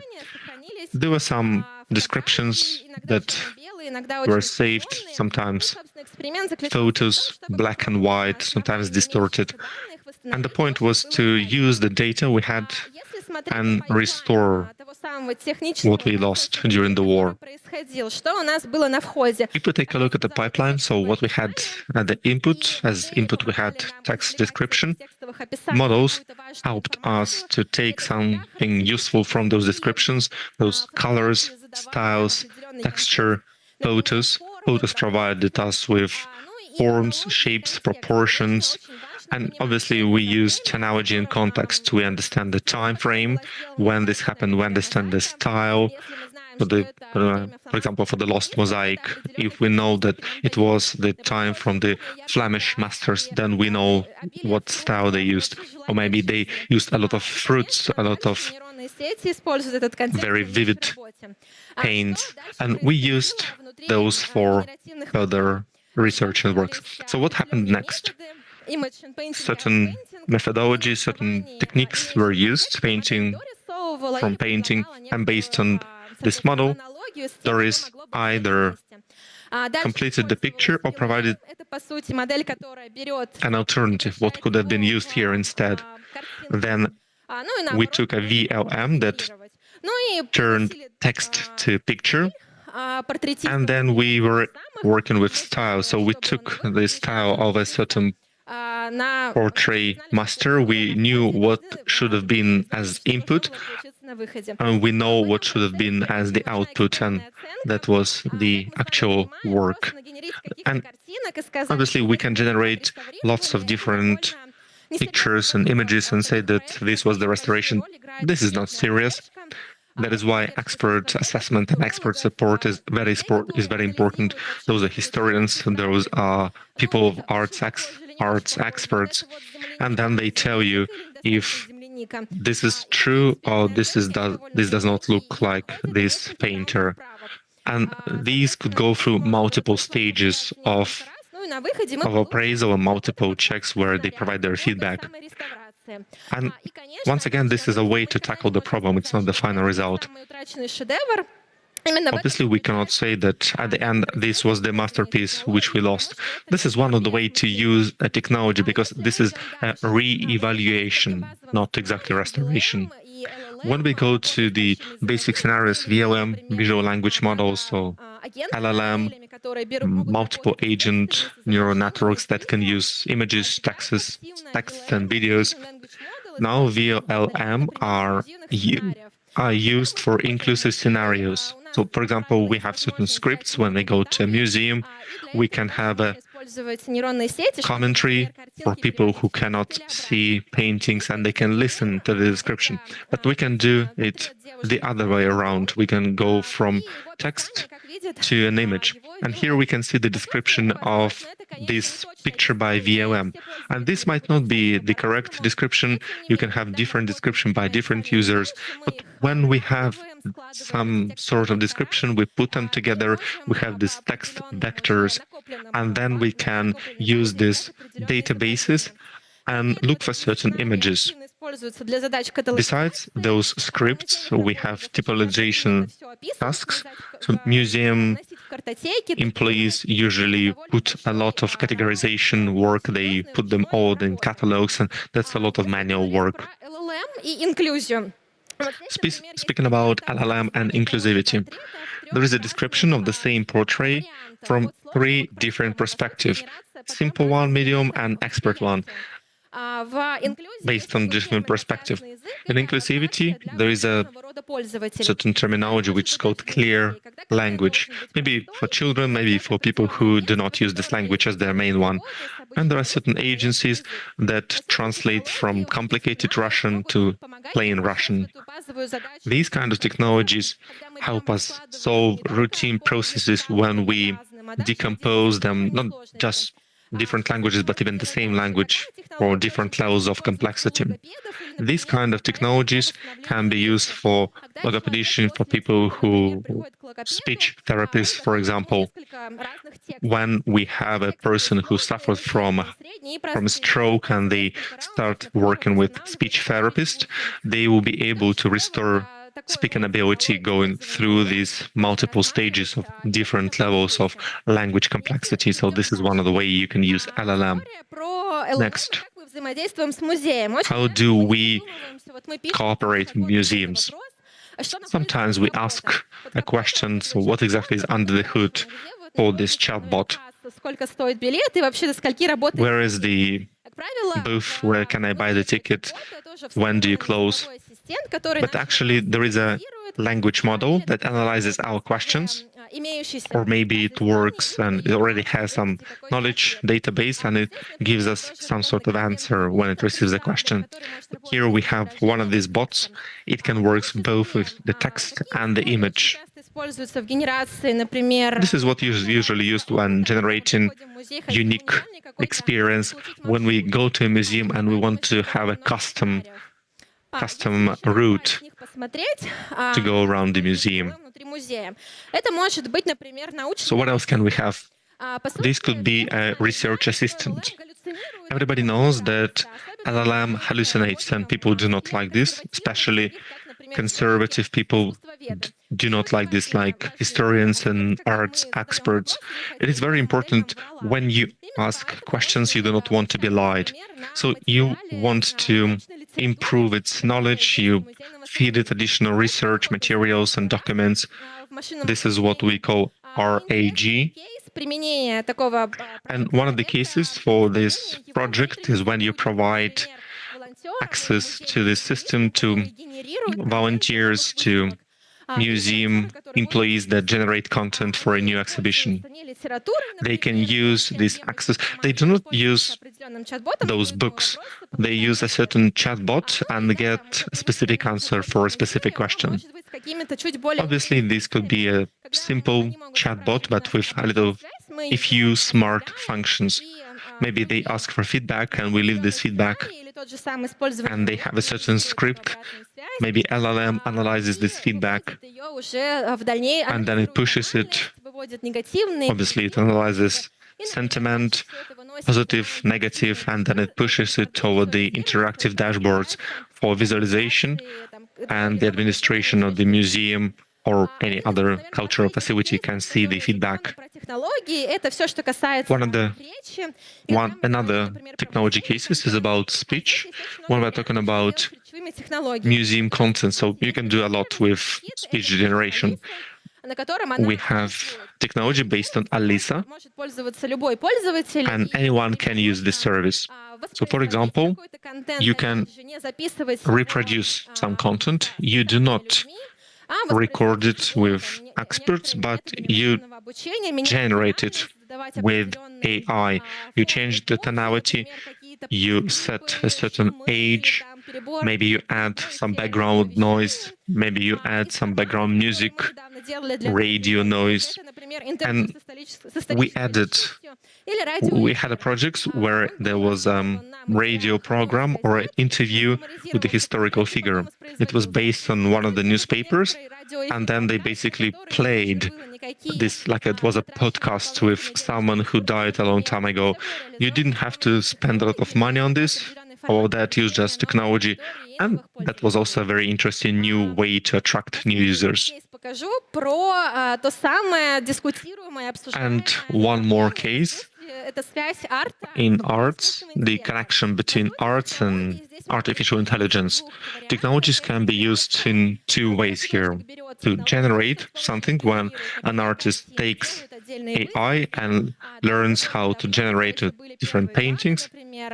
Even when the first museums appeared, the Museum of the Contemporary Art, they had dedicated exhibition for technology, and you can have interactive exhibition. One of the examples, you can actually go to the Tretyakov Gallery. The exhibition ends tomorrow. We worked together with the laboratory of AI, and we worked together with artists to generate AI installations, and I think it's a very interesting one discussed publicly. And AI helps us re-evaluate our approach to life through the prism of arts. And to sum it up, it's great that we have technologies, we use it for different purposes, but I would like to say that it's not about technology, it's about people in these projects. It's about people who take decisions, who implement this technology. So let us do great projects for ML, for AI, for cybersecurity, and care about people. Finally, this is a QR code to our Telegram chat. If you want to work with us, we are open to cooperation and experiments. Thank you for your attention. Thank you. Thank you, Marina. I've listened very attentively to your presentation. We have one more presentation and we will be able to save the culture. And we are also preparing for the ceremony where we give out the awards. Marina Koshleva, head of projects at the Educational Sphere for Science and Culture, Yandex Cloud. I just received a message that people are about to cry, and this will be the last presentation. And actually, no, I'm not about to cry. I'm so happy to pack 3 days of so many useful and absolutely amazing content into this festival, and we finally have one more presentation. It will be presentation, workshop, a lot of great things. We'll be talking about music, drive, and festival. Our audience listened to 50 presentations, 50 presentations. We're talking about cyber literacy, which is soaring through the roof. And now we would like to invite, obviously you know about this, and let me flip my page. Now we have the head of AI Assistant Universe from T-Bank, Anna Podobrazhnych. Welcome, Anna, to the stage. And this is the final presentation of PhD 2025. Hi, everyone. I really like my title. I'm head of universe. AI Assistant Universe, but usually I say I'm head of the universe. So let us talk about the future. Imagine a child 10 years old comes home, sits down, does homework, they cannot do math, maybe some kind of problem. Instead of asking help, going to his mother, asking for help for her solution, trying to solve quadratic equations, he opens laptop, asks smart assistant, and gets the explanation on how to solve those problems. Finish up the homework, plays video games or other games, goes to sleep and asks his smart smartphone to tell him a new fairy tale. And this is not exactly the future in the future. That's the future we're living right now in the present. Children are surrounded by GPT-based products, and they used so much more compared to adults. Today, I would like to discuss popular products among children, how they use them, how to provide security for these products, and what future holds for us. My name is Anna Podobrazhnych. I'm head of AI Assistant Universe. We create those assistants in T-Bank, obviously for children too. And I will be talking about how they use these products. What do children like globally in the world? There are three main areas. First, before coming here to give the presentation, obviously I watched and rewatched all the research we have with our products. I was able to talk to a few children I know personally and ask them, what do they use? Everyone told me that they use ChatGPT and similar chatbots. Children use ChatGPT for anything. They know that they can ask AI to retell them a history paragraph, or ask for an essay, or generate a meme, which they will share as if it was their own. If we are accustomed to the word Google, meaning to find information online, then our children use ChatGPT or other services and ask it in a very natural language, and then they get answer for their specific question instead of reading books and going through links. Many people, many children are so accustomed to voice assistants, and this is also the future. This is also what will affect our products. Second area are characters. There's a character AI, status AI services, and you can talk. You can generate your own character, and you can talk to a celebrity, AI celebrity, maybe historical celebrity, ranging from Taylor Swift to Napoleon. 20 million users per month and about 200 million visits per month. Absolutely amazing involvement and engagement. And Russian teenagers are also involved here. There's a status AI. It's a different application, but it became absolutely viral among Russian teenagers. It's a Twitter with AI characters where you play with AI, you create a famous character from a movie, book, anime, and you have their social media from their perspective. You make comments, you make posts. Less than in a month, this service mounted more than 1 million users and more than 500,000 people use it every day. So absolutely amazing engagement. And finally, that's creativity. Children really love creating new things using AI, from fairy tales with their own pictures to full-fledged musical videos, which they create together with AI assistants. And actually, AI helps decrease the threshold of entries so that there are more and more child creators, children creators. You do not have to go to the university to create a masterpiece. You just have to describe what you want to create, and then you'll be able to get the final result and you upload it somewhere. And this is what children do, and that's actually quite a lot. This is what we do in T-Bank. We have AI assistants. One of them is for children. And we started like many other, it was just a text-to-text conversation, something similar to ChatGPT, and children could talk to AI. Then we analyzed more than 1 million queries made by children for our assistant, just to understand what children care about. First of all, most children just go there to learn something new facts. And children are super curious. They are curious about everything. Technologies, dinosaur, art, painting, absolutely any topic. And this is understandable. They do not have to go into very boring and long encyclopedic articles. They want to ask a simple question and get a simple answer that they can understand on any topic. Second, is homework. 25% of children, when we had this survey, they asked for questions, usually for math, science, physics.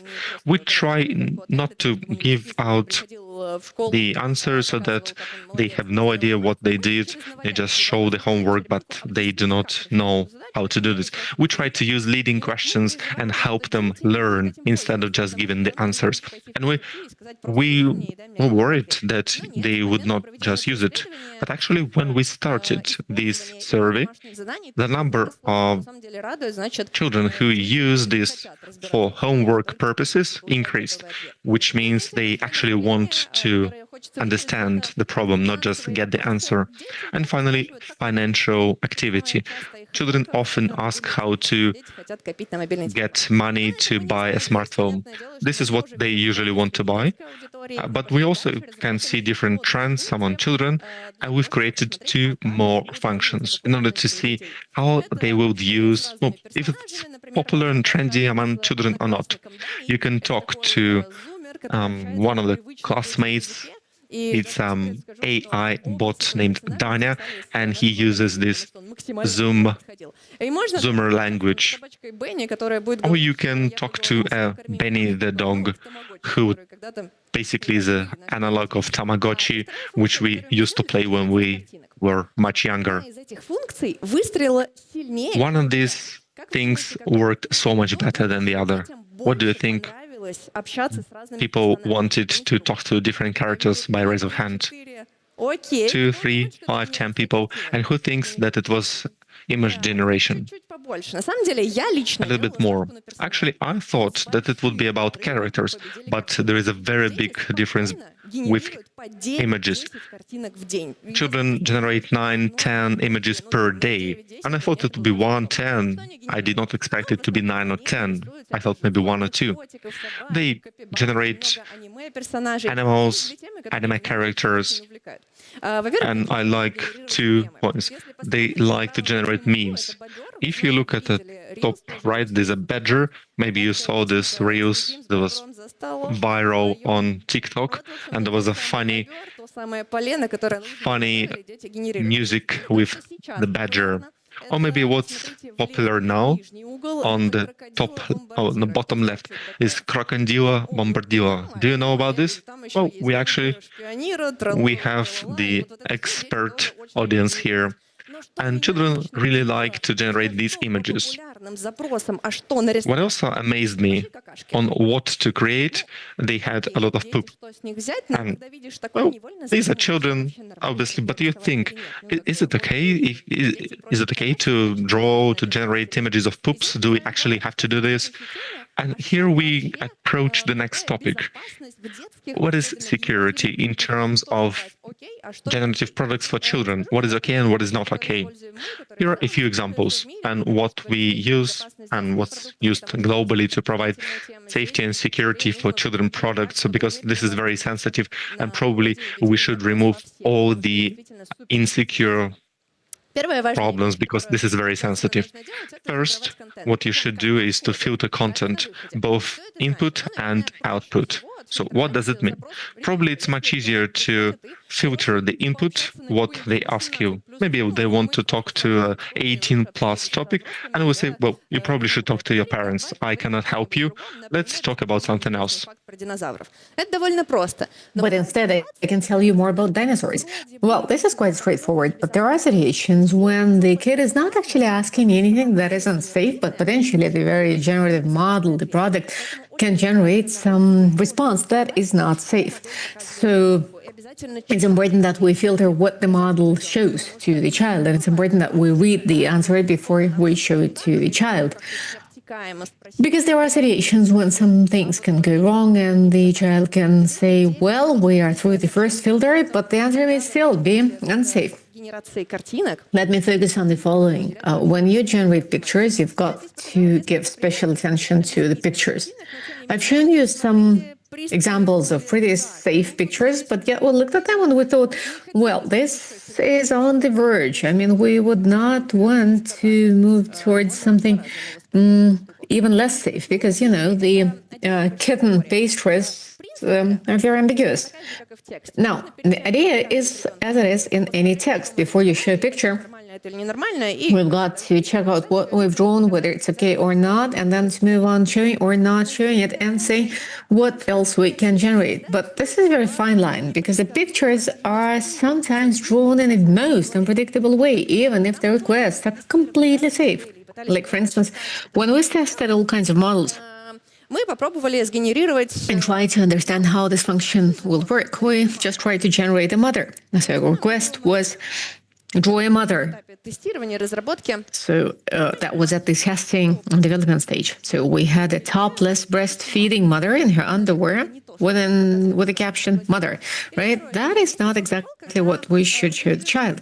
Then also you can generate a picture, and many models work in a way that they first transfer the request into English, and then they make a picture. So if a child comes and asks to draw a big black cock, well, if you know English very well, you will understand that's not exactly what AI is going to show, right?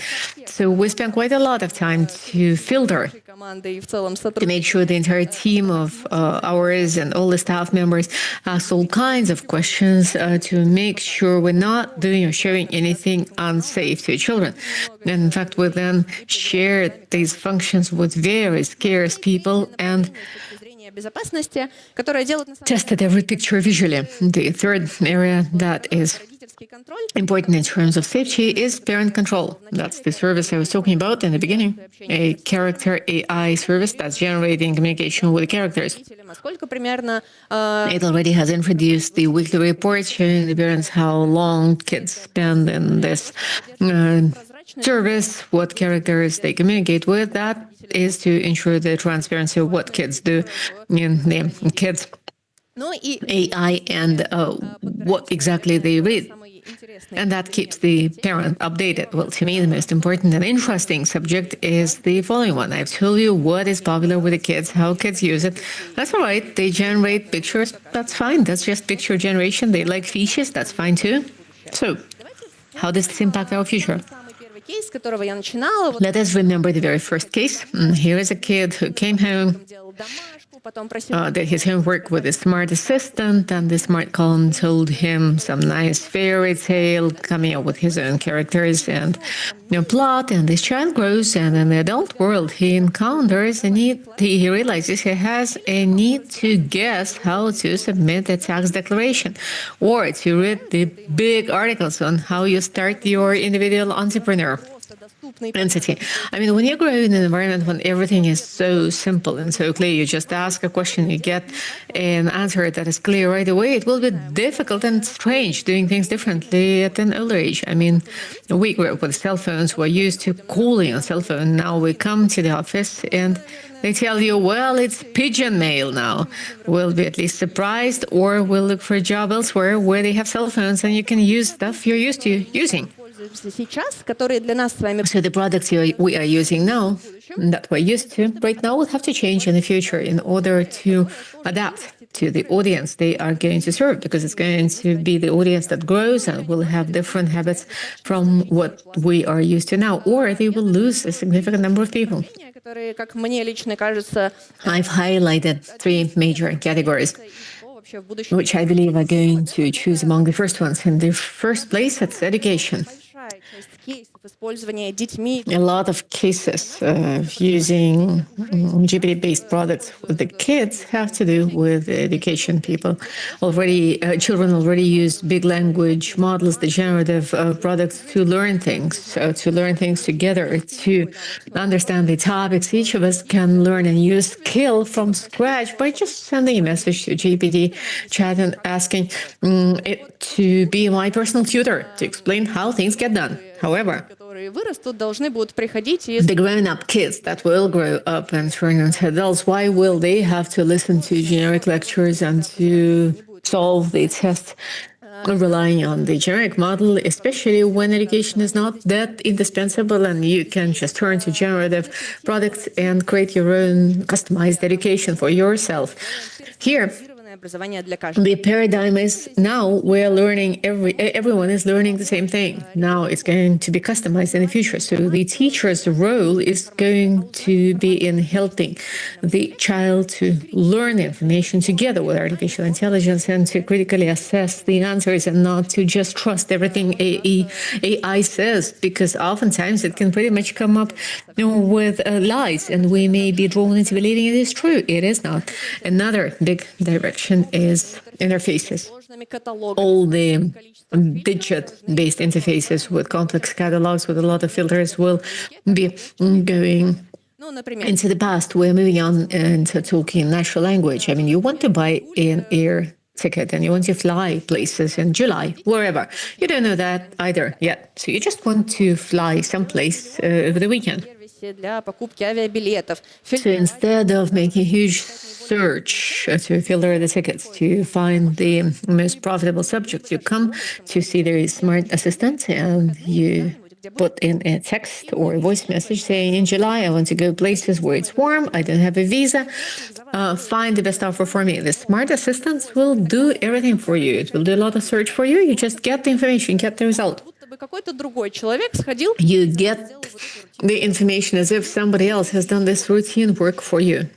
And looking into the future, not only do you get the links to the tickets you go and buy, but also artificial intelligence can come to this website, buy the tickets for you, and bring you the tickets with your permission. The next big area I want to share is, I told you, kids have a lot of focus on creativity together with artificial intelligence right now. So everything that's related to content generation is going to be closely linked to artificial intelligence. I'm talking about professional tools like Photoshop, where you can modify a picture. There is no need to sort out the jet by yourself single-handedly. You'll need to highlight some area and say, well, look here, I want to change something, or programming. You don't need to write the coding by yourself with the smart assistant. You can ask a question in natural language and you can get a tip instead of reading lots of fora and seeing how you can handle this mistake. It is also true of non-professional services where you have content creation and social networks, marketplaces, classifieds. I mean, you want to sell something, you want to post an announcement on selling it, you need to fill out a description, and it's like writing an announcement. I'm selling an iron, it's cool, it's clean, I did not use it long. Why care about this? Artificial intelligence will do this for you.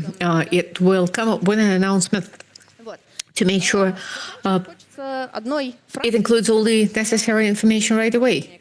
Now, I have here mentioned 3 dimensions that are going to change in the future. Well, naturally, there are many, many more of them in the future. But what's going to happen in the future? If you want to see how the world is going to change in several years' time, let's see what interests kids these days and check how this is going to impact the products we're used to today. Thank you. Thank you. I have my Telegram channel where I talk more about artificial intelligence, and I will be happy to answer your questions somewhere there by the flag. The universal manager of AI assistants, Anna Podobrazhная. In my young age, Jean-Claude Van Damme with a fellow actor fought for who was going to do the final podium steps. Well, you did not have to fight. Positive Hack Days, you concluded this, and it was about children. We started with children, we end with children. That's great. Hooray. Thank you. That was Popular Science. We're not saying goodbye. See how many of you we have here. So you are now ready for the award ceremony of the cyber fight. The standoff cyber fight. Are you ready? Right, people know what it is all about. In Positive Hack Days, we certainly remember not only our Popular Science venue, but also the standoff where the entire F-state was built, constructed in models. And it really is a cool thing.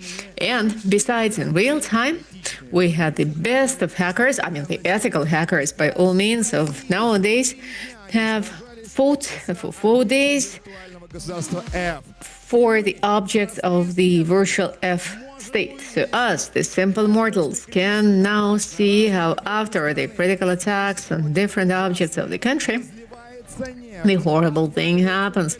Oil spills, the Ferris wheel comes off, and trains flash. So that is quite a lot. That standoff, cyber fight, cyber testing field. Some attack, the others protect themselves and come up with defense. That's the most realistic competition and experts in cyber security. And this is the largest scale festival in cybersecurity in Russia and in the world. Now we're going to award our heroes, our winners, for the award ceremony in Cyber Attack Standoff 15. I will now invite a respectable person in the hacker community, the managing director of PopSci Technologies, Alexei Novikov. Всем привет! Алексей! Hi everyone. Что там было эти 4 дня? Чем этот стендов? What have you guys been doing for 4 days? Why is the standoff special to you? What makes it special? Well, at last, it's summertime, so the bald slot on my head is now pretty burnt. That's unpleasant. It's not a great feeling. The sun hacked it, right? Exactly. But the standoff, otherwise, is very, very visible and special in many ways. Folks will share that to you. On day one, we had more attacks than anyone else. I mean, than ever before. So in terms of the density of attacks and the vulnerability exposure, we clearly have beaten all the testing fields. This was the biggest testing field ever, with the greatest number of industries represented, and I think everyone truly enjoyed it greatly. And we're not really feeling like ending this cyber fight that lasted for 4 days. That is so amazing. Well, actually, we did not expect that many attendance even in the Uma Thurman concert. Cybersecurity, that is amazing. So who are our heroes this year? Ivan yesterday was telling us about some Kazakhs. Who's the hero this year? Or is it way too premature to talk about this? Yeah, we're going to announce their names a little later, but that our heroes is everyone participating in one way or another in our cyber fight. That is the team of attackers. It's the SOC team that is now polishing their mastery, their skills to show an interesting masterclass, to find something interesting new and to explore it. And the team that's been with us every year, perfecting this cyber fight. Well done. They are the real heroes. Many of you have been here and watched it, and it was amazing this year, truly. It really was. So there are folks that fight, stand off, and then they become part of the team, and they make standoff even better than that. Shall we call them? Yes, Ivan Bulavin, CPO standoff. Product director for standoff, Ivan Bulaev. Как так, какой они вчера устроили? Да, было хорошо. Всем привет. Hello. Мы начнем награждать команды. Hi everyone, so we are going to award our teams, right? Well, Ivan did not really feel very talkative today. He wanted to award people. That's right, I'm so tired. I've been speaking for 4 days. I mean, we played for 4 days. And as we did, I went away completely drawn. I thought it was going to be easier the day after. On day 2, I nearly died. And I hardly made it to day 4. That was tough. Ivan Bulavin. Ivan Bulavin joined the standoff team, the PopSci Technologies, and makes this fight even better. It's been a record fight this year. So we have the defendants teams, the blue team of our cyber fight standoff 15. These are the guys who recorded incidents and researched the attacks, investigated them. So they did the monitoring. So the nomination for an outstanding start is the body contains team. Потрясающий старт. An amazing start here. This is a team participating for the first time, and well done. I would even announce it louder. Can we have more volume here? This is our team. If you could step forth. If you could just show your reward so we can see it. Now we need a family photo. Body contains team. Excellent. So you guys take your slot there. So we can all do a family photo. The next nomination for an excellent student practice, VP. Специальная номинация для команды. Well done. Special nomination for team of the students. Поздравляю. You have any students here? Yes. Good. A round of applause to your students. Супер, супер. Да, замерли. Опа! Вижу. Леонард работает. Все, рядом. Leonard. Спасибо, ребят. Perfect. So you take your seat next to us. Третья номинация. И that's a team balance. The next team is cultural alt defend. Cultural alt defend team. Не, ну эти давно в теме, да? Эти давно в теме, улыбаются, видите? So these guys are well informed, well versed. These are the stars of the Russian cyber security and the standoff fights. So these are the winners. These are the participants. This is our standoff. Можно занимать. А вы Thank you. друг к другу. Вот туда не уходи. So if you could stand closer. We have 8 teams here. We are going to get mixed all together. Получается? Вы не про... Вот же, вам, да. И вы сюда. Все, здорово, построили. Четвертое. Excellent. Непредсказуемое. So the fourth and the most unpredictable section of IDD Goody Jr. Вальяжные такие выходят. These guys are very relaxed. IDD Goody Jr. The relaxed folks. The unusual goes and moves in cyber fight. So you come forth, take pictures of you. A round of applause to our stand-up participants. That's our partners, our stars. Что-то вы такие широкие, слушайте, давайте ближе. You guys are very broad-shouldered. Can you stand closer to each other so we let some other folks take the remaining room? Как будто так.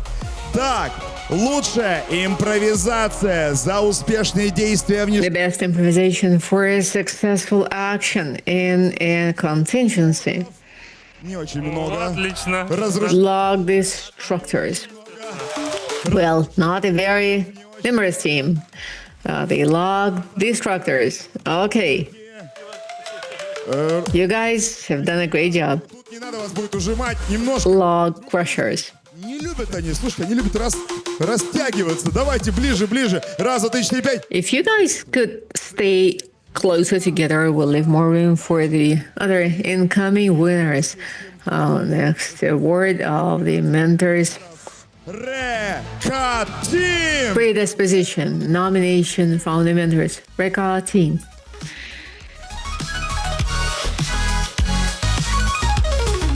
Капитан? А кто капитан?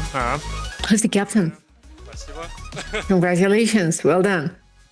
Есть! Надо в центр и сфоткаться красиво. Правильно, So you get to take your most central place. We'll take a family photo. Спасибо! Теперь вот туда, к тем твоим красавцам, лог-крашерам. Okay, you guys go and join the log crushers. Команда Руби. This award goes to the most involved team, Ruby team. Количество обращений. The greatest number of applications. I do not know what that is, but they know what that is. So you guys come and stand here right in the middle for family photo. So you raise your hands Это синие наши, мониторинг. The blue ones, that's the monitoring. Good. Now you take your stance close to your monitoring colleagues. And then the last but not the least, for a systemic approach. Сколько раз я слышал это слово, Жаным? Janim, I've heard this word so many times. Вот, душа, ну ж во всех песнях, да. This is translated as soul. That's right. Вы в серединку. Да, потому что это же награда. Ну, так надо, подняться. You guys come forth. Все. А теперь все вместе на авансцену, все вместе сюда. Excellent. Now you guys come forth, all of you.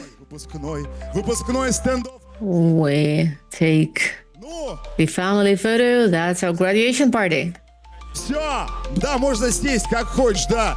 Ну что, жахнем для них. Make yourselves comfortable and let's go with fireworks in their honor. That's the monitoring of standoff teams. Набрали материала. Good. You've collected a lot of materials. So good. See you guys in our next standoff. Congratulations. That's a minute of glory. Are you staying for the concert? Oh, you're tired, I see. Поехали. You stay. It's important that you guys stay. Жгли, ребятки. Хорошо. Так. Ivan, shall we go on? Следующий. Sure.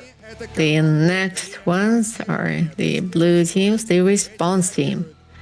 So those guys do the monitoring, these ones do the response. They know how to investigate the incidents, they know how to counteract the hackers in real time. So on this stage we're going to have the effect team. Ладно, пройдемся. Эффективная стратегия защиты. That's the effective defense strategy.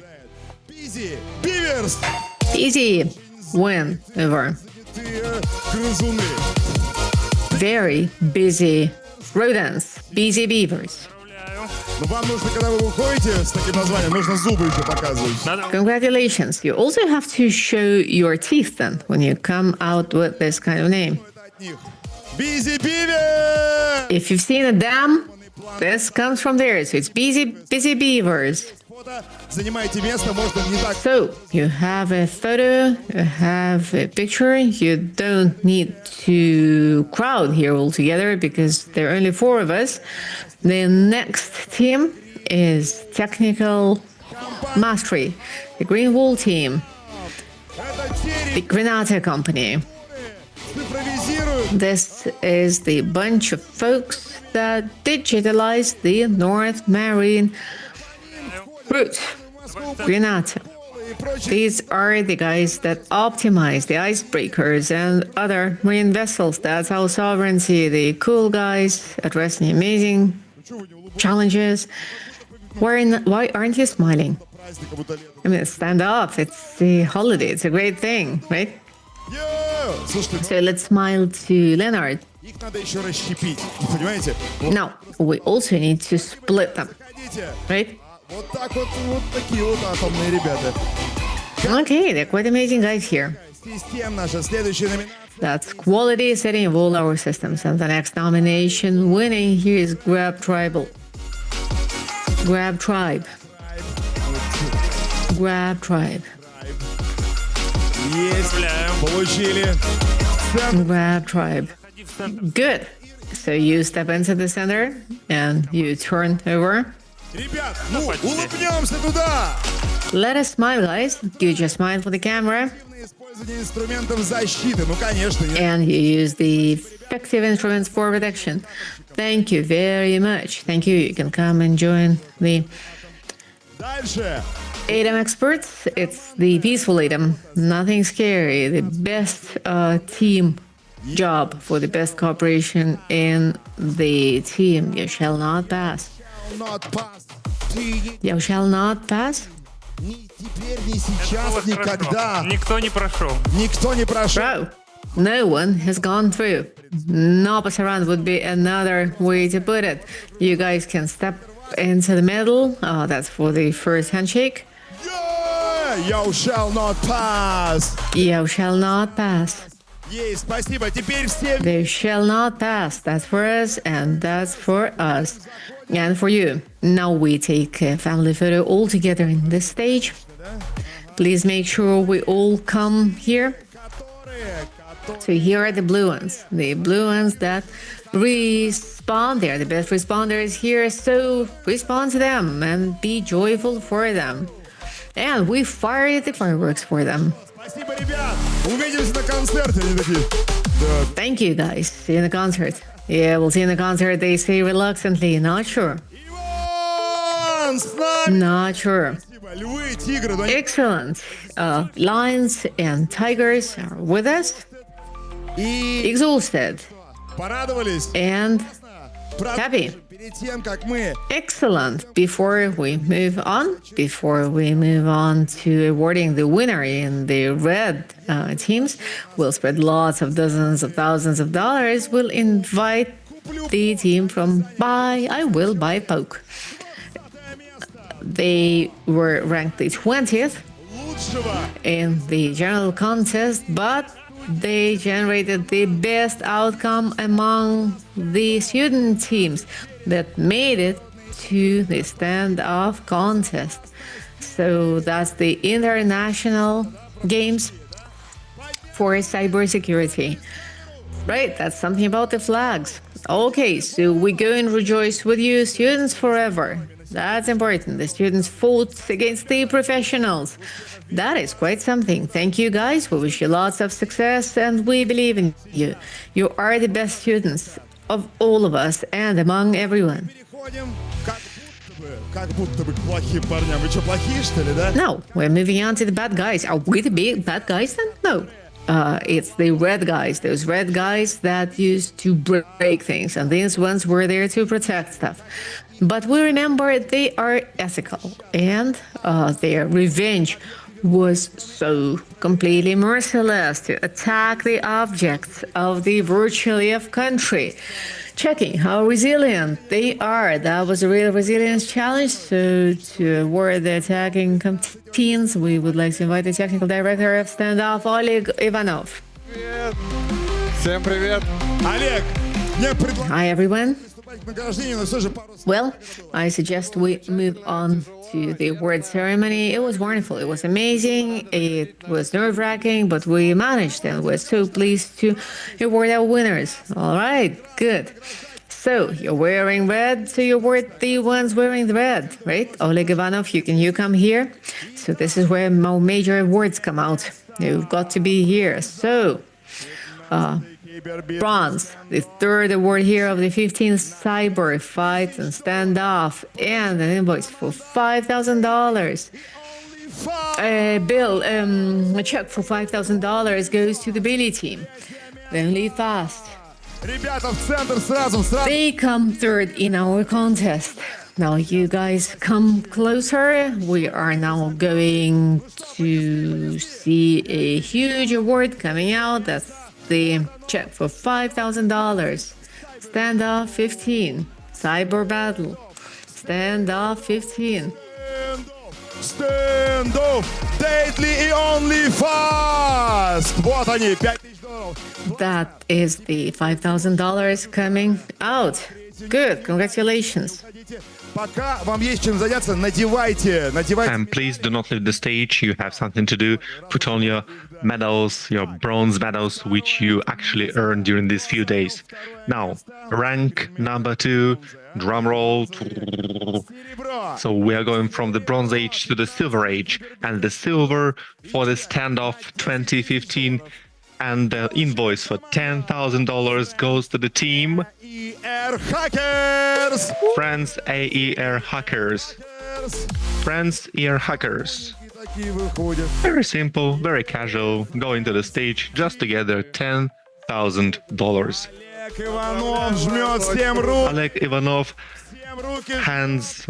shakes their hands and gives them the invoice for $10,000.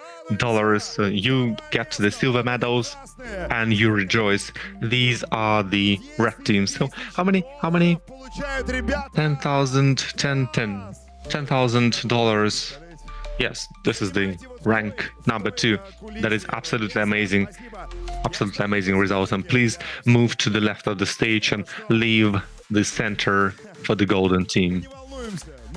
So we're not anxious. We know the winner. Do we? Do we know the winner? Maybe you know the winner. Okay. And the first Dream Team. $20,000 goes to Dream Team. You have the correct name, and obviously you get the correct result. Standoff, $20,000. Standoff actually rhymes with Ivanov, the name of Oleg Ivanov, the main man behind the standoff. And once again, give it up for the teams, for the winners of Standoff 2015. 2025 Standoff 15 Dream Team again here on the stage. Ivan is very tired, and he said that there were potentially maybe some chances that someone else's would win, but no, they did not let their championship. They continued their streak. They did not give away their medals. So these are the red teams. These the people who attacked the government named F. And once again, rejoice everyone and give it up for the contestants. That was an absolutely amazing battle. Thank you, Oleg. Thank you, guys. And now we can rest. Thank you again. And once again, another round of applause. You can go backstage and do even more photos. But please stay for the concert, because... So, okay, we get to this hacker fighting spirit, Oleg Ivanov. Thank you. That was absolutely amazing ceremony for Standoff 15 in PhD 2025. But obviously do not leave, because we will say goodbye to our broadcast audience. This year we saw another record. Thank you, dear audience, wherever you are, in Shanghai, in other countries.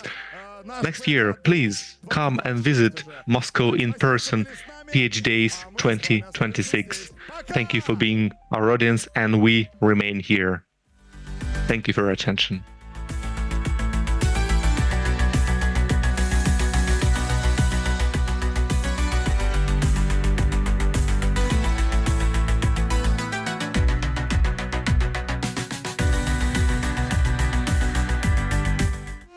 Да! В общем, смотрите,